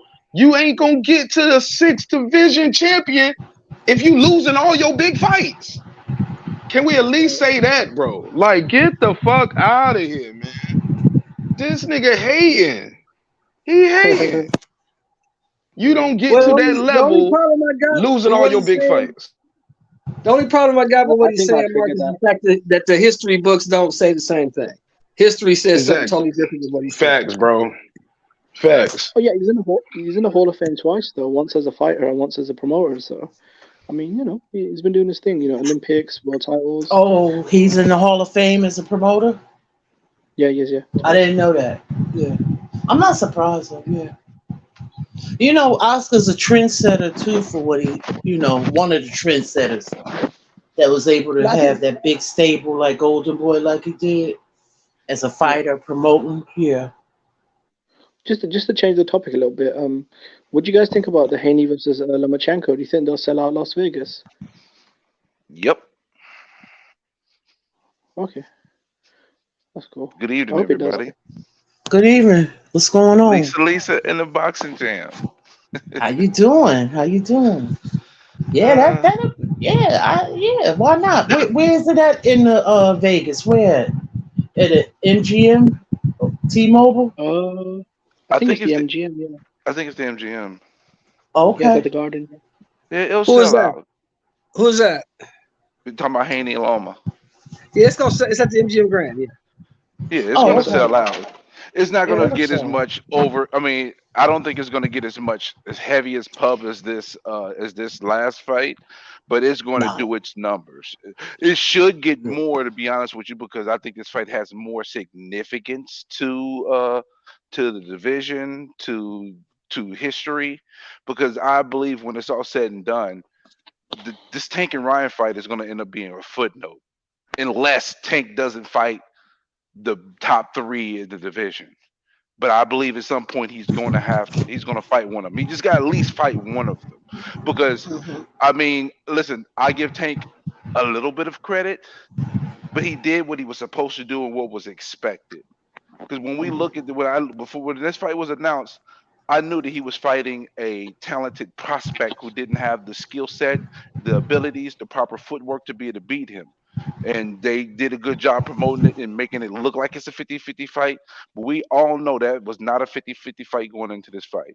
And again, I like Tank in the ring a lot.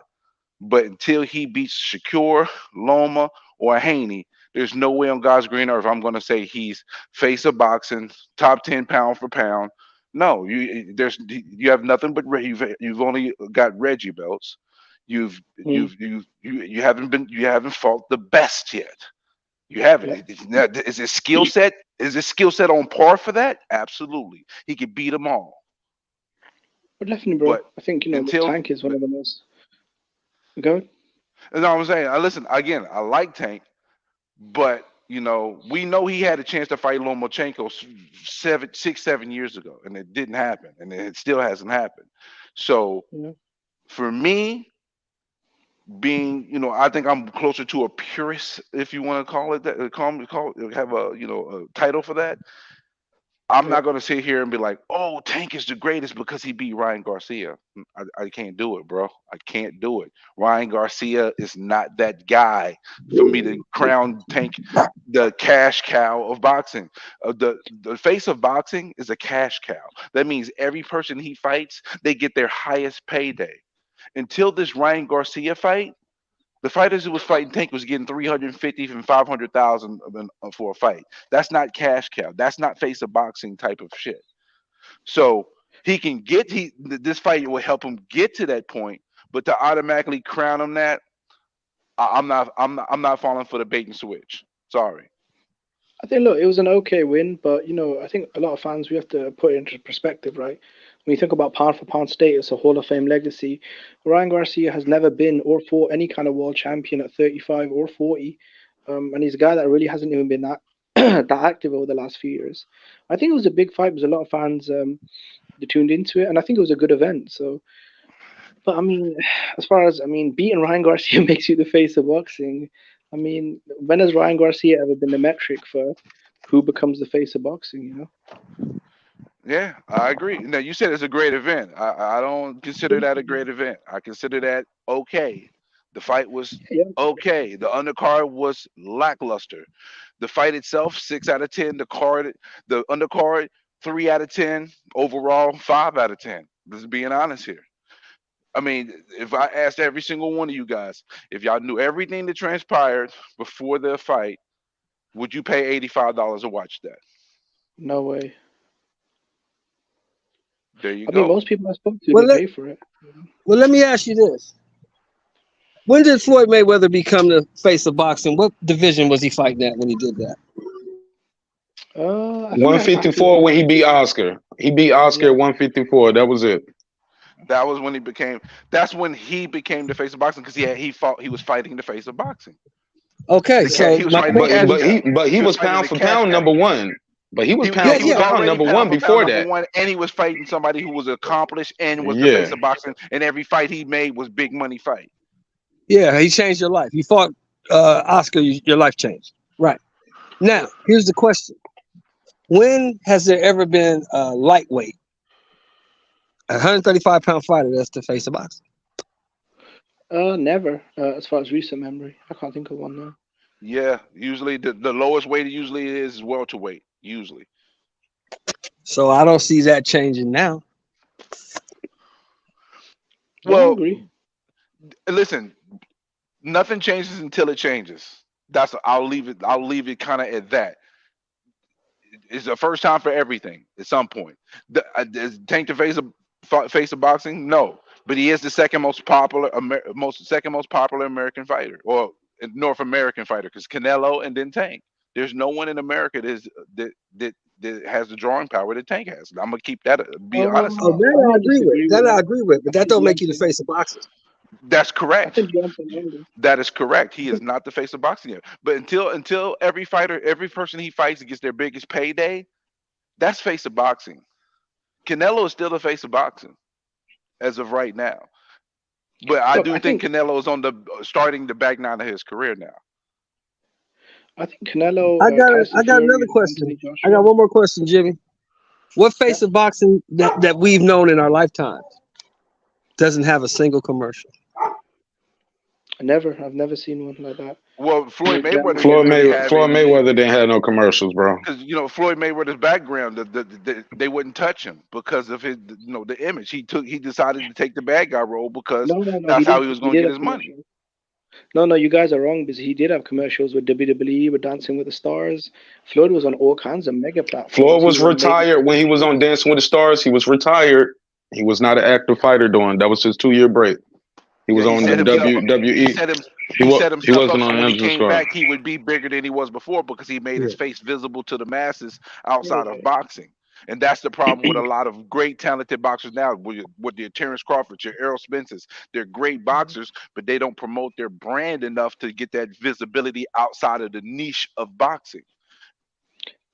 I think in America, obviously the mecca of boxing is Las Vegas, right? And to an extent, the world, right?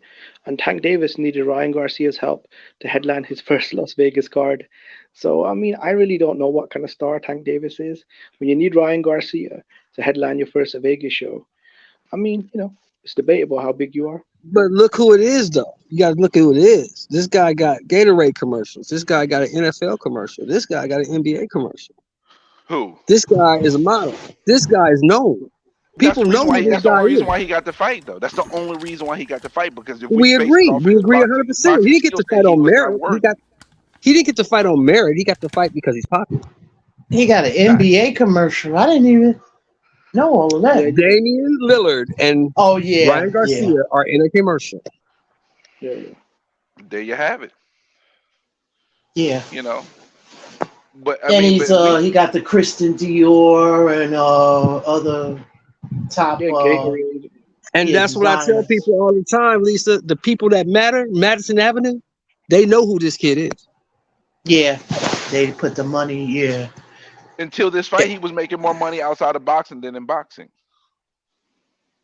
But I mean, I think he was still getting paid good.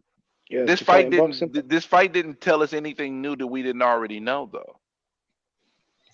That's why I think can't really give Tank full credit because he beat a guy he was supposed to beat. Yeah, I think, look, Ryan was the only guy at 30, 35, or 40 that could obviously give him that, Instagram hype or the crossover effect, right? Now Ryan's gone. I don't know what kind of fights Tank could put on with Isaac Cruz and Rolly Romero, what kind of numbers they do, because even though it was a big event with Ryan, I don't think there's another kind of guy that has that sort of commercial crossover appeal as the B-side. He can do it. He can do it, but he got to fight the Devin Haney. But the sometimes the fight Lomachenko itself, but and the sometimes the Chisora. He but got to fight sometimes those the guys. but sometimes the fight itself can create the crossover appeal. So, so what I'm the landscape that I'm looking at, Haney is having his coming to man fight. He's having his coming to age fight with Loma. If he looks good and wins that fight, with all the back and forth between Haney and Tank, if they Yeah. properly promote it like if them two fighters properly promote like Brian and Tank did, that fight can do the similar numbers as this fight is going to do because it's much more on the line. It means more for boxing, and then it can actually get that crossover appeal because it's going to have it has potentially two engines pushing the fight, so it can be just as big as this fight. It just comes down to what the fighters and the promotional companies do. I think it could be bigger. I think look, if Devin Haney beats Vasily Lomachenko, that's also a big Las Vegas fight. That's also on pay-per-view. I'm not saying they'll do the numbers of the Ryan and Tank event, but that's still, a decent event. And before that, he went to Australia twice and dethroned the man with all the belts, right? So I'd say actually, as far as legacy, Devin Haney's on a better track record than Tank Davis has been in over the last couple of years, at least. So I think those two dudes coming together could create something special. I think as far as an event. Who had the better resume? Let's say Haney go in there and beat Loma. Who got the best resume? Haney. Tank. You would still say Tank got a better resume than Haney? If Haney beats Loma, it's Haney. Yeah, definitely. I would say he had a better resume than all of them, T.O. included, because T.O. beat Loma, but he lost to Kambosos. At that point, Haney would have beat Kambosos and T.O. Facts, bro. I mean, Kambosos and Loma. You know what I'm saying? I think he got this one win right here, he's gonna lap all of these dudes who started before him, bro. He one fight away from lapping everybody and having all the hardware, the accolades, and he's gonna be a free agent. So it's the crazy sad part is about all this is too. And I'm gonna mute my mic after this for a while, so Puto, you can come back out of the closet. What I'm saying is this. The sad part is if he doesn't perform pay-per-view and gate as well as these other guys did, some fans are gonna say he's a failure. He's not a success. He's not the guy because he didn't do what these Instagram dudes did in this fight. But I'm telling you, this fight is the one that matters the most. May 20th, it matters the most. But Bob Devin Haney is the guy. Sorry. I'm just saying they old school. Well, why can't they not put in an aggressive promotion in like what Showtime and dazn did for this fight? Well, Lisa, though, you got to understand it didn't make sense for them to heavily promote in the midst of this promotions. It's going to be the telltale signs of what happens going forward now, because it didn't make sense for them to promote heavy for this May 20th fight with this fight on the horizon. Now that the fight's over with, now it depends on what they do promotional wise, and then we'll see what they accomplish. I agree, Mark. I think they would have got drowned out because there was so much noise that there was just no point of wasting money and time. I think right now, look, ESPN is still the biggest sports platform in North America and maybe the world. So I think that's a good platform, to get hype on for the fight. But listen, we live in a capitalistic society. You can promote. Why not?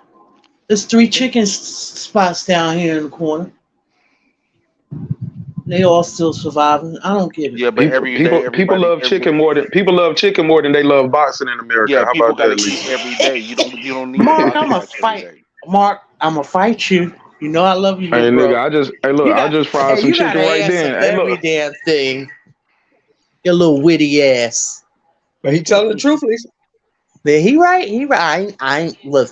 I can't even say nothing wrong. He right. People probably love Snickers in America right now than boxing. So, there's a lot of it's tough, man. I think globally right now for boxing, but it's not as tough globally. It's tough in America. Globally, see, American fans suck. To be honest with you, to sell this fight for the next 30 days, more than and you don't want to waste those. Mark, you got kicked out, I think. Mark got kicked out of his own. Wow. I think the numbers can never be like with Devin. He doesn't have the kind of dance partner of a Ryan Garcia that brings the Disney and the Instagram and the Mm-hmm. kind of so with Lomachenko, he's kind of an older Ukrainian fighter, a Hall of Fame fighter, a legend, but I don't think Lomachenko brings in the casuals like Ryan will. So I think Devin Mm-mm. Haney's event, I think it's almost unfair to compare it to Tank's event because Tank's had a really good dance partner, a guy that may have been the equal star power, if not more. That's debatable.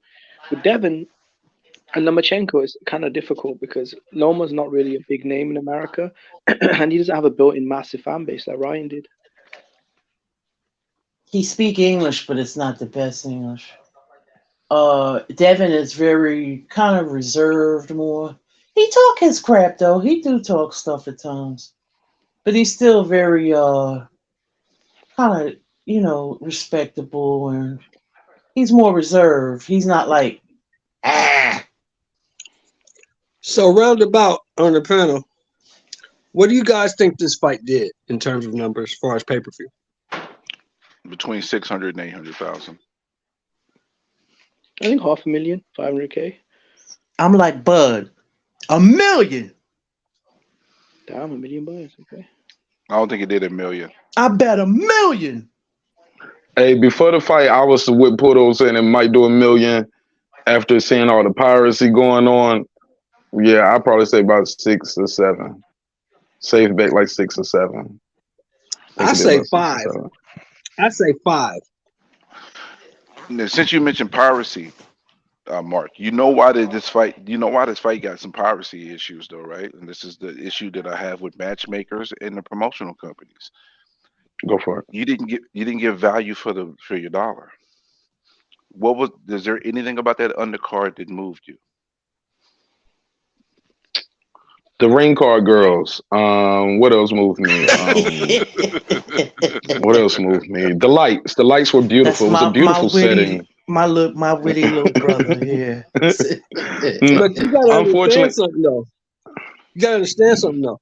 Nobody bought this fight for the undercard. The people who bought it. They had no idea who them people were on the undercard. No idea. But see, that's the problem. You're supposed to have people that's recognizable. See, the people that bought the fight for the main card, great. But the people that pirated the fight is because it wasn't enough value for the whole show and the whole card itself. See, the thing is. Oh, go ahead. I'm sorry. I think they made a big mistake with the price though, because I saw a lot of fans on Twitter. They were saying, "Look, if this was $70, I'd buy it, no issue." But at $85 with the trash undercard, I'm just, they didn't want to pay for it, and there was a lot of fans. They were really upset with the $85 price tag, jumping from 70 to 85. I think maybe that hurt the numbers. It definitely did. I mean, it still did well though, because I saw the buzz was kicking. I was when I got my haircut, people was talking about it. So when you got casual people talking about it heavy, the buzz is there. But the problem that I have with the matchmakers and promotional companies and the networks is and I understand this though, so I don't want to bash them heavy duty, but they're scared. They move scary. They're not aggressive. And aggressive matchmaking and aggressive cards will only create the ability for them to make more money. But they try to play it safe to ensure that they don't lose money. But by doing so, you're capping yourself and you're hurting your bottom line because you're not giving the fans the value for their dollar. Like this Loma and Haney card is actually better than this card we just had because the undercard is better. Most top rank cards are better than PBC cards because top rank gives you value. They give you known commodities. They give you good young prospects. You think they should have put Floyd Schofield on the televised undercard? No, it didn't really matter because nobody knows who he is. Yeah, but that's how you get to know him, though. Yeah, that's how you get to know him. But here's the thing. Hold up, how about this? Why hold up, you televise him and don't he got like an interim belt or something like that? Or like one of them intercontinental belts? Like why not televise him? You just signed him. He's already headlined an event for Golden Boy. Elijah Garcia hasn't. Beck the Bully has not headlined his own undercard. You get what I'm saying? But you don't. No, Oscar was their promoter. But Oh, so you okay. put them on the TV, Elijah Garcia, you'll put Beck the Bully on it, but not Floyd Schofield. He's headlined an event for you guys, not those other two guys. Why not him? Yeah, I I don't get it. know. PBC didn't want him on the card though. You hear me again? That was a co-promotional event, so there might have been some unforeseen things that we don't know about that kept him from being on that card too. Look, My only thing is that dude and his father are very vocal on social media. So if it was something else, I'm thinking we would have heard. I'm gonna try to get him on the show though, and we'll Okay. talk to him and we'll find out why not.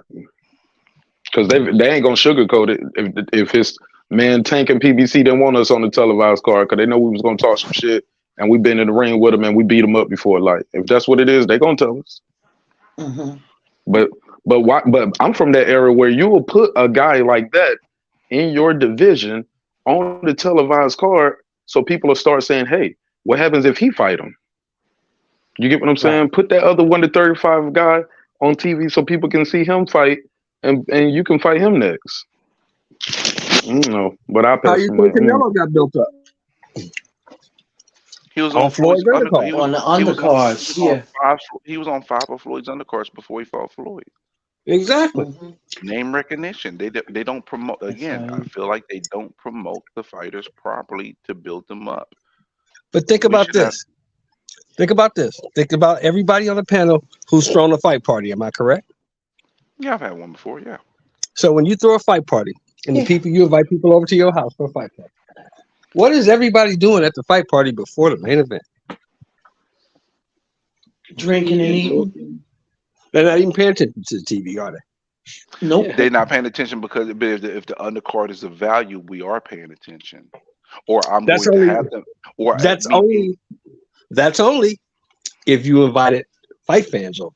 no, But because everybody you invite is not a fight fan.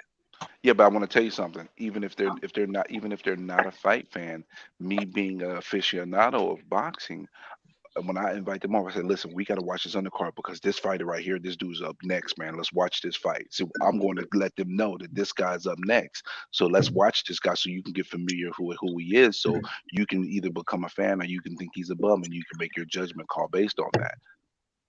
Well, I I've think had Show. fight parties, numerous of them, and I've tried the same thing you just explained, and they ain't paying me no goddamn attention. Exactly.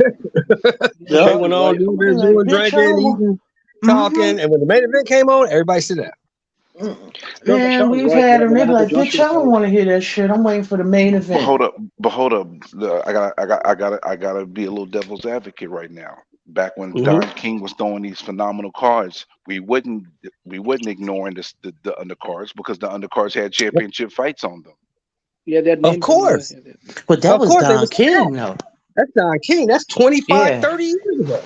He That's true, put on. but I He mean, put on great cards. yeah, I mean he did. Now, it was a different time, but why in the hell can't we be able to accomplish those type of things in this day and era? I understand there's Because priority, but these if you give promotional the companies value, ain't gonna do that. They ain't gonna do that. They because ain't gonna put 3 champions on one card. They're not gonna do it. well, they ain't gonna maximize their dollar then. Because if they They don't because care. they do, but they just scared. Okay. Look, I'm I gonna go be with that honest. Like, too. I go with that too. Shelton is right. I mean, when I put the last fight party you had was for Joshua versus Usyk 2, and like when my cousin showed up, they just asked me straight away, how long until Joshua fights? I said, oh, it's gonna be about another hour. They were like, yo, let's go get some food. You know what I mean? They're like, yo, let's go get some food. Like, it's, you know. I mean, it's true. I mean, but I think us as the more seasoned boxing fan, just like it's the responsibility of the promotional companies and all that for them to help promote the fighters and get them seen and get their popularity up. I think it's incumbent upon us as fans to not say necessarily help casuals, but people who don't watch boxing as much to say, hey, listen, check this guy out. He's a great fighter. I think you'll enjoy him. I think that's a part of our responsibility as a fan to help the sport of boxing. If we love boxing, our goal is to try to help the sport so it can be as big as possible, so we can get as many of the best fights as possible. So I think that's incumbent upon us as fans to do so. I agree with you, bro. I think these undercards should definitely be a lot stronger with names on it. And I think overall, I think that would actually help produce better numbers because more hardcores would actually buy the fights, I think, and the casuals. Yeah, but Even some of see, them would. But I Do just you know don't what think the, that's just the way it works, though, bro. but you know what It the hasn't thing been so that way. crazy about it? People don't. The thing is, the promotional company stuff don't give a fuck about us because Yeah, the yeah. problem is we complain and too many of us steal. So they probably like fuck us. We only want to care about getting the Well, casual fan because those are the ones that's gonna pay the money. Yeah, but bro, the well, reason why we've been most of doing us their job for them. And I refuse to do it because, I mean, not to say I refuse to do it, but I'm not a promoter. I don't get paid to promote. You know what I mean? It'd be different if I'm in that field, but like, they're not going to give you what you want anyway. Yeah, that's Yeah, see, that's my thing though. Like a lot of the fights that I want aren't happening. Like Usyk Fury, Crawford Spence, Better be a Bivol. If they're not giving me the fights I want when I want them, not 7 years down the line when one of these guys are washed up, right? Then I don't feel like I'm obligated to pay these dudes. And it's facts. like, and don't get me wrong. I mean, the YouTube community has kept boxing alive as far as promoting it. You know what I mean? Because the mainstream media, I mean, we got ESPN is the biggest sports platform in the United States, but they don't really necessarily promote boxing unless it's a big fight of this type of magnitude that we had yesterday. But they don't talk about the other fights, you know what I'm saying? Like they used to back in the day. I'm not saying that they talked about all fights, but when the Worldwide of Sports was on, they were talking about fights, and the Howard Cosell days. And I'm not trying to be like what's the word? I'm not trying to go back, but that's the difference. And then when boxing went to cable or whatever, when HBO came out, so what I'm trying to say is that and then we had the ascension of MMA. So a lot of things have happened. So thank God for the YouTube community for keeping this boxing alive as I far think as a lot. promoting it. No, Lisa is 100% right. I think a lot She's has definitely right. happened in the last few decades that damaged boxing, the rise of UFC. I think also the damage as far as a quality product. I think promoters generally, like the way Don King used to, the way Bob Arum was back in the day, um, etc. They don't put these big cards on anymore, and they don't put the super fights on as consistently as they used to back in the days. So I think boxing's slowing down a little, and then the rise of UFC, and then just this overinflation of everything is pay per view, everything is pay per view. It just I don't know, man. I feel like it's kind of damaged the sport quite a lot. It did because it narrows your audience. Yep. It narrows Look your at audience. right, and look at and Don King is what in his 90s now. Look at that press conference yesterday in the morning with AB. AB didn't show up. His opponent, it was just crazy. The whole, and it was like too long, and I felt like some of it should have been cut. Okay, AB didn't show up. It's just like some chitlin circuit shit. I think with AB, if AB didn't show up, they should have just canceled the press conference. I don't know what they were gonna do. Yeah, it It was was weird. crazy, and they kept the camera on, and I'm like, what? It was on for the longest. I'm like, what are they doing? I don't know what's up with Broner. He just I don't know what's up with him. I mean, he went from BLK to Don King, and now he's not even showing up at press conferences. When he was on PBC, he was pulling out of fights. When Eddie Hearn was making him offers to fight in the zone, he was attacking Eddie Hearn. I don't know what's up with Broner. Yeah, it's just I think Broner's done, man. Unfortunate truth. Mm-hmm. Is Jamal Charlo done? I'd say so, yeah. No, I don't think so yet. No, I don't. I just think he He been hasn't fought gone a enough. while, but yeah. I just think the back injuries. I mean, historically, back injuries are really bad to for any athlete to come back from. I just think the back injuries, inactivity, and he looked pretty poor in his last What's fight wrong? What's against. wrong with it? Hold up, Jimmy. See, Yep. that's what. Look, I don't want to be a conspiracy theory, but man, we be having some injuries right here where we don't have the specifics. Like, is it a muscle issue? Is it spinal? Like Mike Tyson said, my back is broken. Spinal.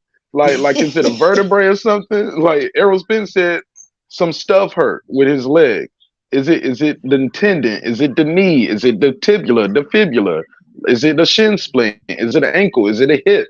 What part? Like Well, you know, we don't have a Mark, lot of with a back, specifics with these injury reports. but you know, with Yeah, a he didn't give back, the the details. thing with a back is you never know when it's healed because soft tissue injuries are the worst. But look, does he have a soft tissue injury or is it spinal? I have no Is idea. it a Oh, God vertebrae? damn, Mark, Is you it done a went all the slip way to disc? Mike Tyson and all kind of See, shit now. No, I'm they being never really gave us enough information to egg just salad, egg uh salad, and that's you all But I'm know what they saying, said family. That's was, it. the what they said was that he was jogging and he stepped in a pothole, and that could wrench your back, and if you fuck up a vertebrae, ooh yeah, yeah it's ugly. yeah It's that's ugly. that's because It you could takes a twist minute your to come back back. a certain way and Yeah, mess it up. you can Yeah. crush a vertebrae. You can do all kind of shit. hmm I heard he And So the injured his so only back. one so that so was really speaking out for him was Regis. Was Yeah, giving little yeah. yeah. yeah, I'm just saying, man. I don't know what this injury is. I just know I just know Jamel Charlo had to show an X-ray and get a doctor's note for his hand injury. A lot of these other champions don't have to go through that loop. This dude was undisputed, and he got to Yeah. show Nah, doctor's notes and I X-rays. think he had to show information to the WBC. Yeah, Oh, They I haven't think really? so. stripped him, so he showed him something because they ain't stripped him Yeah, yet. And it's been 2 years. he had to show something because I remember Suleiman was saying that because they was asked the last convention they had and they it was asked, question was posed, well, what's up with Jamal Charlo, and he said, well, he will investigate it, reinvestigate it, and see what's going on with him, how his progress is going, so Yeah, but that I heard was someone that. tell me that he claimed mental health as well. I think it was Regis saying that Jamal Charlo right now is in a really bad place mentally because of the divorce or whatnot. So I think he might have told the WBC he was having mental whatever Ryan Garcia said he was having.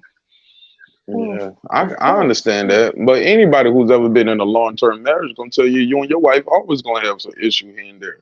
You can't quit your job for 2 years though, and expect to Yeah. still come back as the supervisor. Teofimo Lopez had issues with his wife. Nobody made no excuses for him when he went in there and lost to George Kambosos. You can't hold a division up. That's why you got interim champions. Right. Interim champions step in when the champion is ready to come back. You can fight the interim guy. But yeah, that's the whole point of an interim champion. So you don't have a title sitting on the shelf. June is going to be 2 years. hmm That's egregious. They should have just made him champion in recess, and then when he was ready to come back, fight the interim, which is Carlos Adames. That would have been the right. But they did it with Pacquiao and what's his name, Ugas, right? That's WBA though. Yeah. I don't know if Jamal can come back to 160 though. I mean, he's a big dude and he's been off a long time. Because I remember when he was calling out Bivol, him and Bivol looked about the same size to be honest. So I don't know if you can make 160. You know.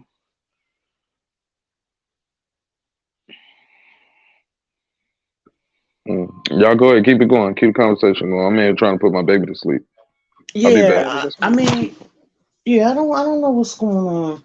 At least we starting to see him more now, so I know that he's working on, you know, uh, coming back.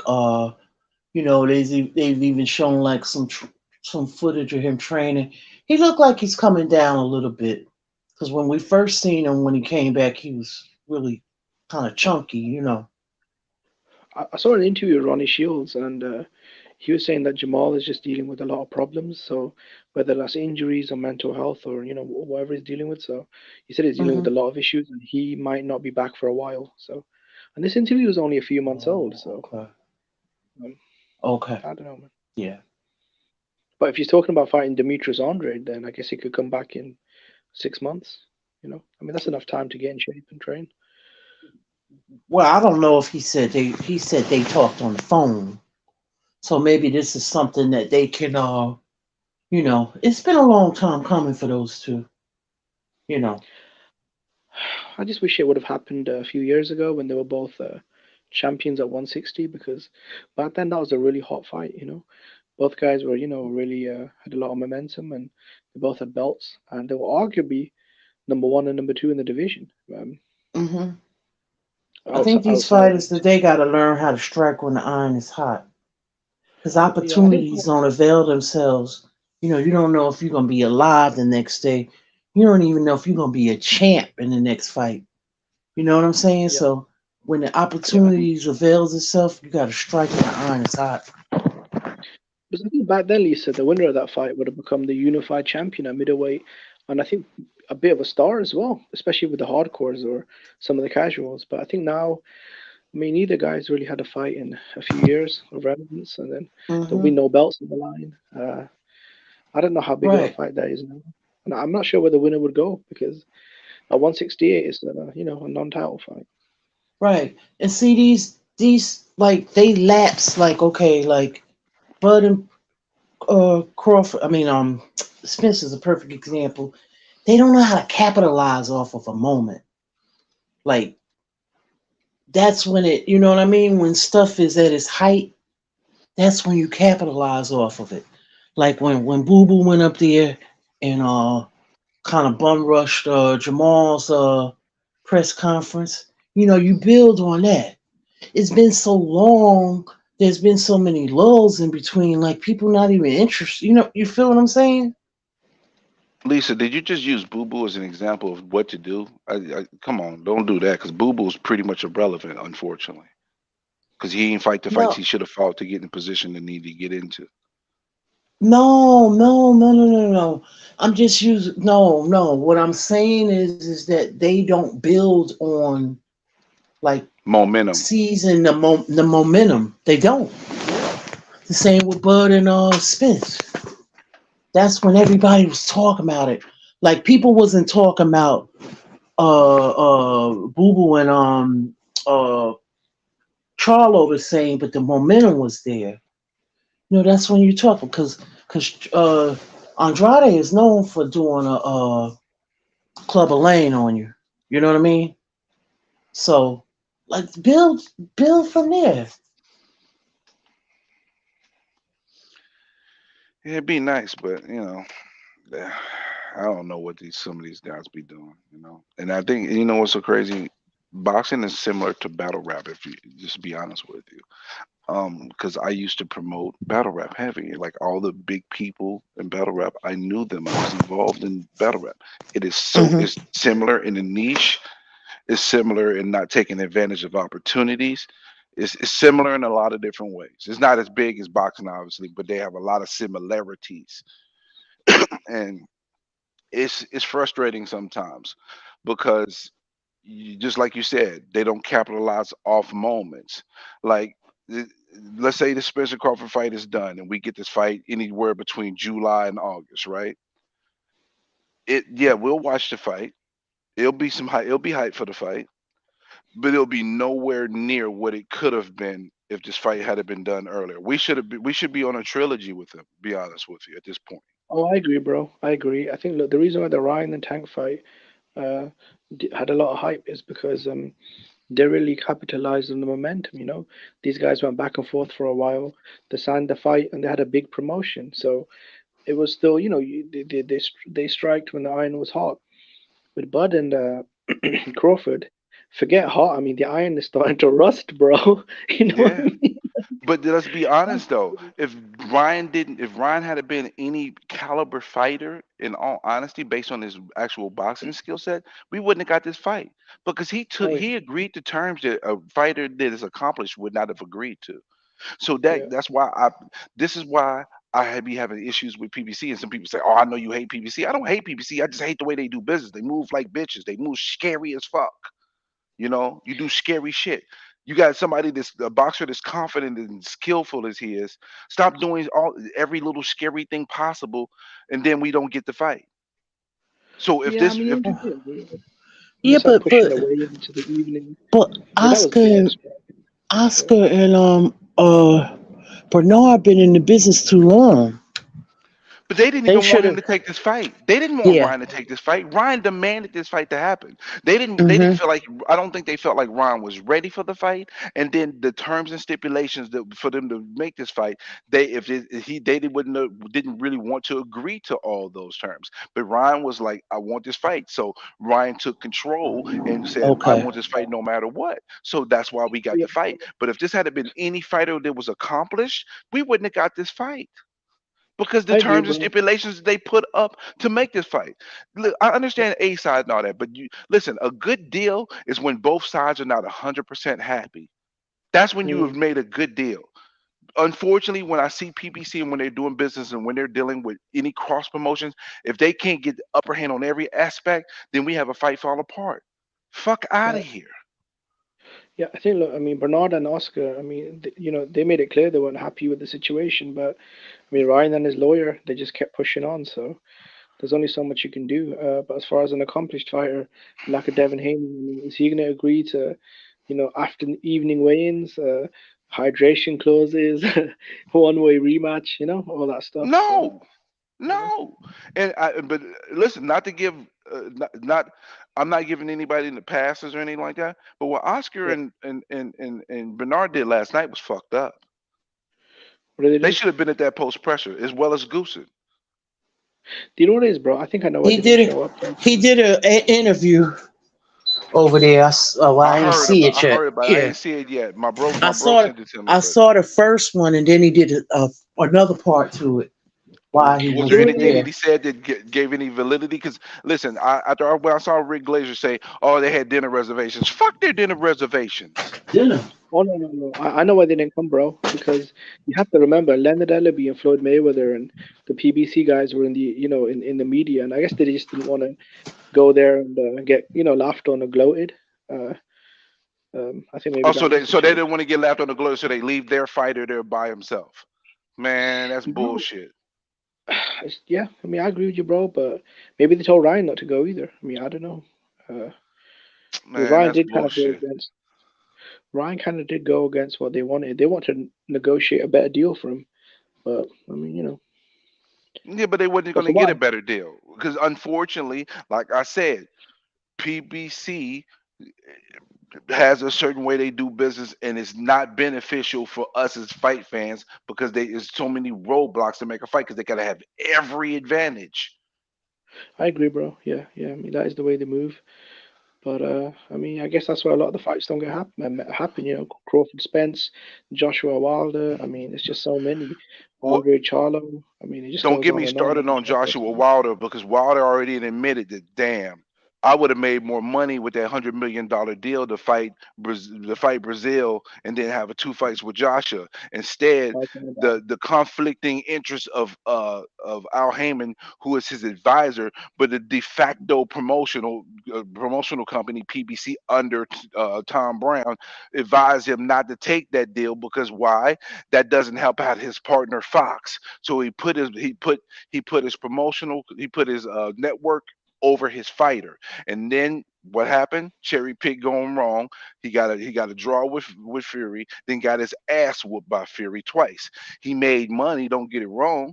But he would have made more money with that 3 fight deal, Oh, yeah. fighting with Matchroom, and that wasn't even with Eddie Hearn because he don't get along with Eddie Hearn. That was directly, strictly through the zone.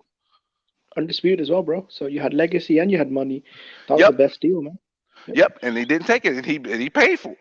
He paid for it, and this is why I Right. have an issue with PBC because you have somebody that's supposed to be just an advisor, but he is actually the de facto promoter, and he's in positions where he has to choose between the fighter and the network, and he's choosing the network over his fighter's best interest, and then we end up not getting fights that we're supposed to get, and I'm supposed to be cool with that. Yeah, bro. I see what you're saying.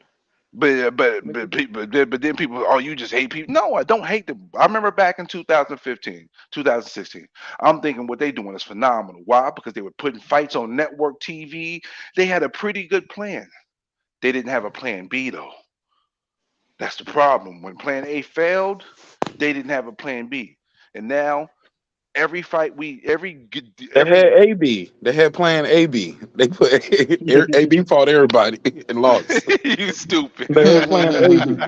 You had to come and throw that crazy. That was funny. Hey, look. You know I got to come back in with a little smart mouth shit. But all right, I'm Yeah, back that on was mute. shit was All right. hilarious. It's But yeah, I remember when they started with Keith Thurman. I was going to say Keith Sweat. Lord have mercy. listen, we begging for fights like Keith Sweat right now. But it was I'm waiting really for the both of them niggas to make a comeback. Keith Sweat and Keith Thurman. Shit. Me Keith Sweat too. already came back. Keith Sweat came back, man. Oh I saw yeah, him. you know what? He hit him before. I saw him when I went to go see Usher in October. So in See, there you Vegas. go. So So he look. came back. We still just wait on Keith Thurman. It started with Keith Thurman and Danny Garcia because they built that fight up so much, and the fight didn't live up to. Mm-mm. I think the Porter That's fight. where it started. That's when the downfall started. And then the pandemic came, and then woo. Yeah. I like the fight with Keith Thurman and Porter better. Yeah. See, with I thought me, it that was was a always a better bit of a fight.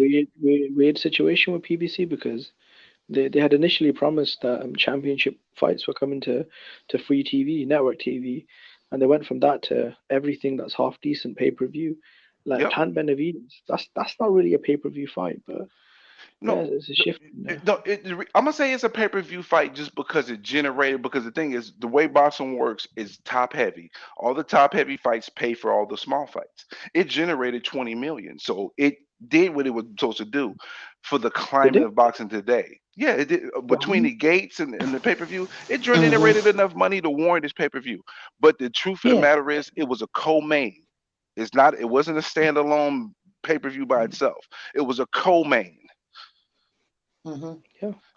See, if you had another fight on that card that was close to equal value, then it would have been like, Yeah. yeah, I'm See, that's what excited. the UFC do. That's what the UFC do. They stack their cards, right? So you got a big main event, and then you got a big co-main event, then you got a strong undercard. So that's why Mm-hmm. the UFC does big numbers because they load all their cards and have mega events. So that's why they Yeah, do, I Yeah. mean, I don't like using UFC as a template to compare to boxing because you're dealing with a monopoly. You know, yeah. Mm-hmm. That's you don't true. have four sanctioning bodies and eight and five promotional companies. You know what I mean? So they can be able to do something like that because they have the stronghold on everything. Boxing doesn't operate that way. So I You can't know what is expect boxing to provide something that their format is not set up for. Do you know what is, bro? I definitely agree with what you're saying that as far as the formats, but I feel like boxing could still do a better job than it's doing now, bro. That right now it's doing a terrible job. They're not even doing the best with what they have. You know what I mean? Like as far as You know what I've learned? To stop trying to hit my head over a brick trying to figure out boxing. Boxing. You know why? You know why? Boxing is a old sport, probably one of the oldest, and it's yeah, too many moving parts. There's too many variables. There's too many. It's too multi-layered. Like just when you I think think you know this, no, this is what's really going on. I think You would have boxing to be in the business to really understand it. And then when you in it, you still trying to figure it out. I think boxing being kicked out of the Olympics. I think that's gonna hurt pro boxing because the Olympics was always the gold standard for amateur boxing. All the big, all the big countries did cater all their amateur programs and systems and teams to go to the Olympics, right? That's where you got all the big promotional contracts and media hype from. So I think the Olympics kicking boxing out is going to hurt the next generations of talent coming through because they don't really have the platforms anymore to promote the young fighters coming up. Yep. So they're kicking it out of the. It's going to be removed from the Olympics because I know the last time I saw it was Keyshawn won a silver medal. Yeah. So what about all them people all over the world? That's crazy. And Well, they just included women, huh? I had in the ring with Christine up here, and she is an Olympic coach, and she said that's a rumor. She said take it for somebody, me, Martinez, who actually worked for the Olympics. They still gonna have U.S. boxing in the Olympics. She said that's a rumor. That's not true. Because I remember Moses Atami used to Okay, get that's into great to hear. Yeah, I mean, she worked for Team USA literally right now. She was just with Team USA over there in Germany, right? not Germany. It was somewhere overseas though, but Yeah. yeah, but she was overseas, man. They Team USA is alive and well. We need to start getting those guys on these shows too, and build their platform, build their profile up before they go to pro. You know? Yeah. Yeah, I watch her show. She has a great show. Hmm. I think Andre Ward was the last male American Olympia gold medalist, wasn't he? I think you're correct. Yeah. Yeah. And you know what? They didn't really, they didn't get behind Ward like they should have. Like, it wasn't like how Sugar Ray Leonard, like, he didn't just come out the door with, like, he wasn't like the darling. You know what I'm saying? Yeah, I And always he found that went in. weird though. Hmm? But I said I always found that weird though because Andre Ward was a clean cut guy, family man, had the Olympic gold medal, all American kid. I thought, I mean, there was a lot to work with there. He also won the super middleweight tournament as well, became a unified champion. I have no idea why he didn't cross over. Hey, they didn't. Carl Froch was expected to win. They didn't Yeah. know Andre was gonna go in there and mess up everything. You know what I'm saying for them. So you know, Andre just went in there and did what he had to do. And he did it his way. He getting ready to have a They got a it's called the Booker Award. They're doing a documentary on him on Showtime. It's coming out soon. I heard I'm him gonna catch talk about it. Yeah, I got to see that. Yeah. I remember when he was fighting not Andre Ward, Sergey Kovalev. I was so hyped for that fight. I remember waiting for that fight night. That was crazy, Oh man. That's yeah. probably, Yeah, yeah, that I first think, fight. Yeah, I remember. Yeah, yeah, when I he think got for that, knocked down, everybody was like, "Whoa!" yeah, I stood up. I was like, oh damn, because I was rooting for Andre Ward, right? So I was like, Mm. oh damn, Kovalev's actually gonna stop him. And then he came back and grinded out a win. So that's cool. I Yeah. think Ward Kovalev and Canelo Golovkin too were probably the last two fights that I considered were kind of like mega fights that were really important for the sport that I was really excited for. Yeah, I like Andre Ward. When I hear, I see what Jerry said in Trade. He said Ward style was never fan friendly. That's why people forget. No, I think that was HBO commentary team leading the witness. Like though they became grumpy old men over there at HBO, and they was telling you every fight was trash that they didn't like.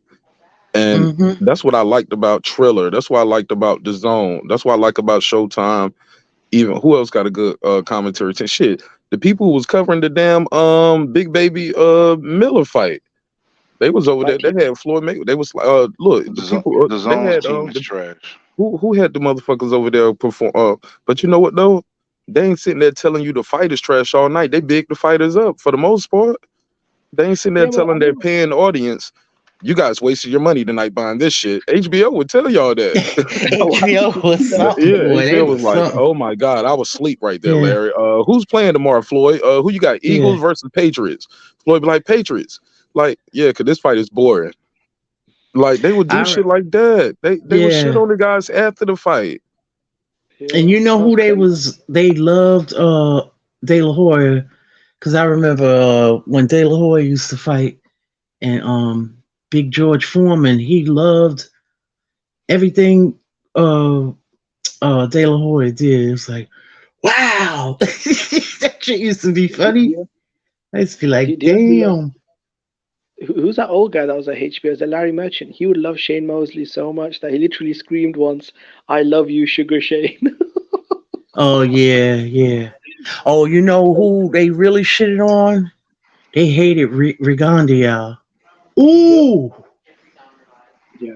Right, right. They said his style was boring, but he was out there breaking people's jaws with one punch. yeah. They hated One punch, Rigondeaux. breaking your jaw, and it was over. He was ending Mm-hmm. people's career, bro. He was a monster, bro. And they used to shit on everybody, man.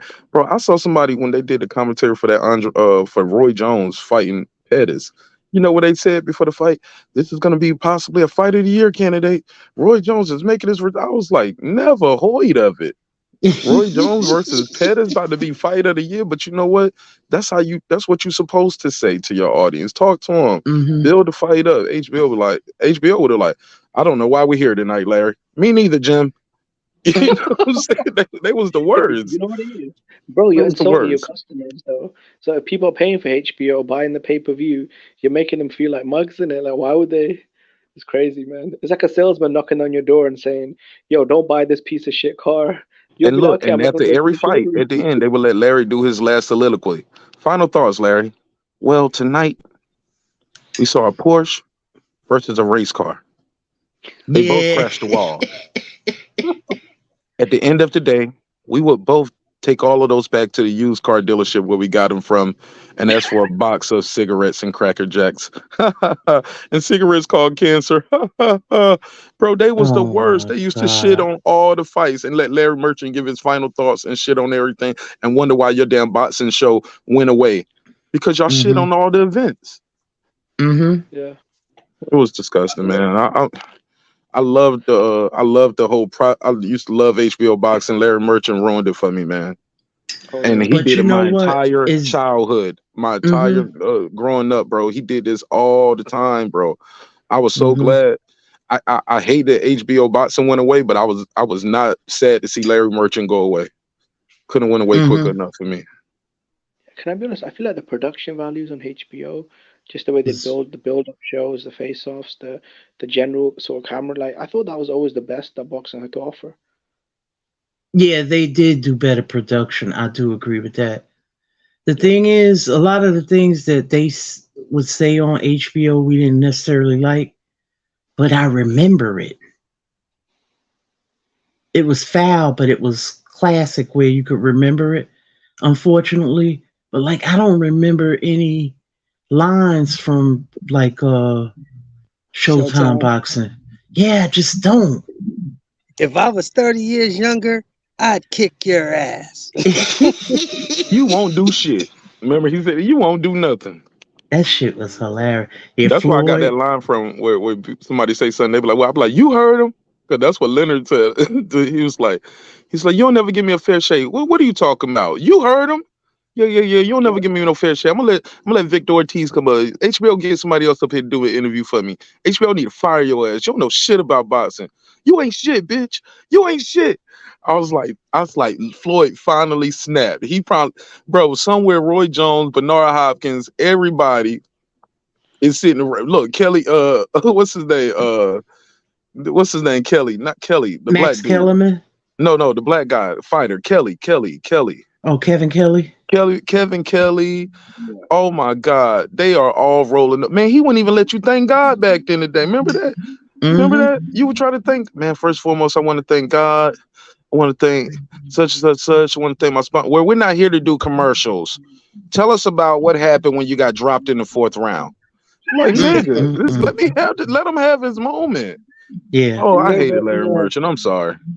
do you think people are gonna pay money to see boring fights like this again, Bernard? Well, It don't matter if they want to see it again. He was I'm like, "Well, leaving how do here you with a get check. paid? How do you get paid if they don't want to see it again?" Well, I tell you what, I ain't leaving out here without a check tonight. Yeah. But I'm surprised what more he than don't HBO. understand is that's a mandatory. I don't have to fight him again. This the guy. He was the mandatory. I fought him. I beat him. He was the number one contender. I don't have to fight him again. You know, but oh my God, don't get me Mm-hmm. all. I Oh, couldn't stand Mike Larry. Tyson. Mike Tyson left. Remember they used to get on him? Yep, they left his. They scared. They were scared of his crazy ass. They used to interview him Mm-hmm. with earmuffs on.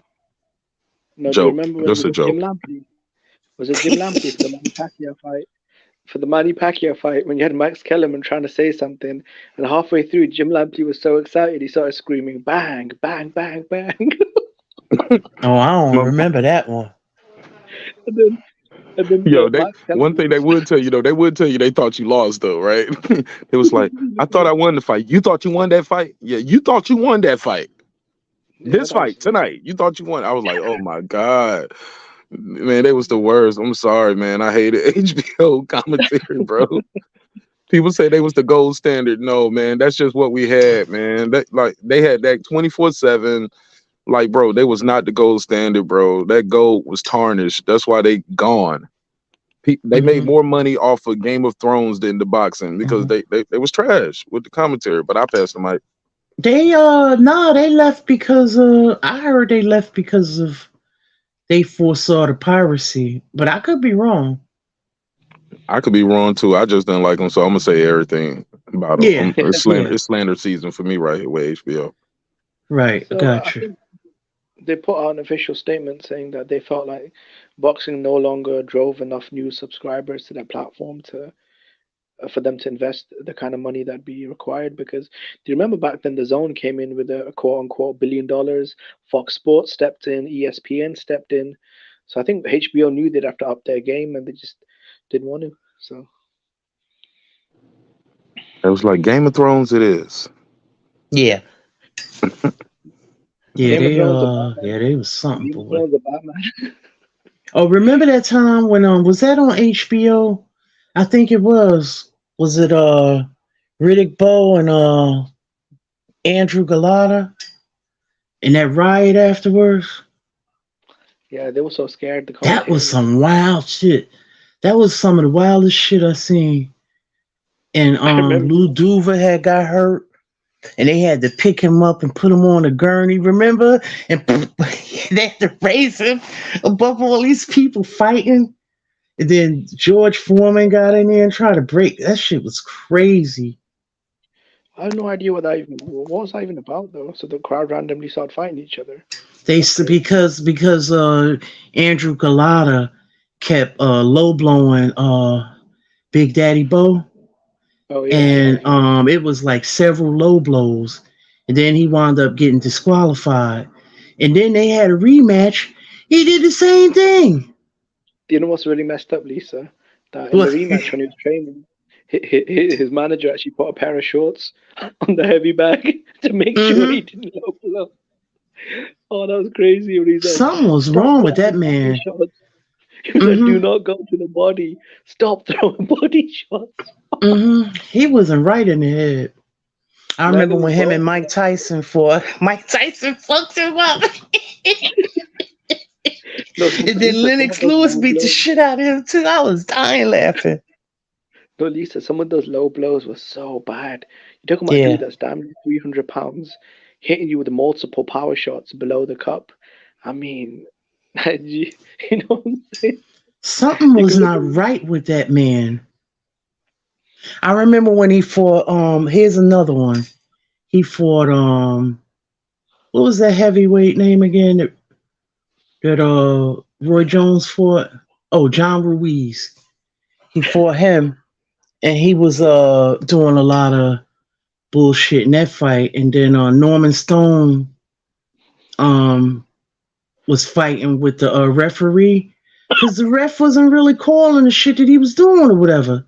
So then Norman Stone wound up cursing the referee out, and then he got disqualified. Like he got Oh, they kicked kicked out the of the corner. corner. Yeah, they told him to get the fuck out of here. They said go to the dressing room. That shit was crazy too. Something was not right in the head with Galata. That dude was crazy.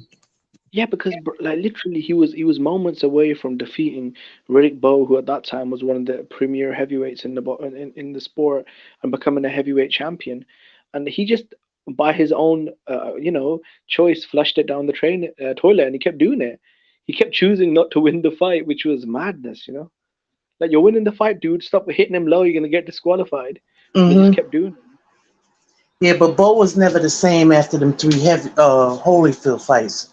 Those was wars. Do you know what made me laugh, Lisa, in the rematch when Jim Lampley was like, "Oh my God, the unthinkable is happening. Galata is going low again." He was like, "The unthinkable has just happened again. He's going low." Yeah, because I thought that Galata, I was like, man. And then Bo came in a lot lighter too, which Yeah, that didn't help him either. I yeah, don't know, man. Bo was crazy too, though. yeah. I would love to see Tyson versus Bo Bo. took a lot of punishment in that Galata fight, man. Yeah, he I went did. back and did a rewatch the other day because we was talking about how guys started losing their motor skills, and we're like, but when did it happen? You know what I'm saying? When do you start seeing it? And it's a little documentary I saw on YouTube about Bo and the rise and fall of Riddick Bowe, and it was just, man, sometimes it's just sad, man. When we see guys like Andre Ward, and we were like, oh, he Mm-hmm. retired too early.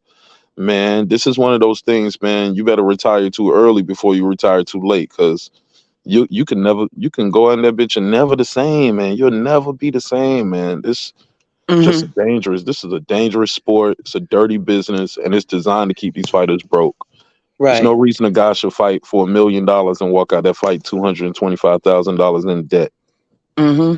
Yeah, Yeah, Yeah, but what should the three Holyfield fights is what I think messed him up. Cause the first one was that was a war, man. Then he wasn't the same after those fights. the one is with Riddick. Unfortunately, he used to balloon up in weight a lot as well. So in those training camps, he used to lose so much weight and do so much sparring that probably took a lot of ill effect on him physically and mentally as well. And Yeah, then the cause he wars was with so talented. yeah, yeah. I remember when he had that fight with was it Elijah Tillery. Remember Elijah kicked him? Was it Elijah Tillery? Remember he kicked Bo, and then Bo was trying to push him over the ropes, and then what's The his manager of name? WWE, The his brother. manager and tag. Yeah, the brother. What's his name? The man at Rock Newman. That shit was Yeah, crazy. no, it's that WWE like tag team. You know, one guy holds him from the back, the other guy hits him from the Mm-hmm. front. Yeah, Rock Newman. I haven't seen him in years. Yeah, we had some characters in boxing, boy. Yeah, it's Lisa, crazy. they Yeah, look, they've been taking punches to the head since they were 6 and 7 years old. yeah, Your brain yeah, ain't even developed yet, and they out there taking punches. yeah. That's true. That's true. Man, I seen Tank when he was little. He he punched the shit out of somebody in the face. He a dog. At least he was a dog back then too. That's why Yeah. last night I was like, Tank Davis is patient. The way to Mm-hmm. beat Tank Davis is how Ryan Garcia did that first round. You just got to be patient. Try to jab him. Try to outpoint him. If you win the round, you win the round. If you lose it, you lose it. But what you don't do is go in there and try to blitz that kid. He's five. He's what 5'5", 5'4". Everybody he's ever Yeah. fought is always bigger than him. They always trying to bully you, trying to blitz him, trying to outstrong him, outpower him, and that's what you don't do to him, because that's what you falling right into his game. That's what he been doing his whole life, beating up big dudes to try to rush him and blitz him. And he can make himself real tiny in that ring. And like he did with Ryan. Ryan, he just kept getting under those uppercuts, just kept getting under Ryan's uppercuts. And finally, right before that last one, he smirked at Ryan. Ryan had just tried that damn left hook like 3 times. That Mm-hmm. fourth time he tried it, Tank got under it, countered him with the uppercut, and it was all she wrote. I'm sorry, countered him with that body shot, and it was all she wrote. You don't even think he's gonna get that much leverage on it, that much power on it. It's a tight little window, tight little space right there, pause, and boom, he just hit him with that left, and it was all she wrote. You can hear it too. Oh my God, I'm gonna do another rewatch for that fight tomorrow. For anybody want to see it again, I'll do a rewatch again tomorrow. Oh, hey, Probably cool. about Fun like fact: Rock Newman has a about show 1 o'clock. on PBS. Sorry, go ahead, bro. I said, fun fact: Rock Newman has a show on PBS. That's what he's doing now. What is he doing? What's it Oh, about? does he? I don't know. It's just called the Rock Newman Show. Is it the I same think Rock Newman, the real Rock Yeah. Newman? Mm-hmm. The hell are you doing on PBS? What kind of show Okay. you doing? He Probably interviewing talk people? about some black issues and stuff, knowing him. Is he interviewing people?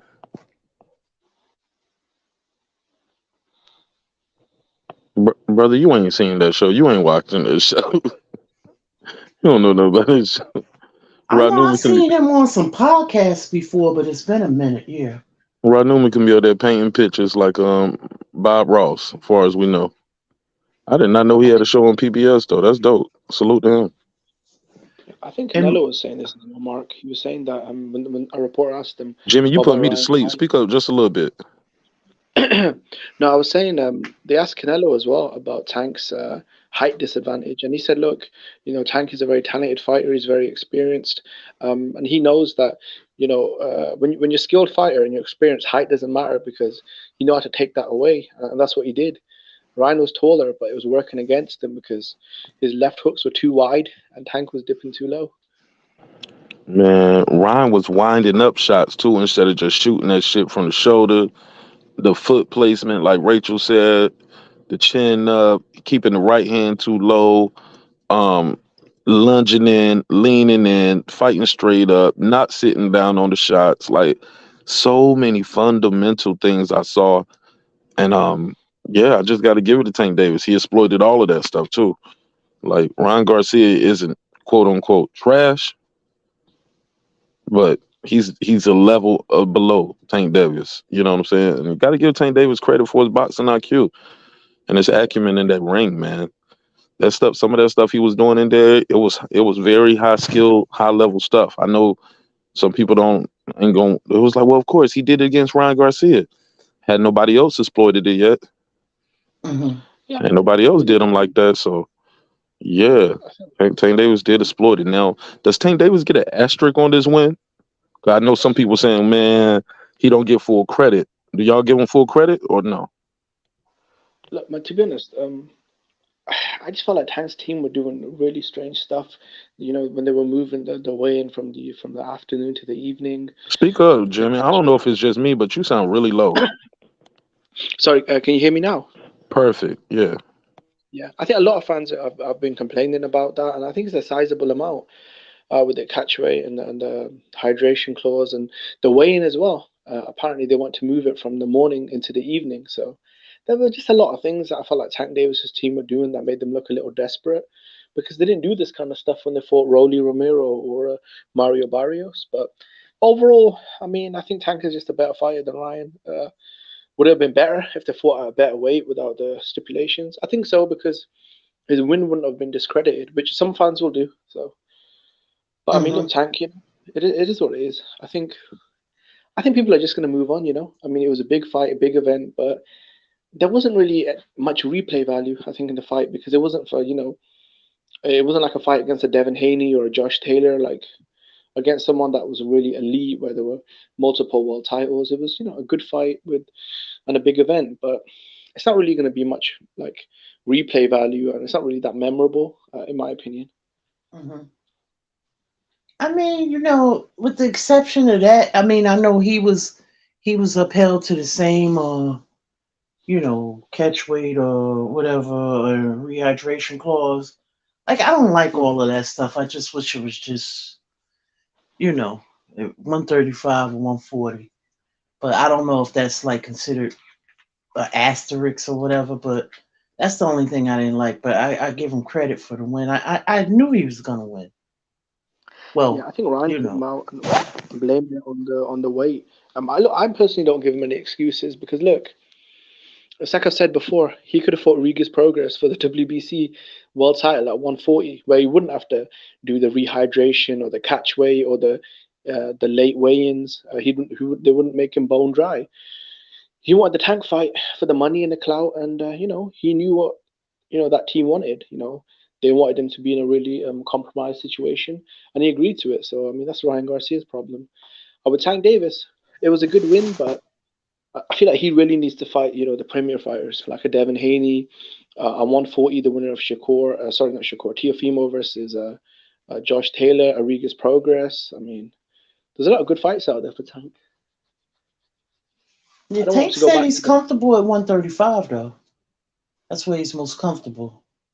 Okay, I think the Devin fight needs to happen, especially if Devin wins next, because they fought around the same month. So Devin gets past Lomachenko, Tank has got past Ryan. I mean, it's literally the perfect timeline. Both guys have had big fights, within range of each other, and both guys could have enough time to turn around and fight at the end of the year for the undisputed lightweight title. Let's see who the best lightweight is. What's I your think what's your boxing needs take that. on that though? Because last night I took umbrage with the fact that after that big fight on the big stage, he didn't call him out. Now some would say Oh, I respect that because it's his moment. I was like, hold up. When Haney was about to fight Cambosis, he said, "Oh, he said what? All right, well, if he beats Cambosis, I want him next. I want you. I want to fight Devin Haney. Devin Haney beat him twice. He doing his last fight on his contract. You just fought your guy. Of course, you don't have nothing lined up. Why not call him out now? You called him out when both of y'all had a fight coming up. Then you was like, he need to worry about May 20th. Hold up, bro. He needed to worry about Cambosis, but that didn't stop you from calling him out before. Nah, I don't like that. I don't like the fact you called the dude out when y'all had a fight. Both of y'all had something going on. Now you right here, the mic in front of you, big stage. You ain't got shit else. You ain't got shit planned. Why not keep that same energy? I'm telling y'all, I see Tank Davis fighting Isaac Cruz in his next fight. What y'all think? I think that's what's gonna happen. I don't see him fighting Haney. Don't see him fighting Shakur. This nigga gonna fight Isaac Cruz. Fuck around, Rolly win that title at 140. He go up at 140 and do a rematch with Rolly and say I'm a two-time champion at 140. I mean, I hope not, but I hope not, but I think you're right, bro. Because I mean, you've been talking about Devin Haney and Shakur and stuff like that when you were tied up with the two Garcias, right, Hector and Ryan. But as soon as you become free and you can actually start making some legitimate power moves to make those fights, I mean, you don't want to talk about them. So I mean, it looks a little suspect, but I expect the Isaac Cruz rematch. And I think if Devin Haney beats Lomachenko, he should probably target the winner of Teofimo versus Josh Taylor. I don't think Tank wants to fight Haney. So Man, I remember Tank was about to fight Rolly. He was like, wait till after this. After these next he was fighting about to fight Hector Garcia, or he had just fought Rolly. He was like, after these next two niggas, y'all niggas gonna see what's up. That's a quote. I was like, next two niggas. I was like, shit, that's a year in boxing. Two fights. yeah. Well, That's a he whole actually fighting year. like a But boxer you should be fighting. Yeah, but you Hmm. can't say it. You can't say wait till 2024. Y'all gonna see what's up because that don't sound good, right? Hmm. But It don't. really, Yeah. who is he gonna fight next? He just fought twice Um. this year already. We just hit April, bro. It's time for him to fight. He got enough time to fight two more times this year. Nah, no need to. He only need to fight one more time. He should just wait. The honest, the truth matter. He should be fighting the winner between Loma and Haney. That's the fight to make. Because the No, thing I see. is, yes, he's going to be the A side in almost every situation, pretty much. But he can't. You can't over dictate terms to where you don't get the right dance partner. Because Tank has not did big numbers until this fight. He has not did anything over 200,000. So if he tries to fight Rolly again, he ain't gonna get these numbers. He gotta fight one of the top three guys.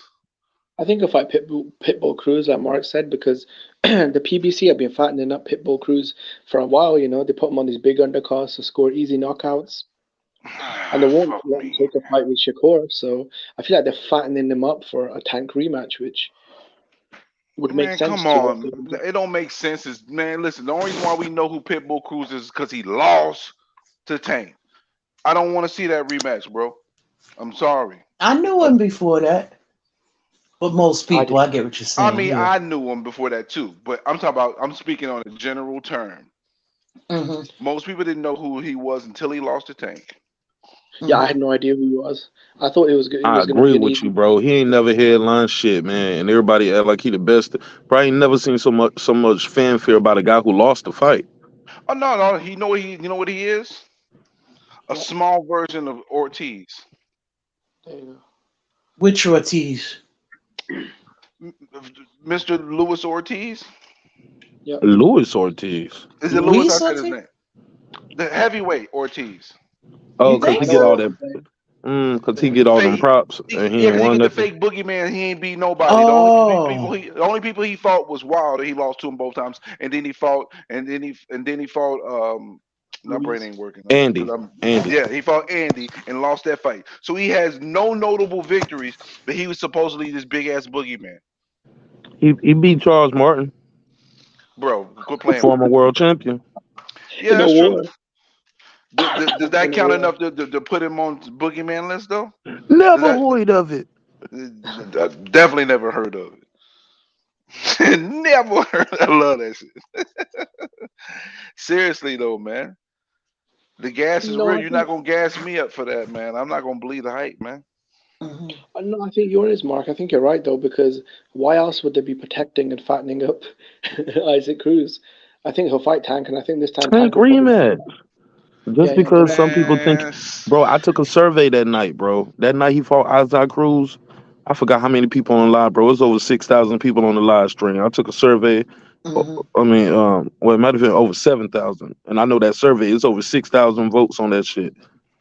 Yep. The majority of the 6,000 votes, that's a large poll, bro. Pause.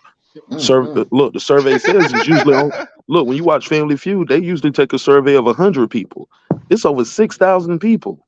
and a bunch of people said, Majority of the people said Tank Davis lost that night to Isaac Cruz, and he didn't. and he did not. Mhm. I thought he beat that dude with one hand.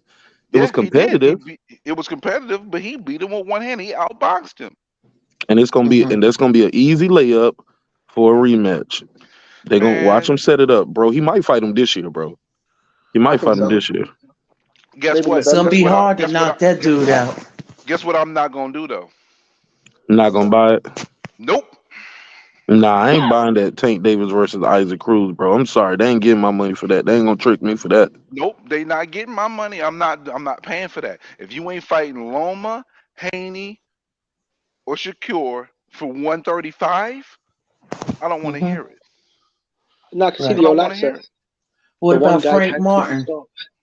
The one guy Tank Davis couldn't stop. Gave Tank the toughest fight of his career. They're gonna sell that. A lot of fans are gonna buy it as well. Yeah, Isaac Cruz, he beat Tank. You know, it's gonna be crazy, man. Fans is easily duped. They're gonna buy that, man. Come on, this is pissing me off just talking about this. It's pissing me off, man. It's pissing me off. And Frank Martin, they wouldn't put Frank Martin in front of the Tank yet. They wanted if anybody that's on the same side of the street and they're in a position to be a champion, they're going to want to get him to get a title. A title or get in position to get a title that has nothing to do with their initial fighter. I mean, listen, let's look at PBC's movements. There's no way they're gonna put Frank Martin facing Tank. Yeah, I think it's not. Yeah, Hmm. Man, if they do that, yo, Mark, if they Lisa, Mark, listen, if they do that, man, listen, I'm gonna be dropping content again because I haven't been doing that much content. I'm dropping content. If they do that, I'm spazzing. Bro, why would they do that? High risk, low reward. And if you was Frank Martin's handler, would you put him in there with Tank Davis right now? Would you Hell feed him no, the Tank? no, Uh, no. I'm talking about if they do the Tank and Pitbull, if they do that rematch. If they do that or Rolly, I'm going off. Mhm. I think the Isaac you Cruz ready fight to is go more off? sellable than Ready, Rolly. ready. Can I be honest, bro? I just don't know how to sell the Rolly rematch. I mean, so many fans complained about Speak that up, fight. Jimmy. Because Rolly got a mouthpiece. Yeah. What he say? What you say, Jimmy? And I said so many fans were complaining about the Rolly fight, so them running it back. I mean, You said fans were complaining about Rolly fighting what? Rolling, running it back. no, no. I said, you know, when they first fought Tank Davis and Rolly Romero, a lot of fans were complaining about that fight that they wanted him to fight one of the champions. But so if they run it back, I think a lot of fans will definitely be outraged. But I think the Isaac Cruz fight is maybe more sellable because they've been fattening that cherry up for a while, you know. I So can't. The fact that you mentioned that and made that much sense just really irks my soul because I was thinking, okay, the only way they could do that the easy money, easy fight is was with Rolly because they got Rolly set up to get this title now because Puello failed the test supposedly, but so it's now so open for him to get this title now. Man, I call bullshit, right? But then when you mentioned Pitbull, you just kind of crushed my soul a little bit because what you said makes sense. And if it happens, I am going to be hot. I'm gonna be hot, but I don't think it's gonna happen because he said he don't want to face him. He don't want the rematch. Remember, Tank said hell no. I hope he stands on that.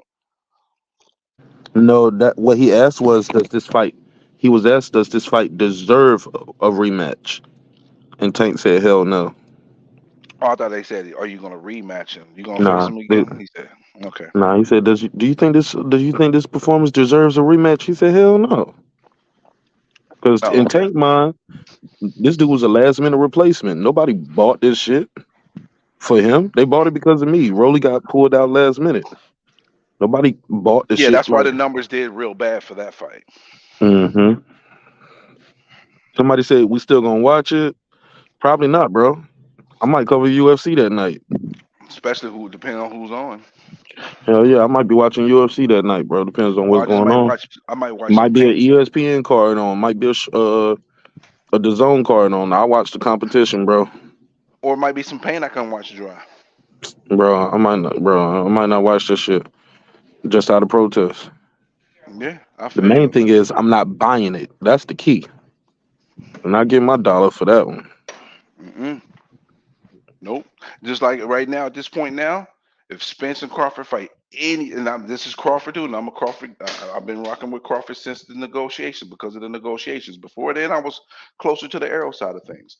But at this point right now, neither one of them, they're both of them at a point of no return.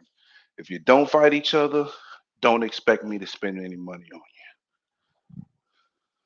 Say that again. If they don't what? you. If they don't fight each other, don't expect me to spend any money on you. That's what I'm looking at. D-Lo 404, what up, bro? Um, yeah, man. I'm not buying the Keith Thurman versus Errol Spence, bro, if that happens. Nope. Keith Thurman is a shell of himself who hadn't fought, who's fought what, twice in 4 years. So I'm looking at two part-time fighters fighting each other. No, Bro, and people been gassing me up, trying to gas me up with that shit. Like, where's Keith Thurman? He got the best resume. 2 years ago, 3 years 4 years ago, ago. inactivity matters, bro. Yeah. Inactivity matters, bro. And I don't see Keith Thurman going in there and competing with either one of these dudes. Damn, man, Keith Thurman, really, man, what happened to his career, bro? At one point, he was the best welterweight in the division, bro. Inactivity, just waiting for fights, injuries, just Injuries, all kind of shit, man. Damn. body breaking down, Yeah. inactivity. Yep. Yep. And Keith Thurman said he never really had a strength and conditioning coach like that neither. He said, I go to LA Fitness and shit like that and Planet Fitness to train. And he said, I get Uber Eats for my meal prep and all this shit. I'm like, bro, you a world champion, bro. Like, Mm-hmm. you ain't got nobody to fix that shit for you. Even his last fight, he was like, I was tender to the body before I got touched. Mm. I was like, hold up, how you tended to the body before you get touched tonight? He said they was putting my cup on and they was tightening it up. This was for the Barrios fight. That nigga said I was tender before I got touched. Mm. He said there's some things I've been leaving out my camp and I'm gonna start implementing those in my next training camp. Like, bro, you over 10 years as a pro. You should have did that shit Mm-hmm. 6 years ago. Come on, fam. He been fighting since he was a kid. His aunt used to do his strength and conditioning. She was in the army or something in the service. I remember when he used to train. Remember he used to train with them pit bulls and stuff. He would have them in the Keith boxing Thurman? ring. Keith Yeah, I'm Thurman? talking about Keith Thurman back in the day. You got None to of go that. back and look at it because I think some of it was on the Boxing Voice because they real cool with him. I think his aunt used to do his strength and this was a long time Yeah, ago. Ness loved Thurman, but I mean, but Hold Ness up. can't. You know, D-Lo said Cruz supposed to fight June or July. Doubtful he'll be next for Tank. Man, thank that God. means they can still fight in the spring they can still fight in the fall. Yeah, because Mm-hmm. Tank can take a break now. Take fought Yeah, 2 times back to Tank can back, fight so him he can in take a. October, September, I hope you're wrong November. though, bro. I'm listen. Anybody can give me news to show that fight ain't gonna happen. I'm welcoming it. Which one? The Tank and Pitbull. Anything that can show me that that fight ain't happening next, please let me see it. Bro, they've been 'Cause lining that shit up for 2 years, bro. They've been lining that shit up. I'm telling you. I see that shit happening this year. End of the year. Some Mm-hmm. money. Get money fight for Tank. It's a name that people is name recognition. It's a guy he already fought. Some people thought he lost. Pitbull Cruz is on a winning streak since then. He knocking dudes out left and right. Oh yeah, they got common opponents. Definitely, I definitely can see them lining that and shit up by the end and of the the year. reason why you right because again, Haney versus Loma. Whoever wins that fight, the chances of them fighting Shakira is much higher than fighting Tank I because agree. Bob Arum. I agree. Because these guys are going to rather keep it in house. Say it again. Say it again. I missed. What I said is the reason why what you're saying is so valid is because the winner of Haney and Loma most likely will face Stevenson because Bob Arum. They rather keep it in house between You Top think Rank. Haney gonna stay at 135? Yep. I don't know, bro. I think they're gonna wait to see who wins T.O. versus Loma. I mean, T.O. versus Taylor. He might go up there and fight the winner with that shit, bro. I doubt it. Especially if it's Teofimo Lopez. I think he see T.O. as food. I don't And think I he see him goes as up to one. food I don't too. think he goes to 140 till next year. How many more fights you think he's gonna do at 135? I had Bill Haney on the show. He told me 0. My word. Yeah, But his son. check the playback. But so crazy though, he said that he was gonna fight. He was gonna stay at 135 for this year. So unless he's only gonna fight once this year, I don't know. I asked him. I said, "How many more fights y'all got at 135?" He said 0. Then I When seen did he him on say that? somebody He else's said that. show. It He was said that this year. before this fight. It was this year. It was a few months ago. It was after the Cambosos too. You know, while they was negotiating for. So it might have been like February. I think I had Bill on in like February or March. So But like I a saw. month or two ago. But I thought I saw something about him saying that they were staying at 135 for the year. I heard him say that too. So I've heard him say both. I heard him say one thing on my show. Contradict. Well, I heard him maybe say he's only gonna something fight else. once this year then. What I believe is going to happen too, though, man. You got to see how you feel. Like it's one thing to say, yeah, we're gonna be at 135. Let's see how that weight cut feel. Let's see how you rehydrate and how you feel after that and how you perform. You know, because you might not feel strong in there. And who knows, the way we saw him look on the scale with Cambosis, maybe that was the water, maybe it was the diet, eating overseas. You know, like Yeah. you don't have your chef with you, you don't have everything that you normally do. Yeah, and being overseas, that could have a different strain on you. Maybe it was the camp. So yeah, and it was a quick turnaround too, from that first Cambosis fight to the next one. So Yeah, it was only what 4 months. I don't know. I just know I saw him one time. He had a green jacket on after that first Cambosis fight. He was at somebody fight. He had a green jacket, and he just looked so bulky in the face. And I was like, damn, how did he make 135? And how you gonna make it again? And he made it though. So no, no, but I think we got to see how he look, how he feel at that weight. Then they're gonna really let us know the real for real. But I wouldn't be surprised if T.O. beats Josh Taylor. I wouldn't be surprised if he said, all right, I'm gonna go on to 140 now. Let me go on up here. Well, And I want unfortunate news T.O. for him Fimo. is Tio is not going to beat Josh Taylor. You ain't got to I, win. I don't think he's gonna win. He has a chance to win though because it's such a. But that fight between them two is one of the unknown mystery fights because Josh Taylor looked crappy against Catterall. He really lost, and then he had the injuries. T.O. confidence is shot. He lost to Sandor Martin, in my opinion. So it's like, dang, what's going to happen? Which fighter is actually going to win this fight? But I just think at the ceiling and bottom and floors, I got to go with Josh. Go ahead, Lisa. Who you got winning that? T.O. and Josh. I think I'm gonna go with Josh Taylor. Just a bigger man, probably stronger, most likely. Been at 140 pretty much his career. Has the experience there, and the level of competition that he's faced is really stellar. So yeah. Only thing with him is that last fight, he kind of like I felt like he didn't run it back. You know what I mean? He's a southpaw. He got to watch out for Josh because Josh Man, I can get got a little dirty. Josh can get dirty in a fight now. he gonna slam T.O. in the first couple rounds just to let him know he's stronger than him. The referee gonna be like, hey, clean it up. But at that point, that's gonna be like one of the mental things. He's gonna probably headbutt T.O. He's probably gonna Mm-hmm. elbow him. He's gonna cut T.O. Mm-hmm. He Yeah, like Josh Taylor's a T.O.'s not nasty a son dirty of a fighter. gun. Yeah, No, yeah, he's Josh not. Taylor rough. Mm-hmm. But the only thing is this: how much is the weight cut gonna affect Josh Taylor? Like is he growing out of the weight and T.O.'s growing into the weight? Plus, he's been inactive. T.O. That's the only thing T.O. got for him. This gonna be his third fight in a year versus Josh Taylor hasn't fought in over a year. Mm-hmm. It's gonna be like a 14, 16-month layoff, something like that. Yeah, long By the time they time. Yeah. fight, Mm-hmm. that inactivity ain't no hoe. Exactly. And then if he can make the weight, he big dude. Hell yeah. Yo, that weight, bro, your timing, yeah, getting your timing back, your rhythm, your distance, gauging your distance, your defense. I don't know.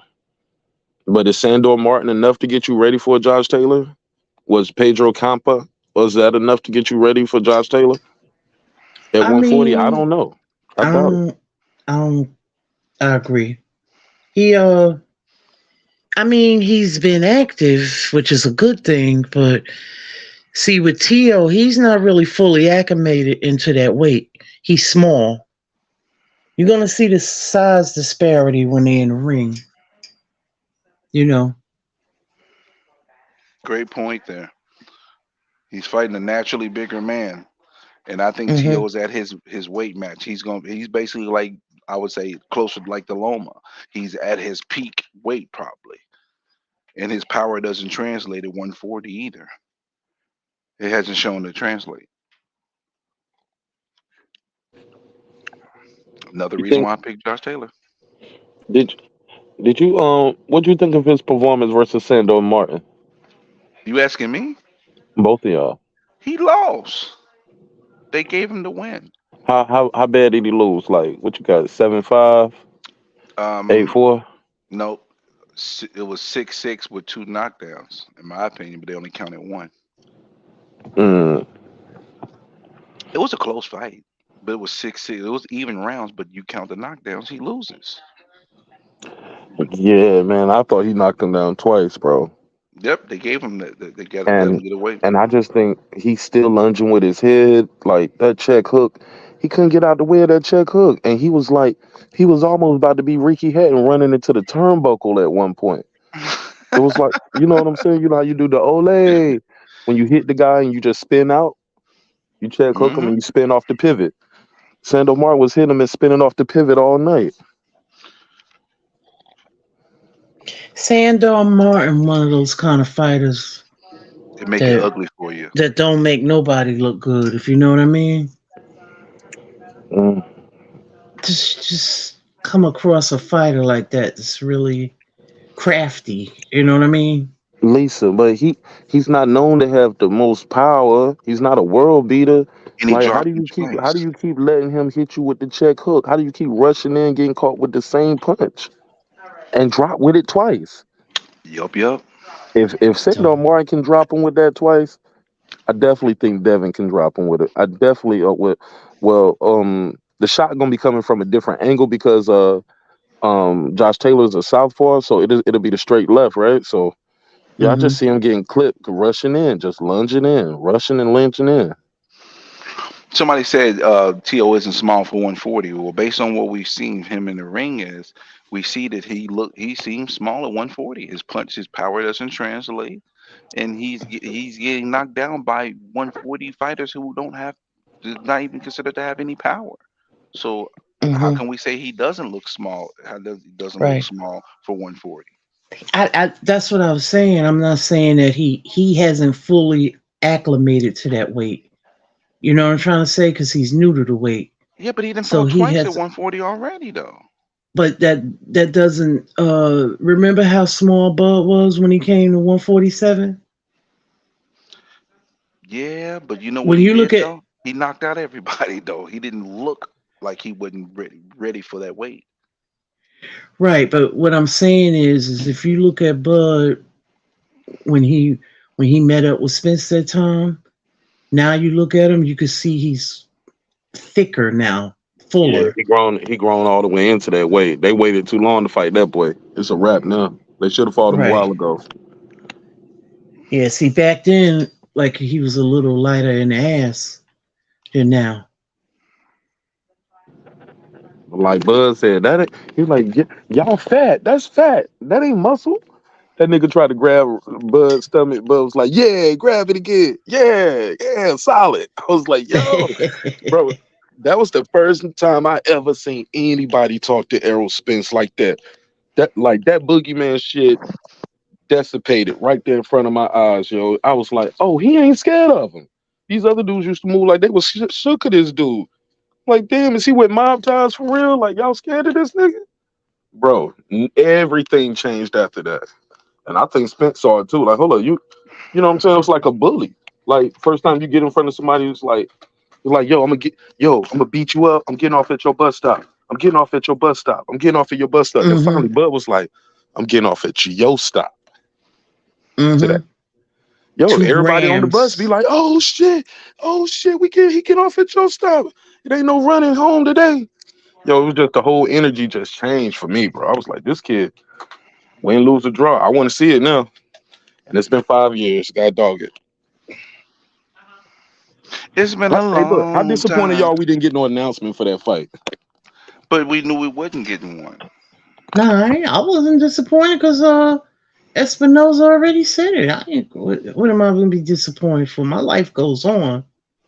Yeah. This is entertainment. Like I can't like. One, you know what? A word. I believe in this word, acceptance. Mm. Now that don't mean I have to like shit. Acceptance of something don't mean you have to like it. The shit, you gotta accept it for what it is for now. Yeah. But they said they working on it. You know what I mean? So Are they? hopefully, you know. Are they really? I don't know.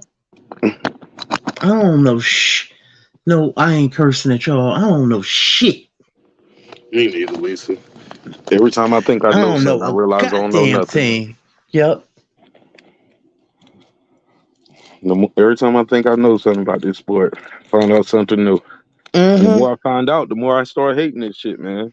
I see why some of these guys be like, man, I don't even watch boxing unless I'm involved in the event, you know? Because that's why we gotta broaden your horizon. There's other great fights out there. You can't just put your eggs in one basket or two. You know what I'm saying? Boxing lives. And if you put your eggs in either basket, do not give them to Connor Ben. It's a joke. Shit. It's a joke. Don't give him no eggs.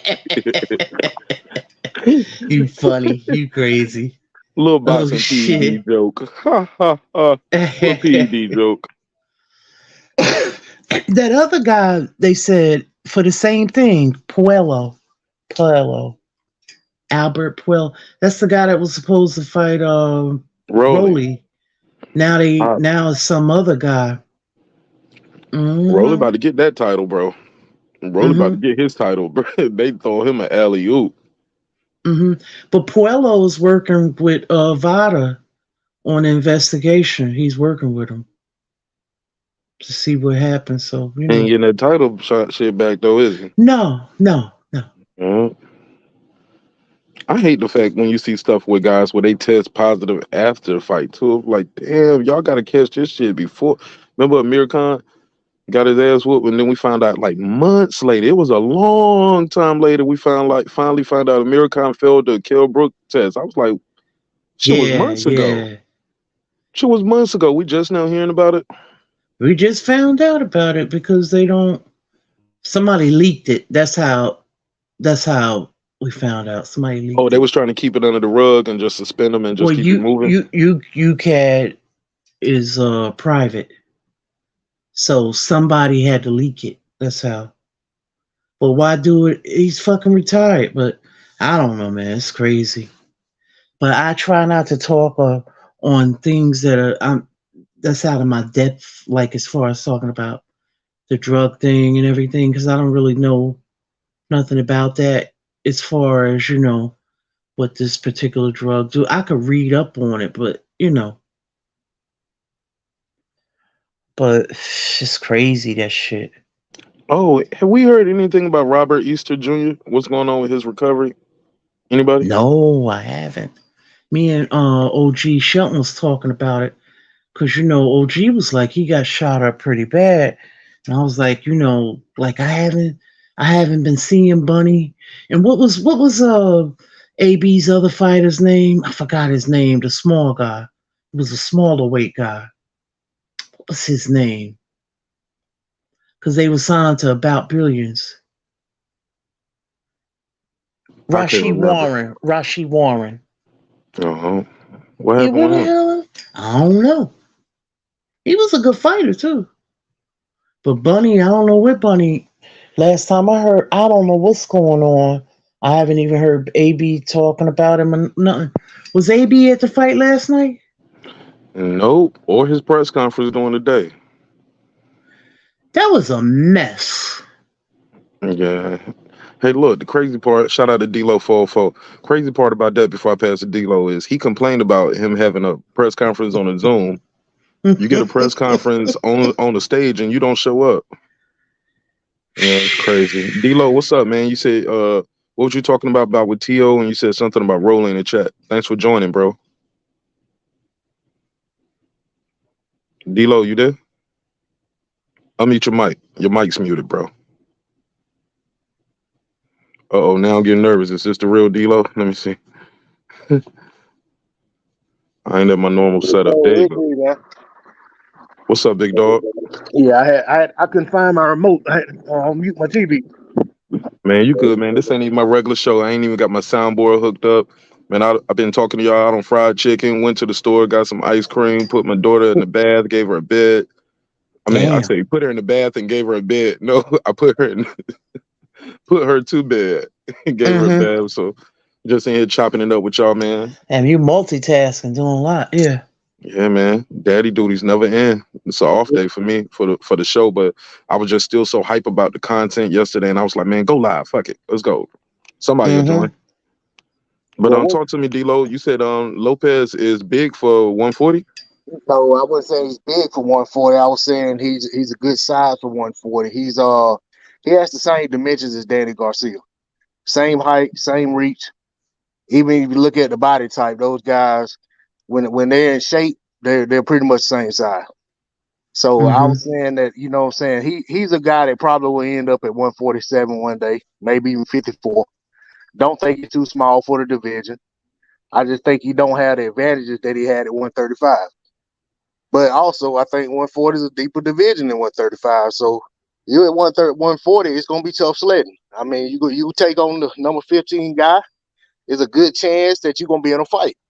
I mean, that's down all the sanctioning bodies. That's just how deep that division is. And you ain't gonna knock everybody out anyway. You know what I'm saying? That's just the way it is. And I mean, Sandra Martin type of guy, like someone said on the panel, I think Lisa Bell said, he's not you're not gonna look good against that guy. And I was saying in the chat, that's kind of like Rancis Bartholomew. That's one of those guys. He got an awkward style. His rhythm is different than most of the guys you're gonna fight, and it's gonna be hard to get your timing down against him. And he's a smart fighter that can get your timing down fairly quickly. So that's a tough fight. And T.O. came into the division basically telling Bob who he ain't gonna fight. You know what I'm saying? Like they wanted him to fight Barbosa. And he just basically dismissed Barbosa like Barbosa was nobody. And he was complaining, saying he don't want to fight that type of guy. He want to fight, better opposition. But then he ended up fighting what was his name? Sando Martin. No, the guy before him. Oh, Campa. Yeah, he ended up fighting him instead. So it's like, to me, it was like, you know what I'm saying, like he was faking the funk. Like he basically was dismissing the guy that was dangerous and took on the guy that was a little less dangerous. And he didn't look stellar in that fight either. You know what I'm saying? But let's be honest, he didn't look good exiting 135. So, I mean, is it the division or is it him? Don't know. I mean, and I think part of it is the division, but I don't think it's a matter of him not being big enough for the division. I just think the guy has some stuff going on. I mean, even if you listen to him after his fights, I mean, there's some things going on there, and he's questioning himself, and he's trying to figure some things out. And if you ain't got that mental together, you can have all the talent and skills in the world. it's gonna be hard to put it together on fight night.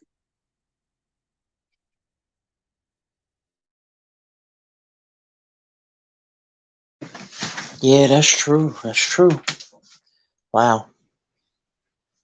You see Tio? What do you see? Tio going at 140. You think he's gonna beat any of these top guys? D'Lo, you got him beating Josh Taylor. What up? I mean, if he beats Josh Taylor, I gotta expect that he can handle. He had a confidence coming out of that fight that he could fight any of those guys, within reason. I mean, of course, when you look at Rougarou, I mean, I think that may be a different kettle of fish. He might not want to. He could come off beating Josh Taylor and not want to fight him. But he mentioned his name before. But that's Teofimo does that type of stuff. He'll mention somebody's name, and then they say something back, and then he goes quiet. So it's just how it is. But if you ask me about him and Taylor, the matchup, I mean, I think it's a bad matchup for T.O., but you always gotta look at activity. And these guys coming off, Josh Taylor coming off of a couple of injuries and things, and he's gone through a couple of trainers since he was undisputed. So there's a lot going on his side too, but I think, Facts. if you take all that off the table, I think Josh Taylor's a lot better fighter than Teofimo Lopez, even though Teofimo Lopez has a deeper amateur pedigree and seems to be, on the eye test, he looks like a more talented fighter as far as like just talent and ability. But I think when they put it all together in the ring, if you look at the tape, Josh Taylor has a lot better performances than Teofimo Lopez in terms of just putting a complete fight together and putting on a masterpiece against good fighters. So, and he's fought better fighters. So I favor Josh Taylor to win the fight, but I think the inactivity is the big X factor in there. What you think of that fight last night, D'Lo? I had picked 5th round stoppage, so I give Ryan credit. He went longer than what I picked, what I expected. But at the same time, he didn't do as well as I expected. Even though I expected him to get stopped early, I expected him to get stopped early and potentially be up on the card, so it'd be even at the time of the stoppage. I think Ryan won one round. You know what I'm saying? To me, I think he won one round. And I definitely didn't agree with the judges with those 10-9 and 10-10 second round, that they gave. I think that was a 10-8 round for Tank, but ultimately Tank took it out of the judges' hands. And the thing I was most impressed about was that Tank didn't fall behind on the scorecards. He pretty much had the fight in hand and had it played, kept going the way it was going, and didn't end by knockout. He had a handy decision. He was on his way to a wide decision. If the pattern kept going the way it was going. I think when Ryan, started to try to get in a groove, Tank set him straight. And once he set him straight, Ryan didn't have his confidence, and he had to be weary of what was coming back from that point on. And he changed his fight plan, and he kind of just, one thing that was telling is every time that, Tank would kind of step to Ryan would just ball up. And it was going to be a matter of time that, Tank was going to catch him with something. He was making Ryan show his tails over and over and over. I think it was a great performance. I think from beginning to end, it was probably one of the best performances I've ever seen Tank put together. What's next for Ryan, and what did you think of Goosen's coaching? I wasn't listening to the audio, so I can't speak on his coaching because I don't know what he was saying to him. But as far as what's next for Ryan, it's a go against something y'all are saying, but I wouldn't be surprised if the PBC and they and maybe the Zone Golden Boy, wherever, they try to catch lightning in a bottle again and try to put together something with Ryan and Rolly if Rolly picks up that title. Because all it would take is for Ryan to fight a fight or two and whatever's in that WBA sanctioning body. So I could see that, but then again, at the same time, Ryan and Rolly have a weird relationship where they seem like they're like best of friends or something at times. So I have no idea if they would have interest in fighting each other, but you would think so because they have a potential to put together a big fight. Nothing that I'm interested in, but I think a lot of people would be. People not like myself. I mean, because I wasn't crazy about this fight. I'm just gonna be honest with you. I mean, I just tried my best not to talk against the fight because it was big for boxing. But to me, it wasn't. It wasn't a fight they tried to make it out to be. But they promoted the heck out of it, and that's what made it big. And if they promoted every fight the way they promoted this one, boxing will get out the hole it's in.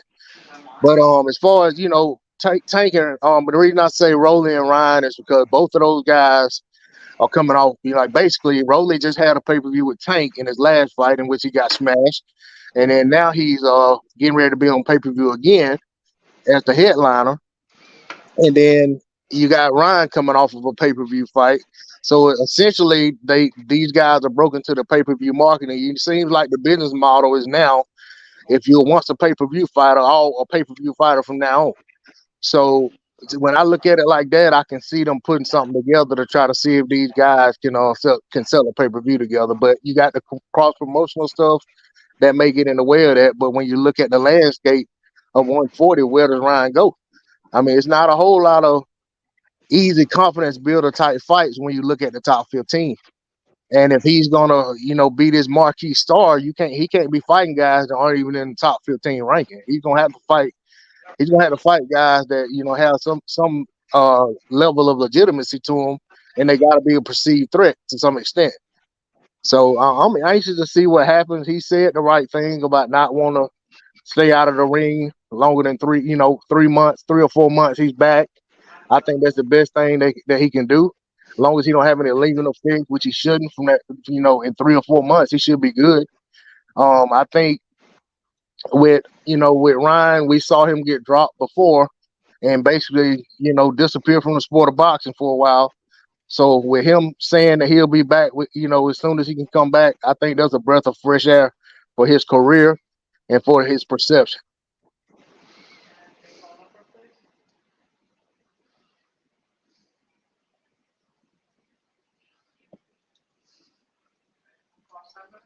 Okay. Hello? Yeah, well, I'm listening. Go ahead, Stephen Burnley. Yeah, I'm Jump in. listening. No, we got two. Yeah. We got two quiet. I was like, huh? Now I Listen, was trying to see if this Andre Ward thing out yet? Nah, I thought it said it come out in June. Yeah, I don't see it. Oh, I I can't wait. showed oh, hey okay. I Lisa. can't wait to see that. That's why I blacked out too. I was like, hold on, let me go check Showtime. I'm about to go watch this shit right now. But No, I was nah, it's checking June. Showtime. No, it's not out yet. Yeah. It's not out yet. Kid's back. Not in America. I don't know where Kid's back is at. He might be in another country, but it ain't out here on the U.S. I'll Oh, just tell okay. you this much. Your viewpoint was pretty solid. I can't disagree with anything you said there, man.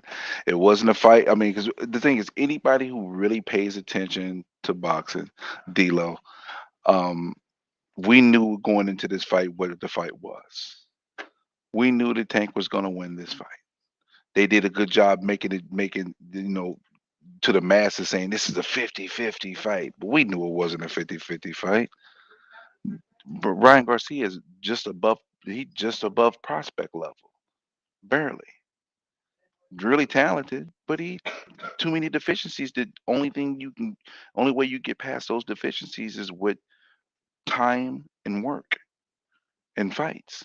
And he wasn't active enough to even put himself in position to win this fight. So yeah. But I don't like what De La Hoya, Goosen, and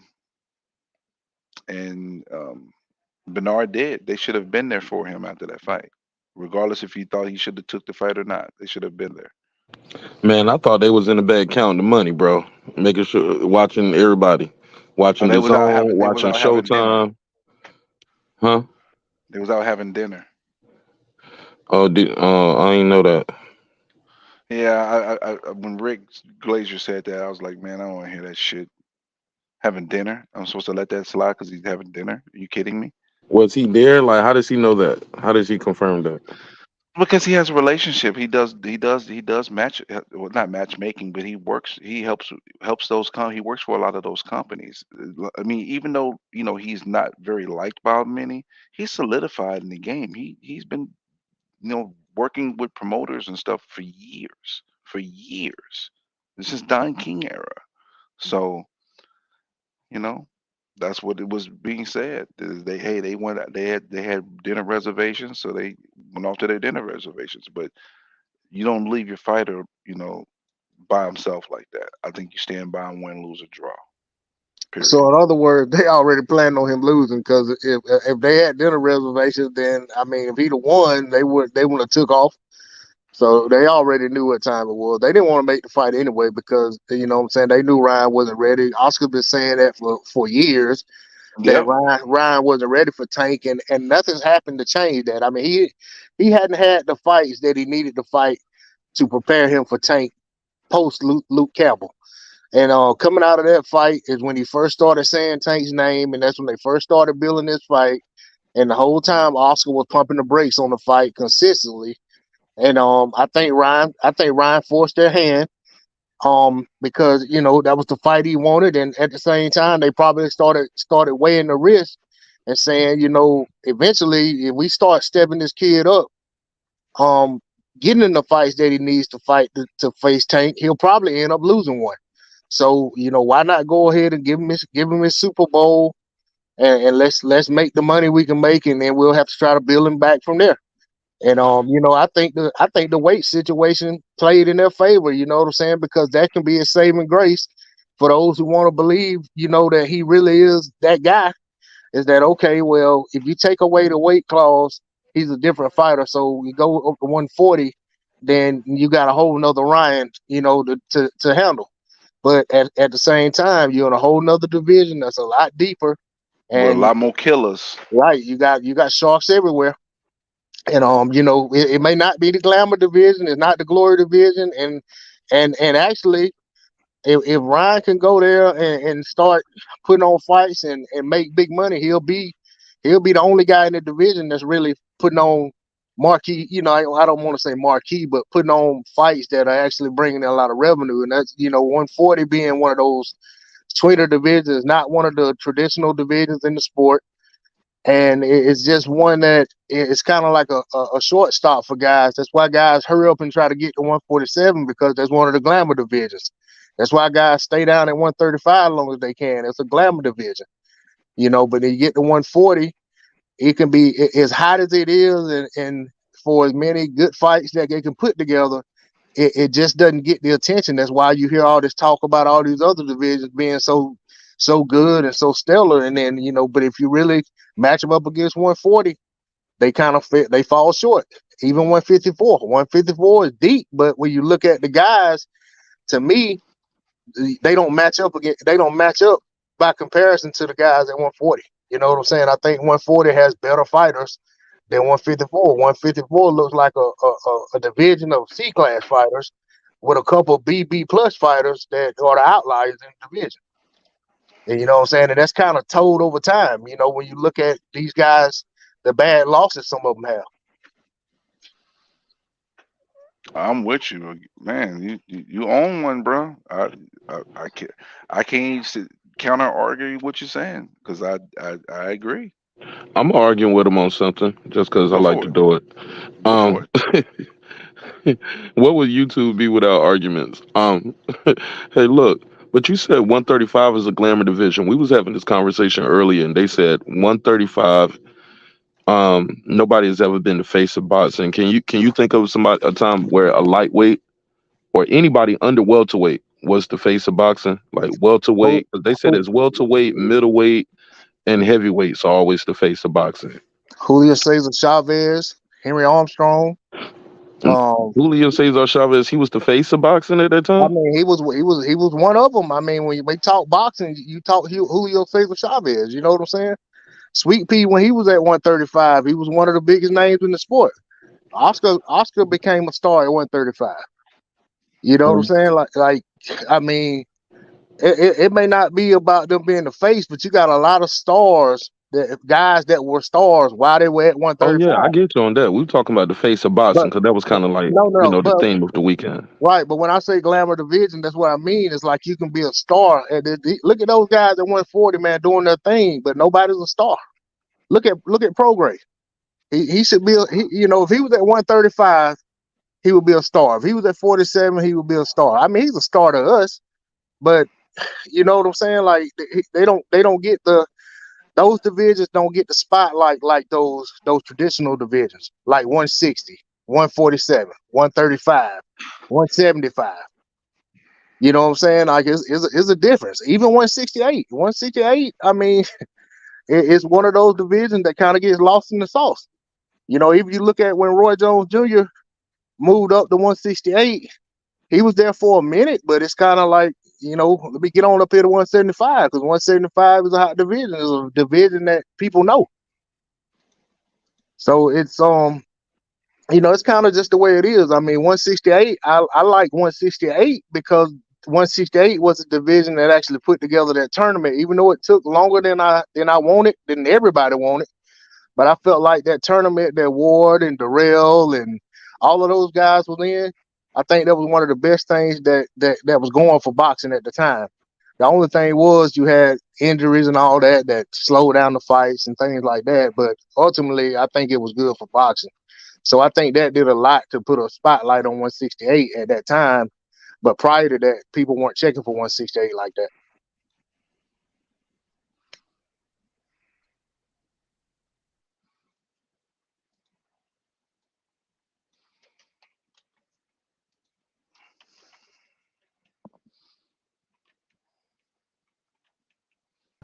Y'all want me to keep talking?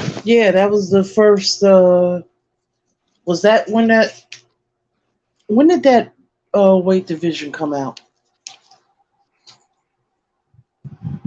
168. I mean, I don't know exactly. I mean, I'd say maybe the 60s or 70s or something. Oh, okay. Maybe the 70s. I'd have to go back and look, but I mean, it's definitely not one of the traditional divisions. Your traditional divisions, I can't remember below 135, but I'm basically 35, 47, 60, 75, and heavyweight. And then of course the you know there's some, but like I think The lower flyweight, weights, yeah. But I I can't remember exactly which one because I have a hard time keeping up with the name of those divisions. To be honest with you, but yeah, so that even like 54, it's a relatively new division by comparison to those other divisions. Right. Yes. Yeah. Because I remember Calzaki was a big name. Yeah, he was the linchpin at 68 when then he eventually moved up to 75 to get the money fights. Yeah. He had to move up to a glamour division to get the money. And who else was 68? Wasn't it was Ben and Eubank at 68, right? I think so, right? I think they went with 160, then 168, if I'm not mistaken, on their way out. I don't remember how long they stayed at those divisions, being back. That was, back in the those guys fought in the late 80s and 90s.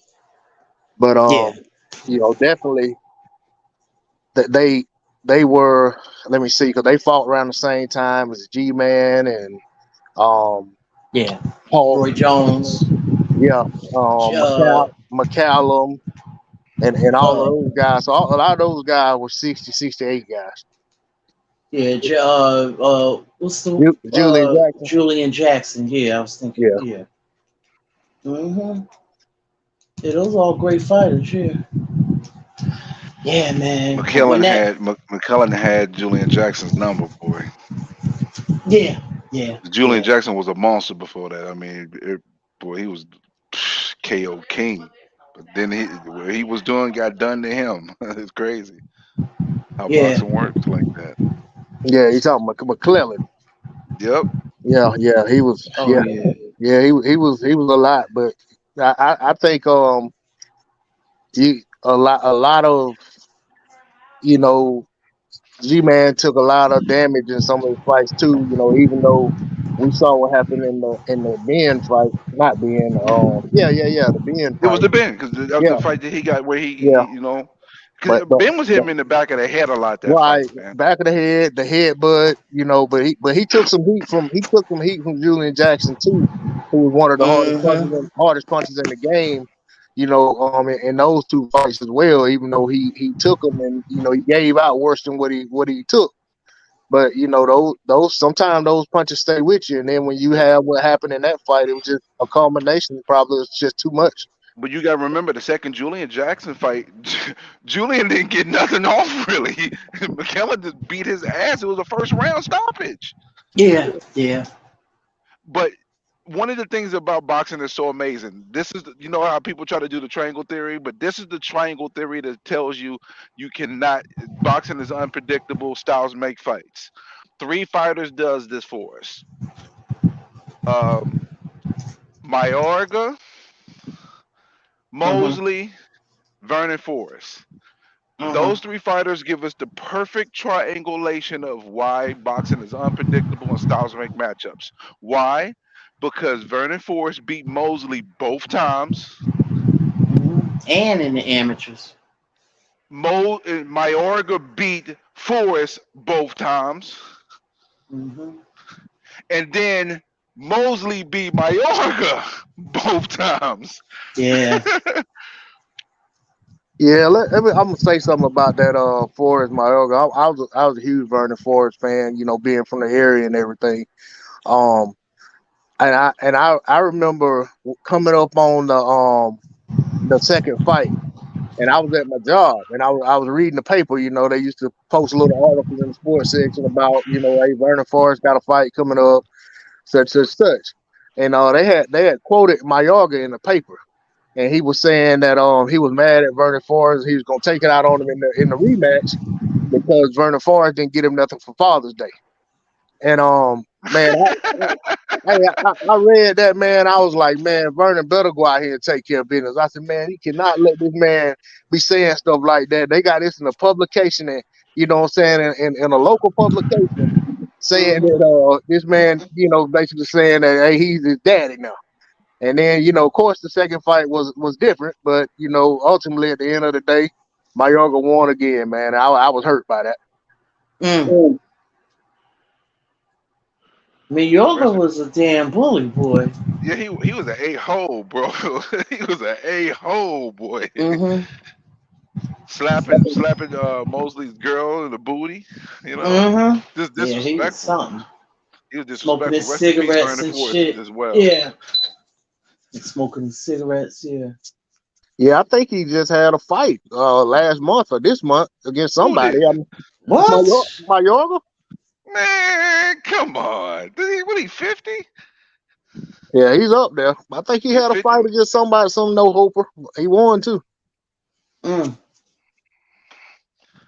remember when him fought, Oscar knocked him out. That shit was so funny. Yeah, because Oscar had that was a payback. That was a payback fight right there. He was tight. He had Oscar real tight. He got real personal. Yeah, yeah, kind of like how Duran did with Sugar. Yeah, got real disrespectful. Yeah. Well, listen, that Sugar Ray victory versus Duran, the second fight, the Nomos fight. Duran's manager was dirty for that. Do you know what happened? No. All right, check it out. His manager made the fight unbeknownst to him, and he had a month and a half to get ready for the fight. And at the time he was 180, 190 pounds. Damn.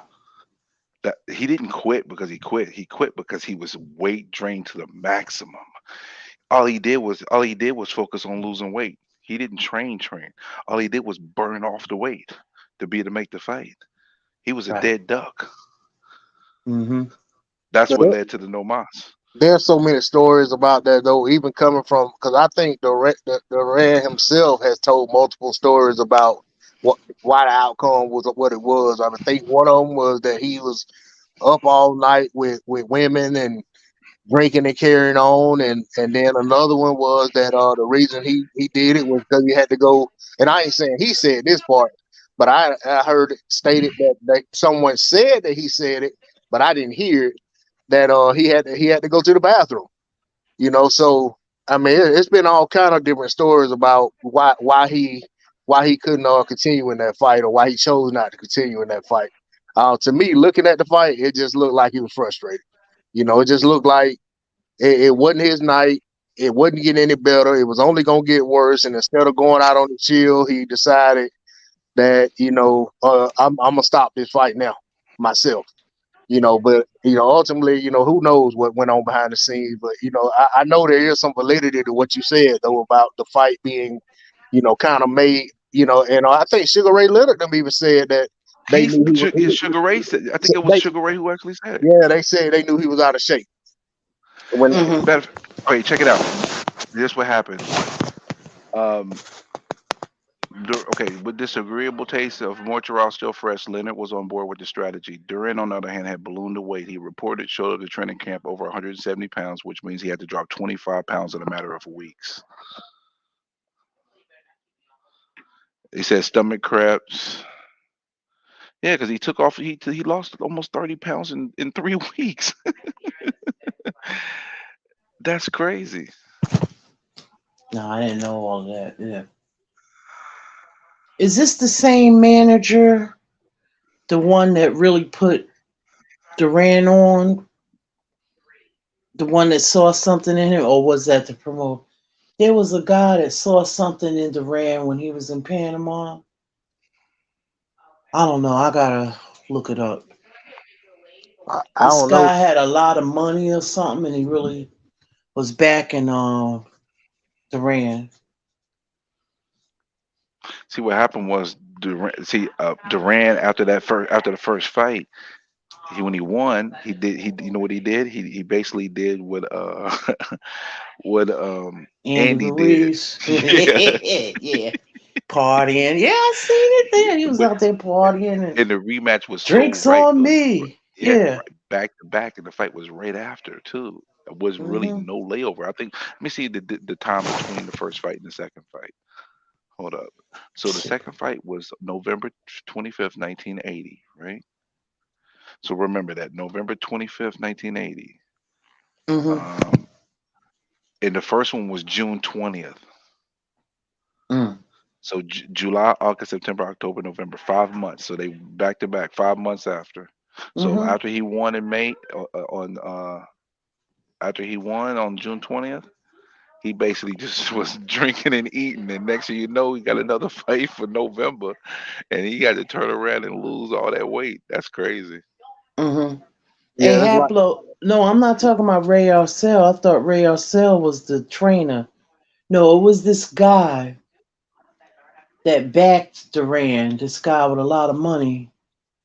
I can't think his name. It's in the Four Kings documentary.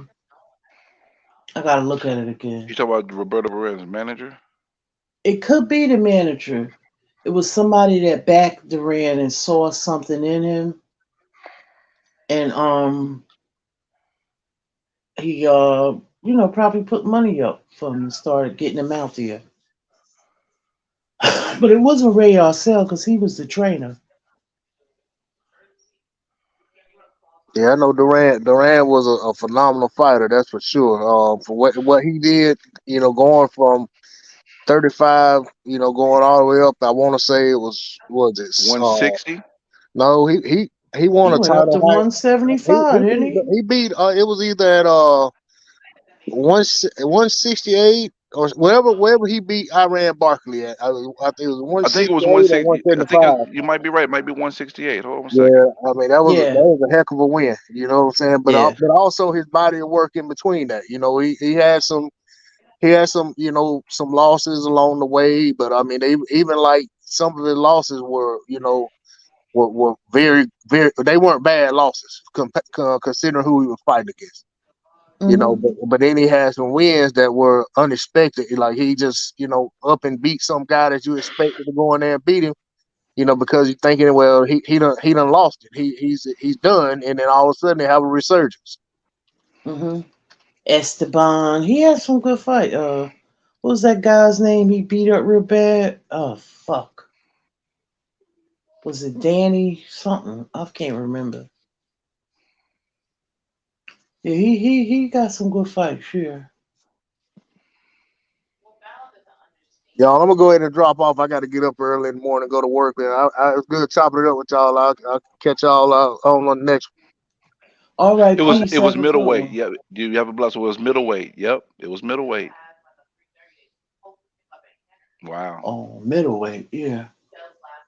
I thought Iran Barkley was at. Yeah. Okay. Yeah. I think when he fought Tommy Hearns, just. Yep. He Woo. beat Roberto. He beat Barkley at February 24th, 1989. Mhm. He vacated it though, I think, after. Mhm. That was crazy. Yeah. And then that's when Julian Jackson picked it up. Mhm. He was stripped of the light middleweight title, and then Mike McCallum got it. Yep. Yeah. By that time, Roberto was up. He was getting older then. Yeah. Well, no, that's when he middleweight, because lightweight it was 83, 84. Yeah. That's crazy. That is phenomenal. Only Manny Pacquiao can say he did something that's great. Mhm. No, look at Tommy Hearns too. Yeah, but Tommy Hearns only covered what, 3 weight classes? No, he started at was 147. Then he went up all the way up to Didn't he go up to cruiserweight? Or he was at light heavy. I know he beat Virgil Hill and yeah he got like a five division champion.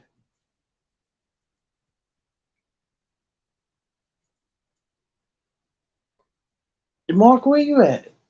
What happened? He got kicked off.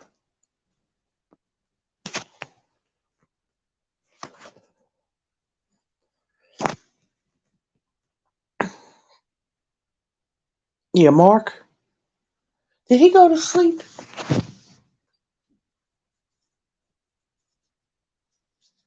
Oh hell no, Mark. I can't host no show. Let me see if Mark, where you at? I accidentally fell off. Yeah, but what am I gonna cook about?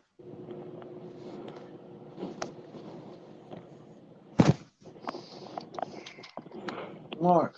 Yeah, I'm here. I got kicked off too. I'm back though. I got bias back. Oh, okay. Yeah. Oh, Lisa, I'm you can handle biased. it. Okay. You No, could I have handled it, can't. Lisa. Yes, you can. You No, I wouldn't cheat. can't. No, I'm a little shy. Yeah. Oh, No, but Ray don't be Arcel. bashful. Yeah. But what is his name? Danny. Yeah. Nah. What's his name? Was a five division champion. Tommy Only Hearn. he was a Mm. 5 division. I thought he was only a 3 division. Let me see. Hold on. I could have sworn he was a five division champion. Well, I'm finna look and see. I'm finna look and see. Yeah, cause he beat Virgil Hill. He beat him just with a nasty jab. He beat the hell Oh out yeah, of him. he did win the cruiserweight title in '99. But Yeah. the IBO cruiserweight. Yeah, he been around, yeah. He. Let me see. You might be right. He might have. Let me see. Hold up, because he. Let's see. His first title was at welterweight. Yeah, welterweight to He cruiserweight. beat he beat Pepino Cuevas for his first fight. I mean for his first when he went up Jose for a belt. Cuevas. Yep. Jose Cuevas, 1980. The Yeah, WBA Pepino, welterweight. yeah. I love Pepino Cuevas. Yeah, that dude is the truth. Yeah, He he was retained. He held on to the title for 4 fights, and then mhm. lost to Sugar Ray in '81. Mhm. And then he got the WBC vacant from Benitez.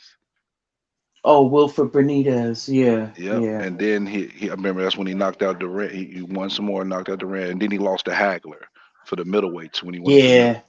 Yeah. because he won the middleweight from Benitez. He Mm-hmm. moved up and won out there welterweight. He went up and beat Benitez, and he won. Let me see how many fights he won. One, two, three, four, and out of those four fights, it was including Roberto Duran, and Mm-hmm. then he lost to Marvin Hagler for the Mm. unification, Yeah. basically undisputed for middleweight. Fight of the decade, Then probably. he went Yeah. back and won the NABF, which was like the Reggie belts now. Mm-hmm. Um, let me see. Hold up. Then he won light heavyweight versus Dennis Andreas in '87, Mm-hmm. and let's see. Then he won the super middleweight. Hold up. He won the light heavyweight title. He won light heavyweight title in '87, I and then went told back you. down to middleweight. Oh, okay. I told you he How? beat Virgil Hill. Was Virgil the champ then? I'm trying to think. But I know Yeah, Virgil was a good fighter at he beat 170 Virgil. light heavyweight. Yeah, he beat him in '91, and then he lost to Orion Barkley right after that. Yo, but hold up. He went from light heavyweight back down to middleweight.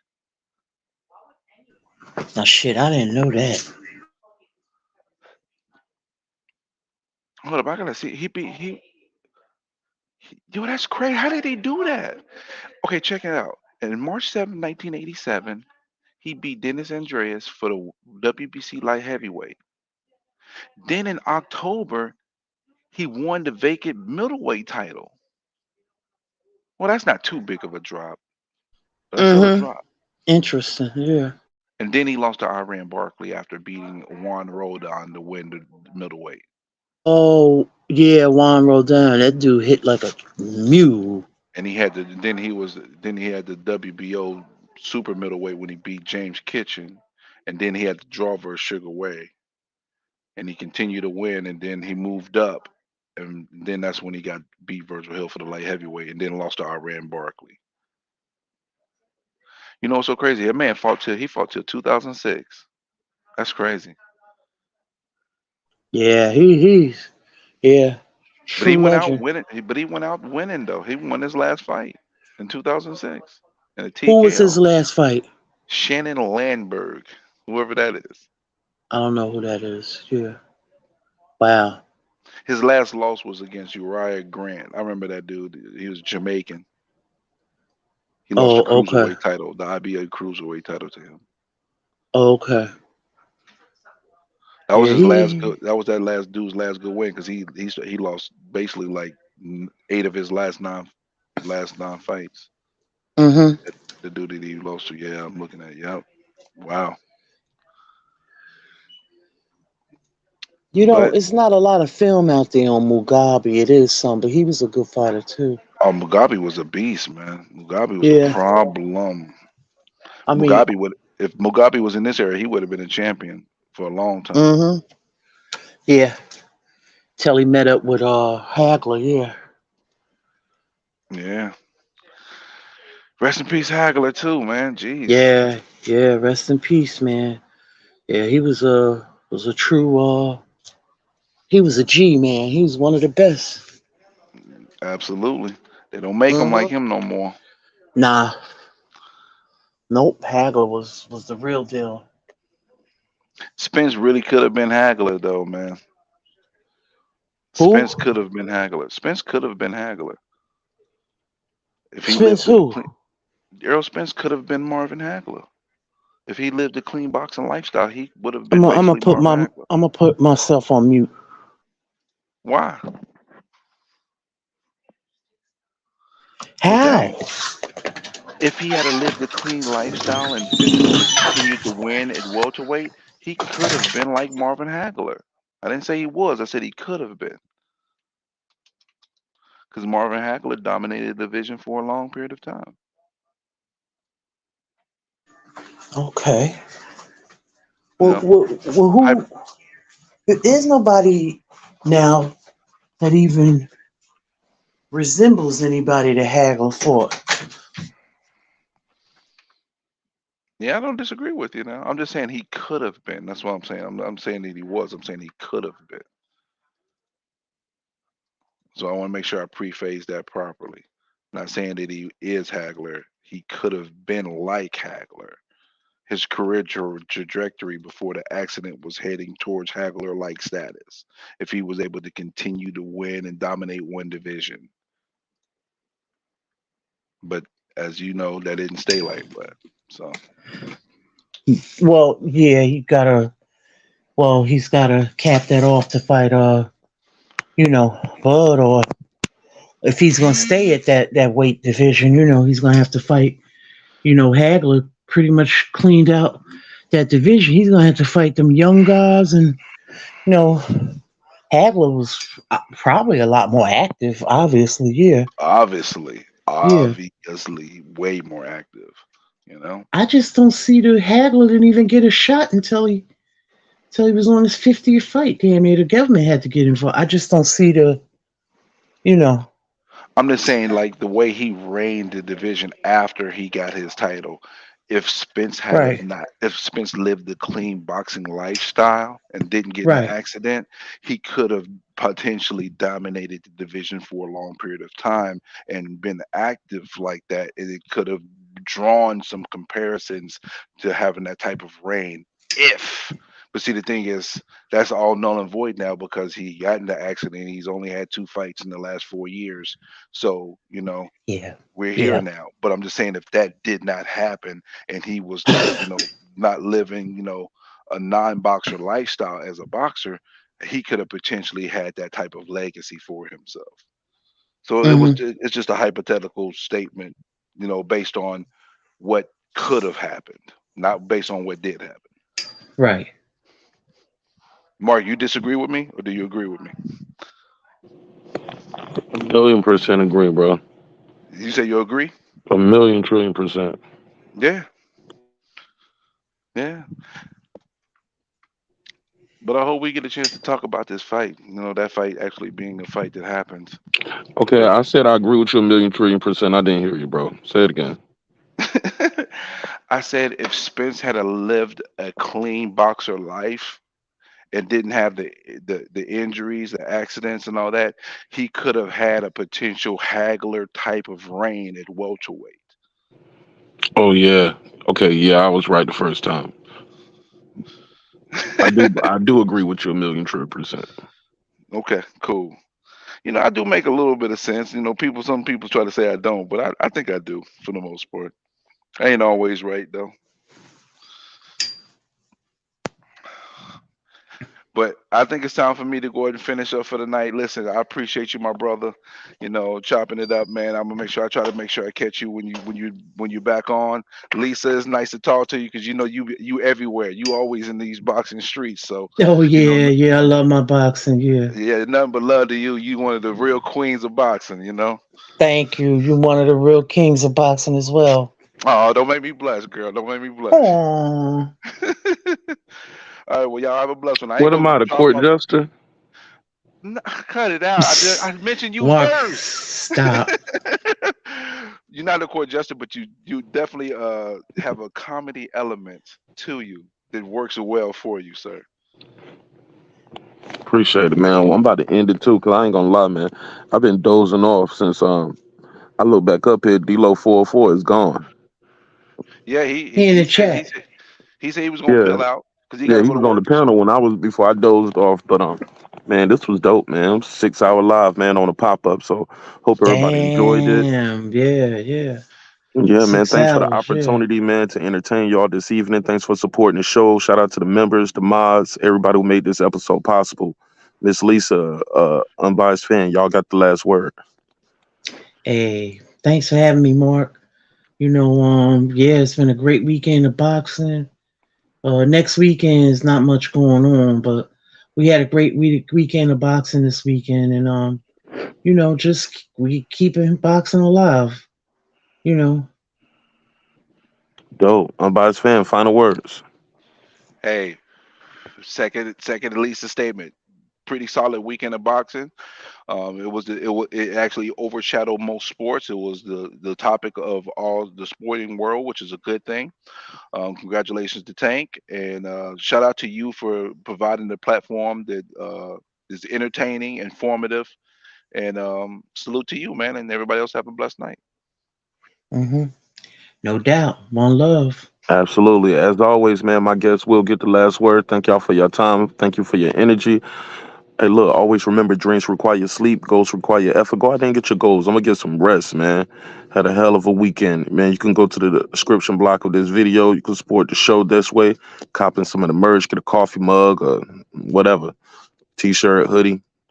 And yeah, man, thank y'all for your time. Thank you for your energy. Love y'all. Hope you love yourself. If not, guess what? God loves you. So does Martin Nash in the neighborhood here breaking beats.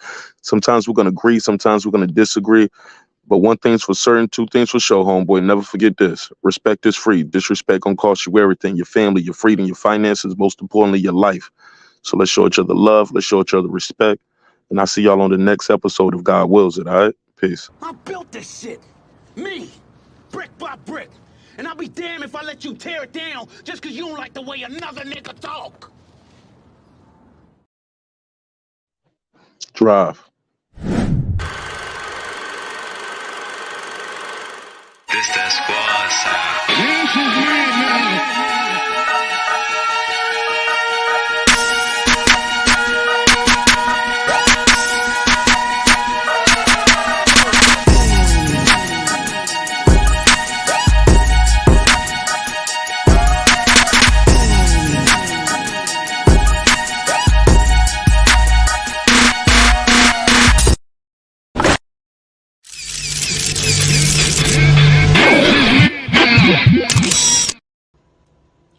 Subscribe. I don't care how many subscribers he has. Support him.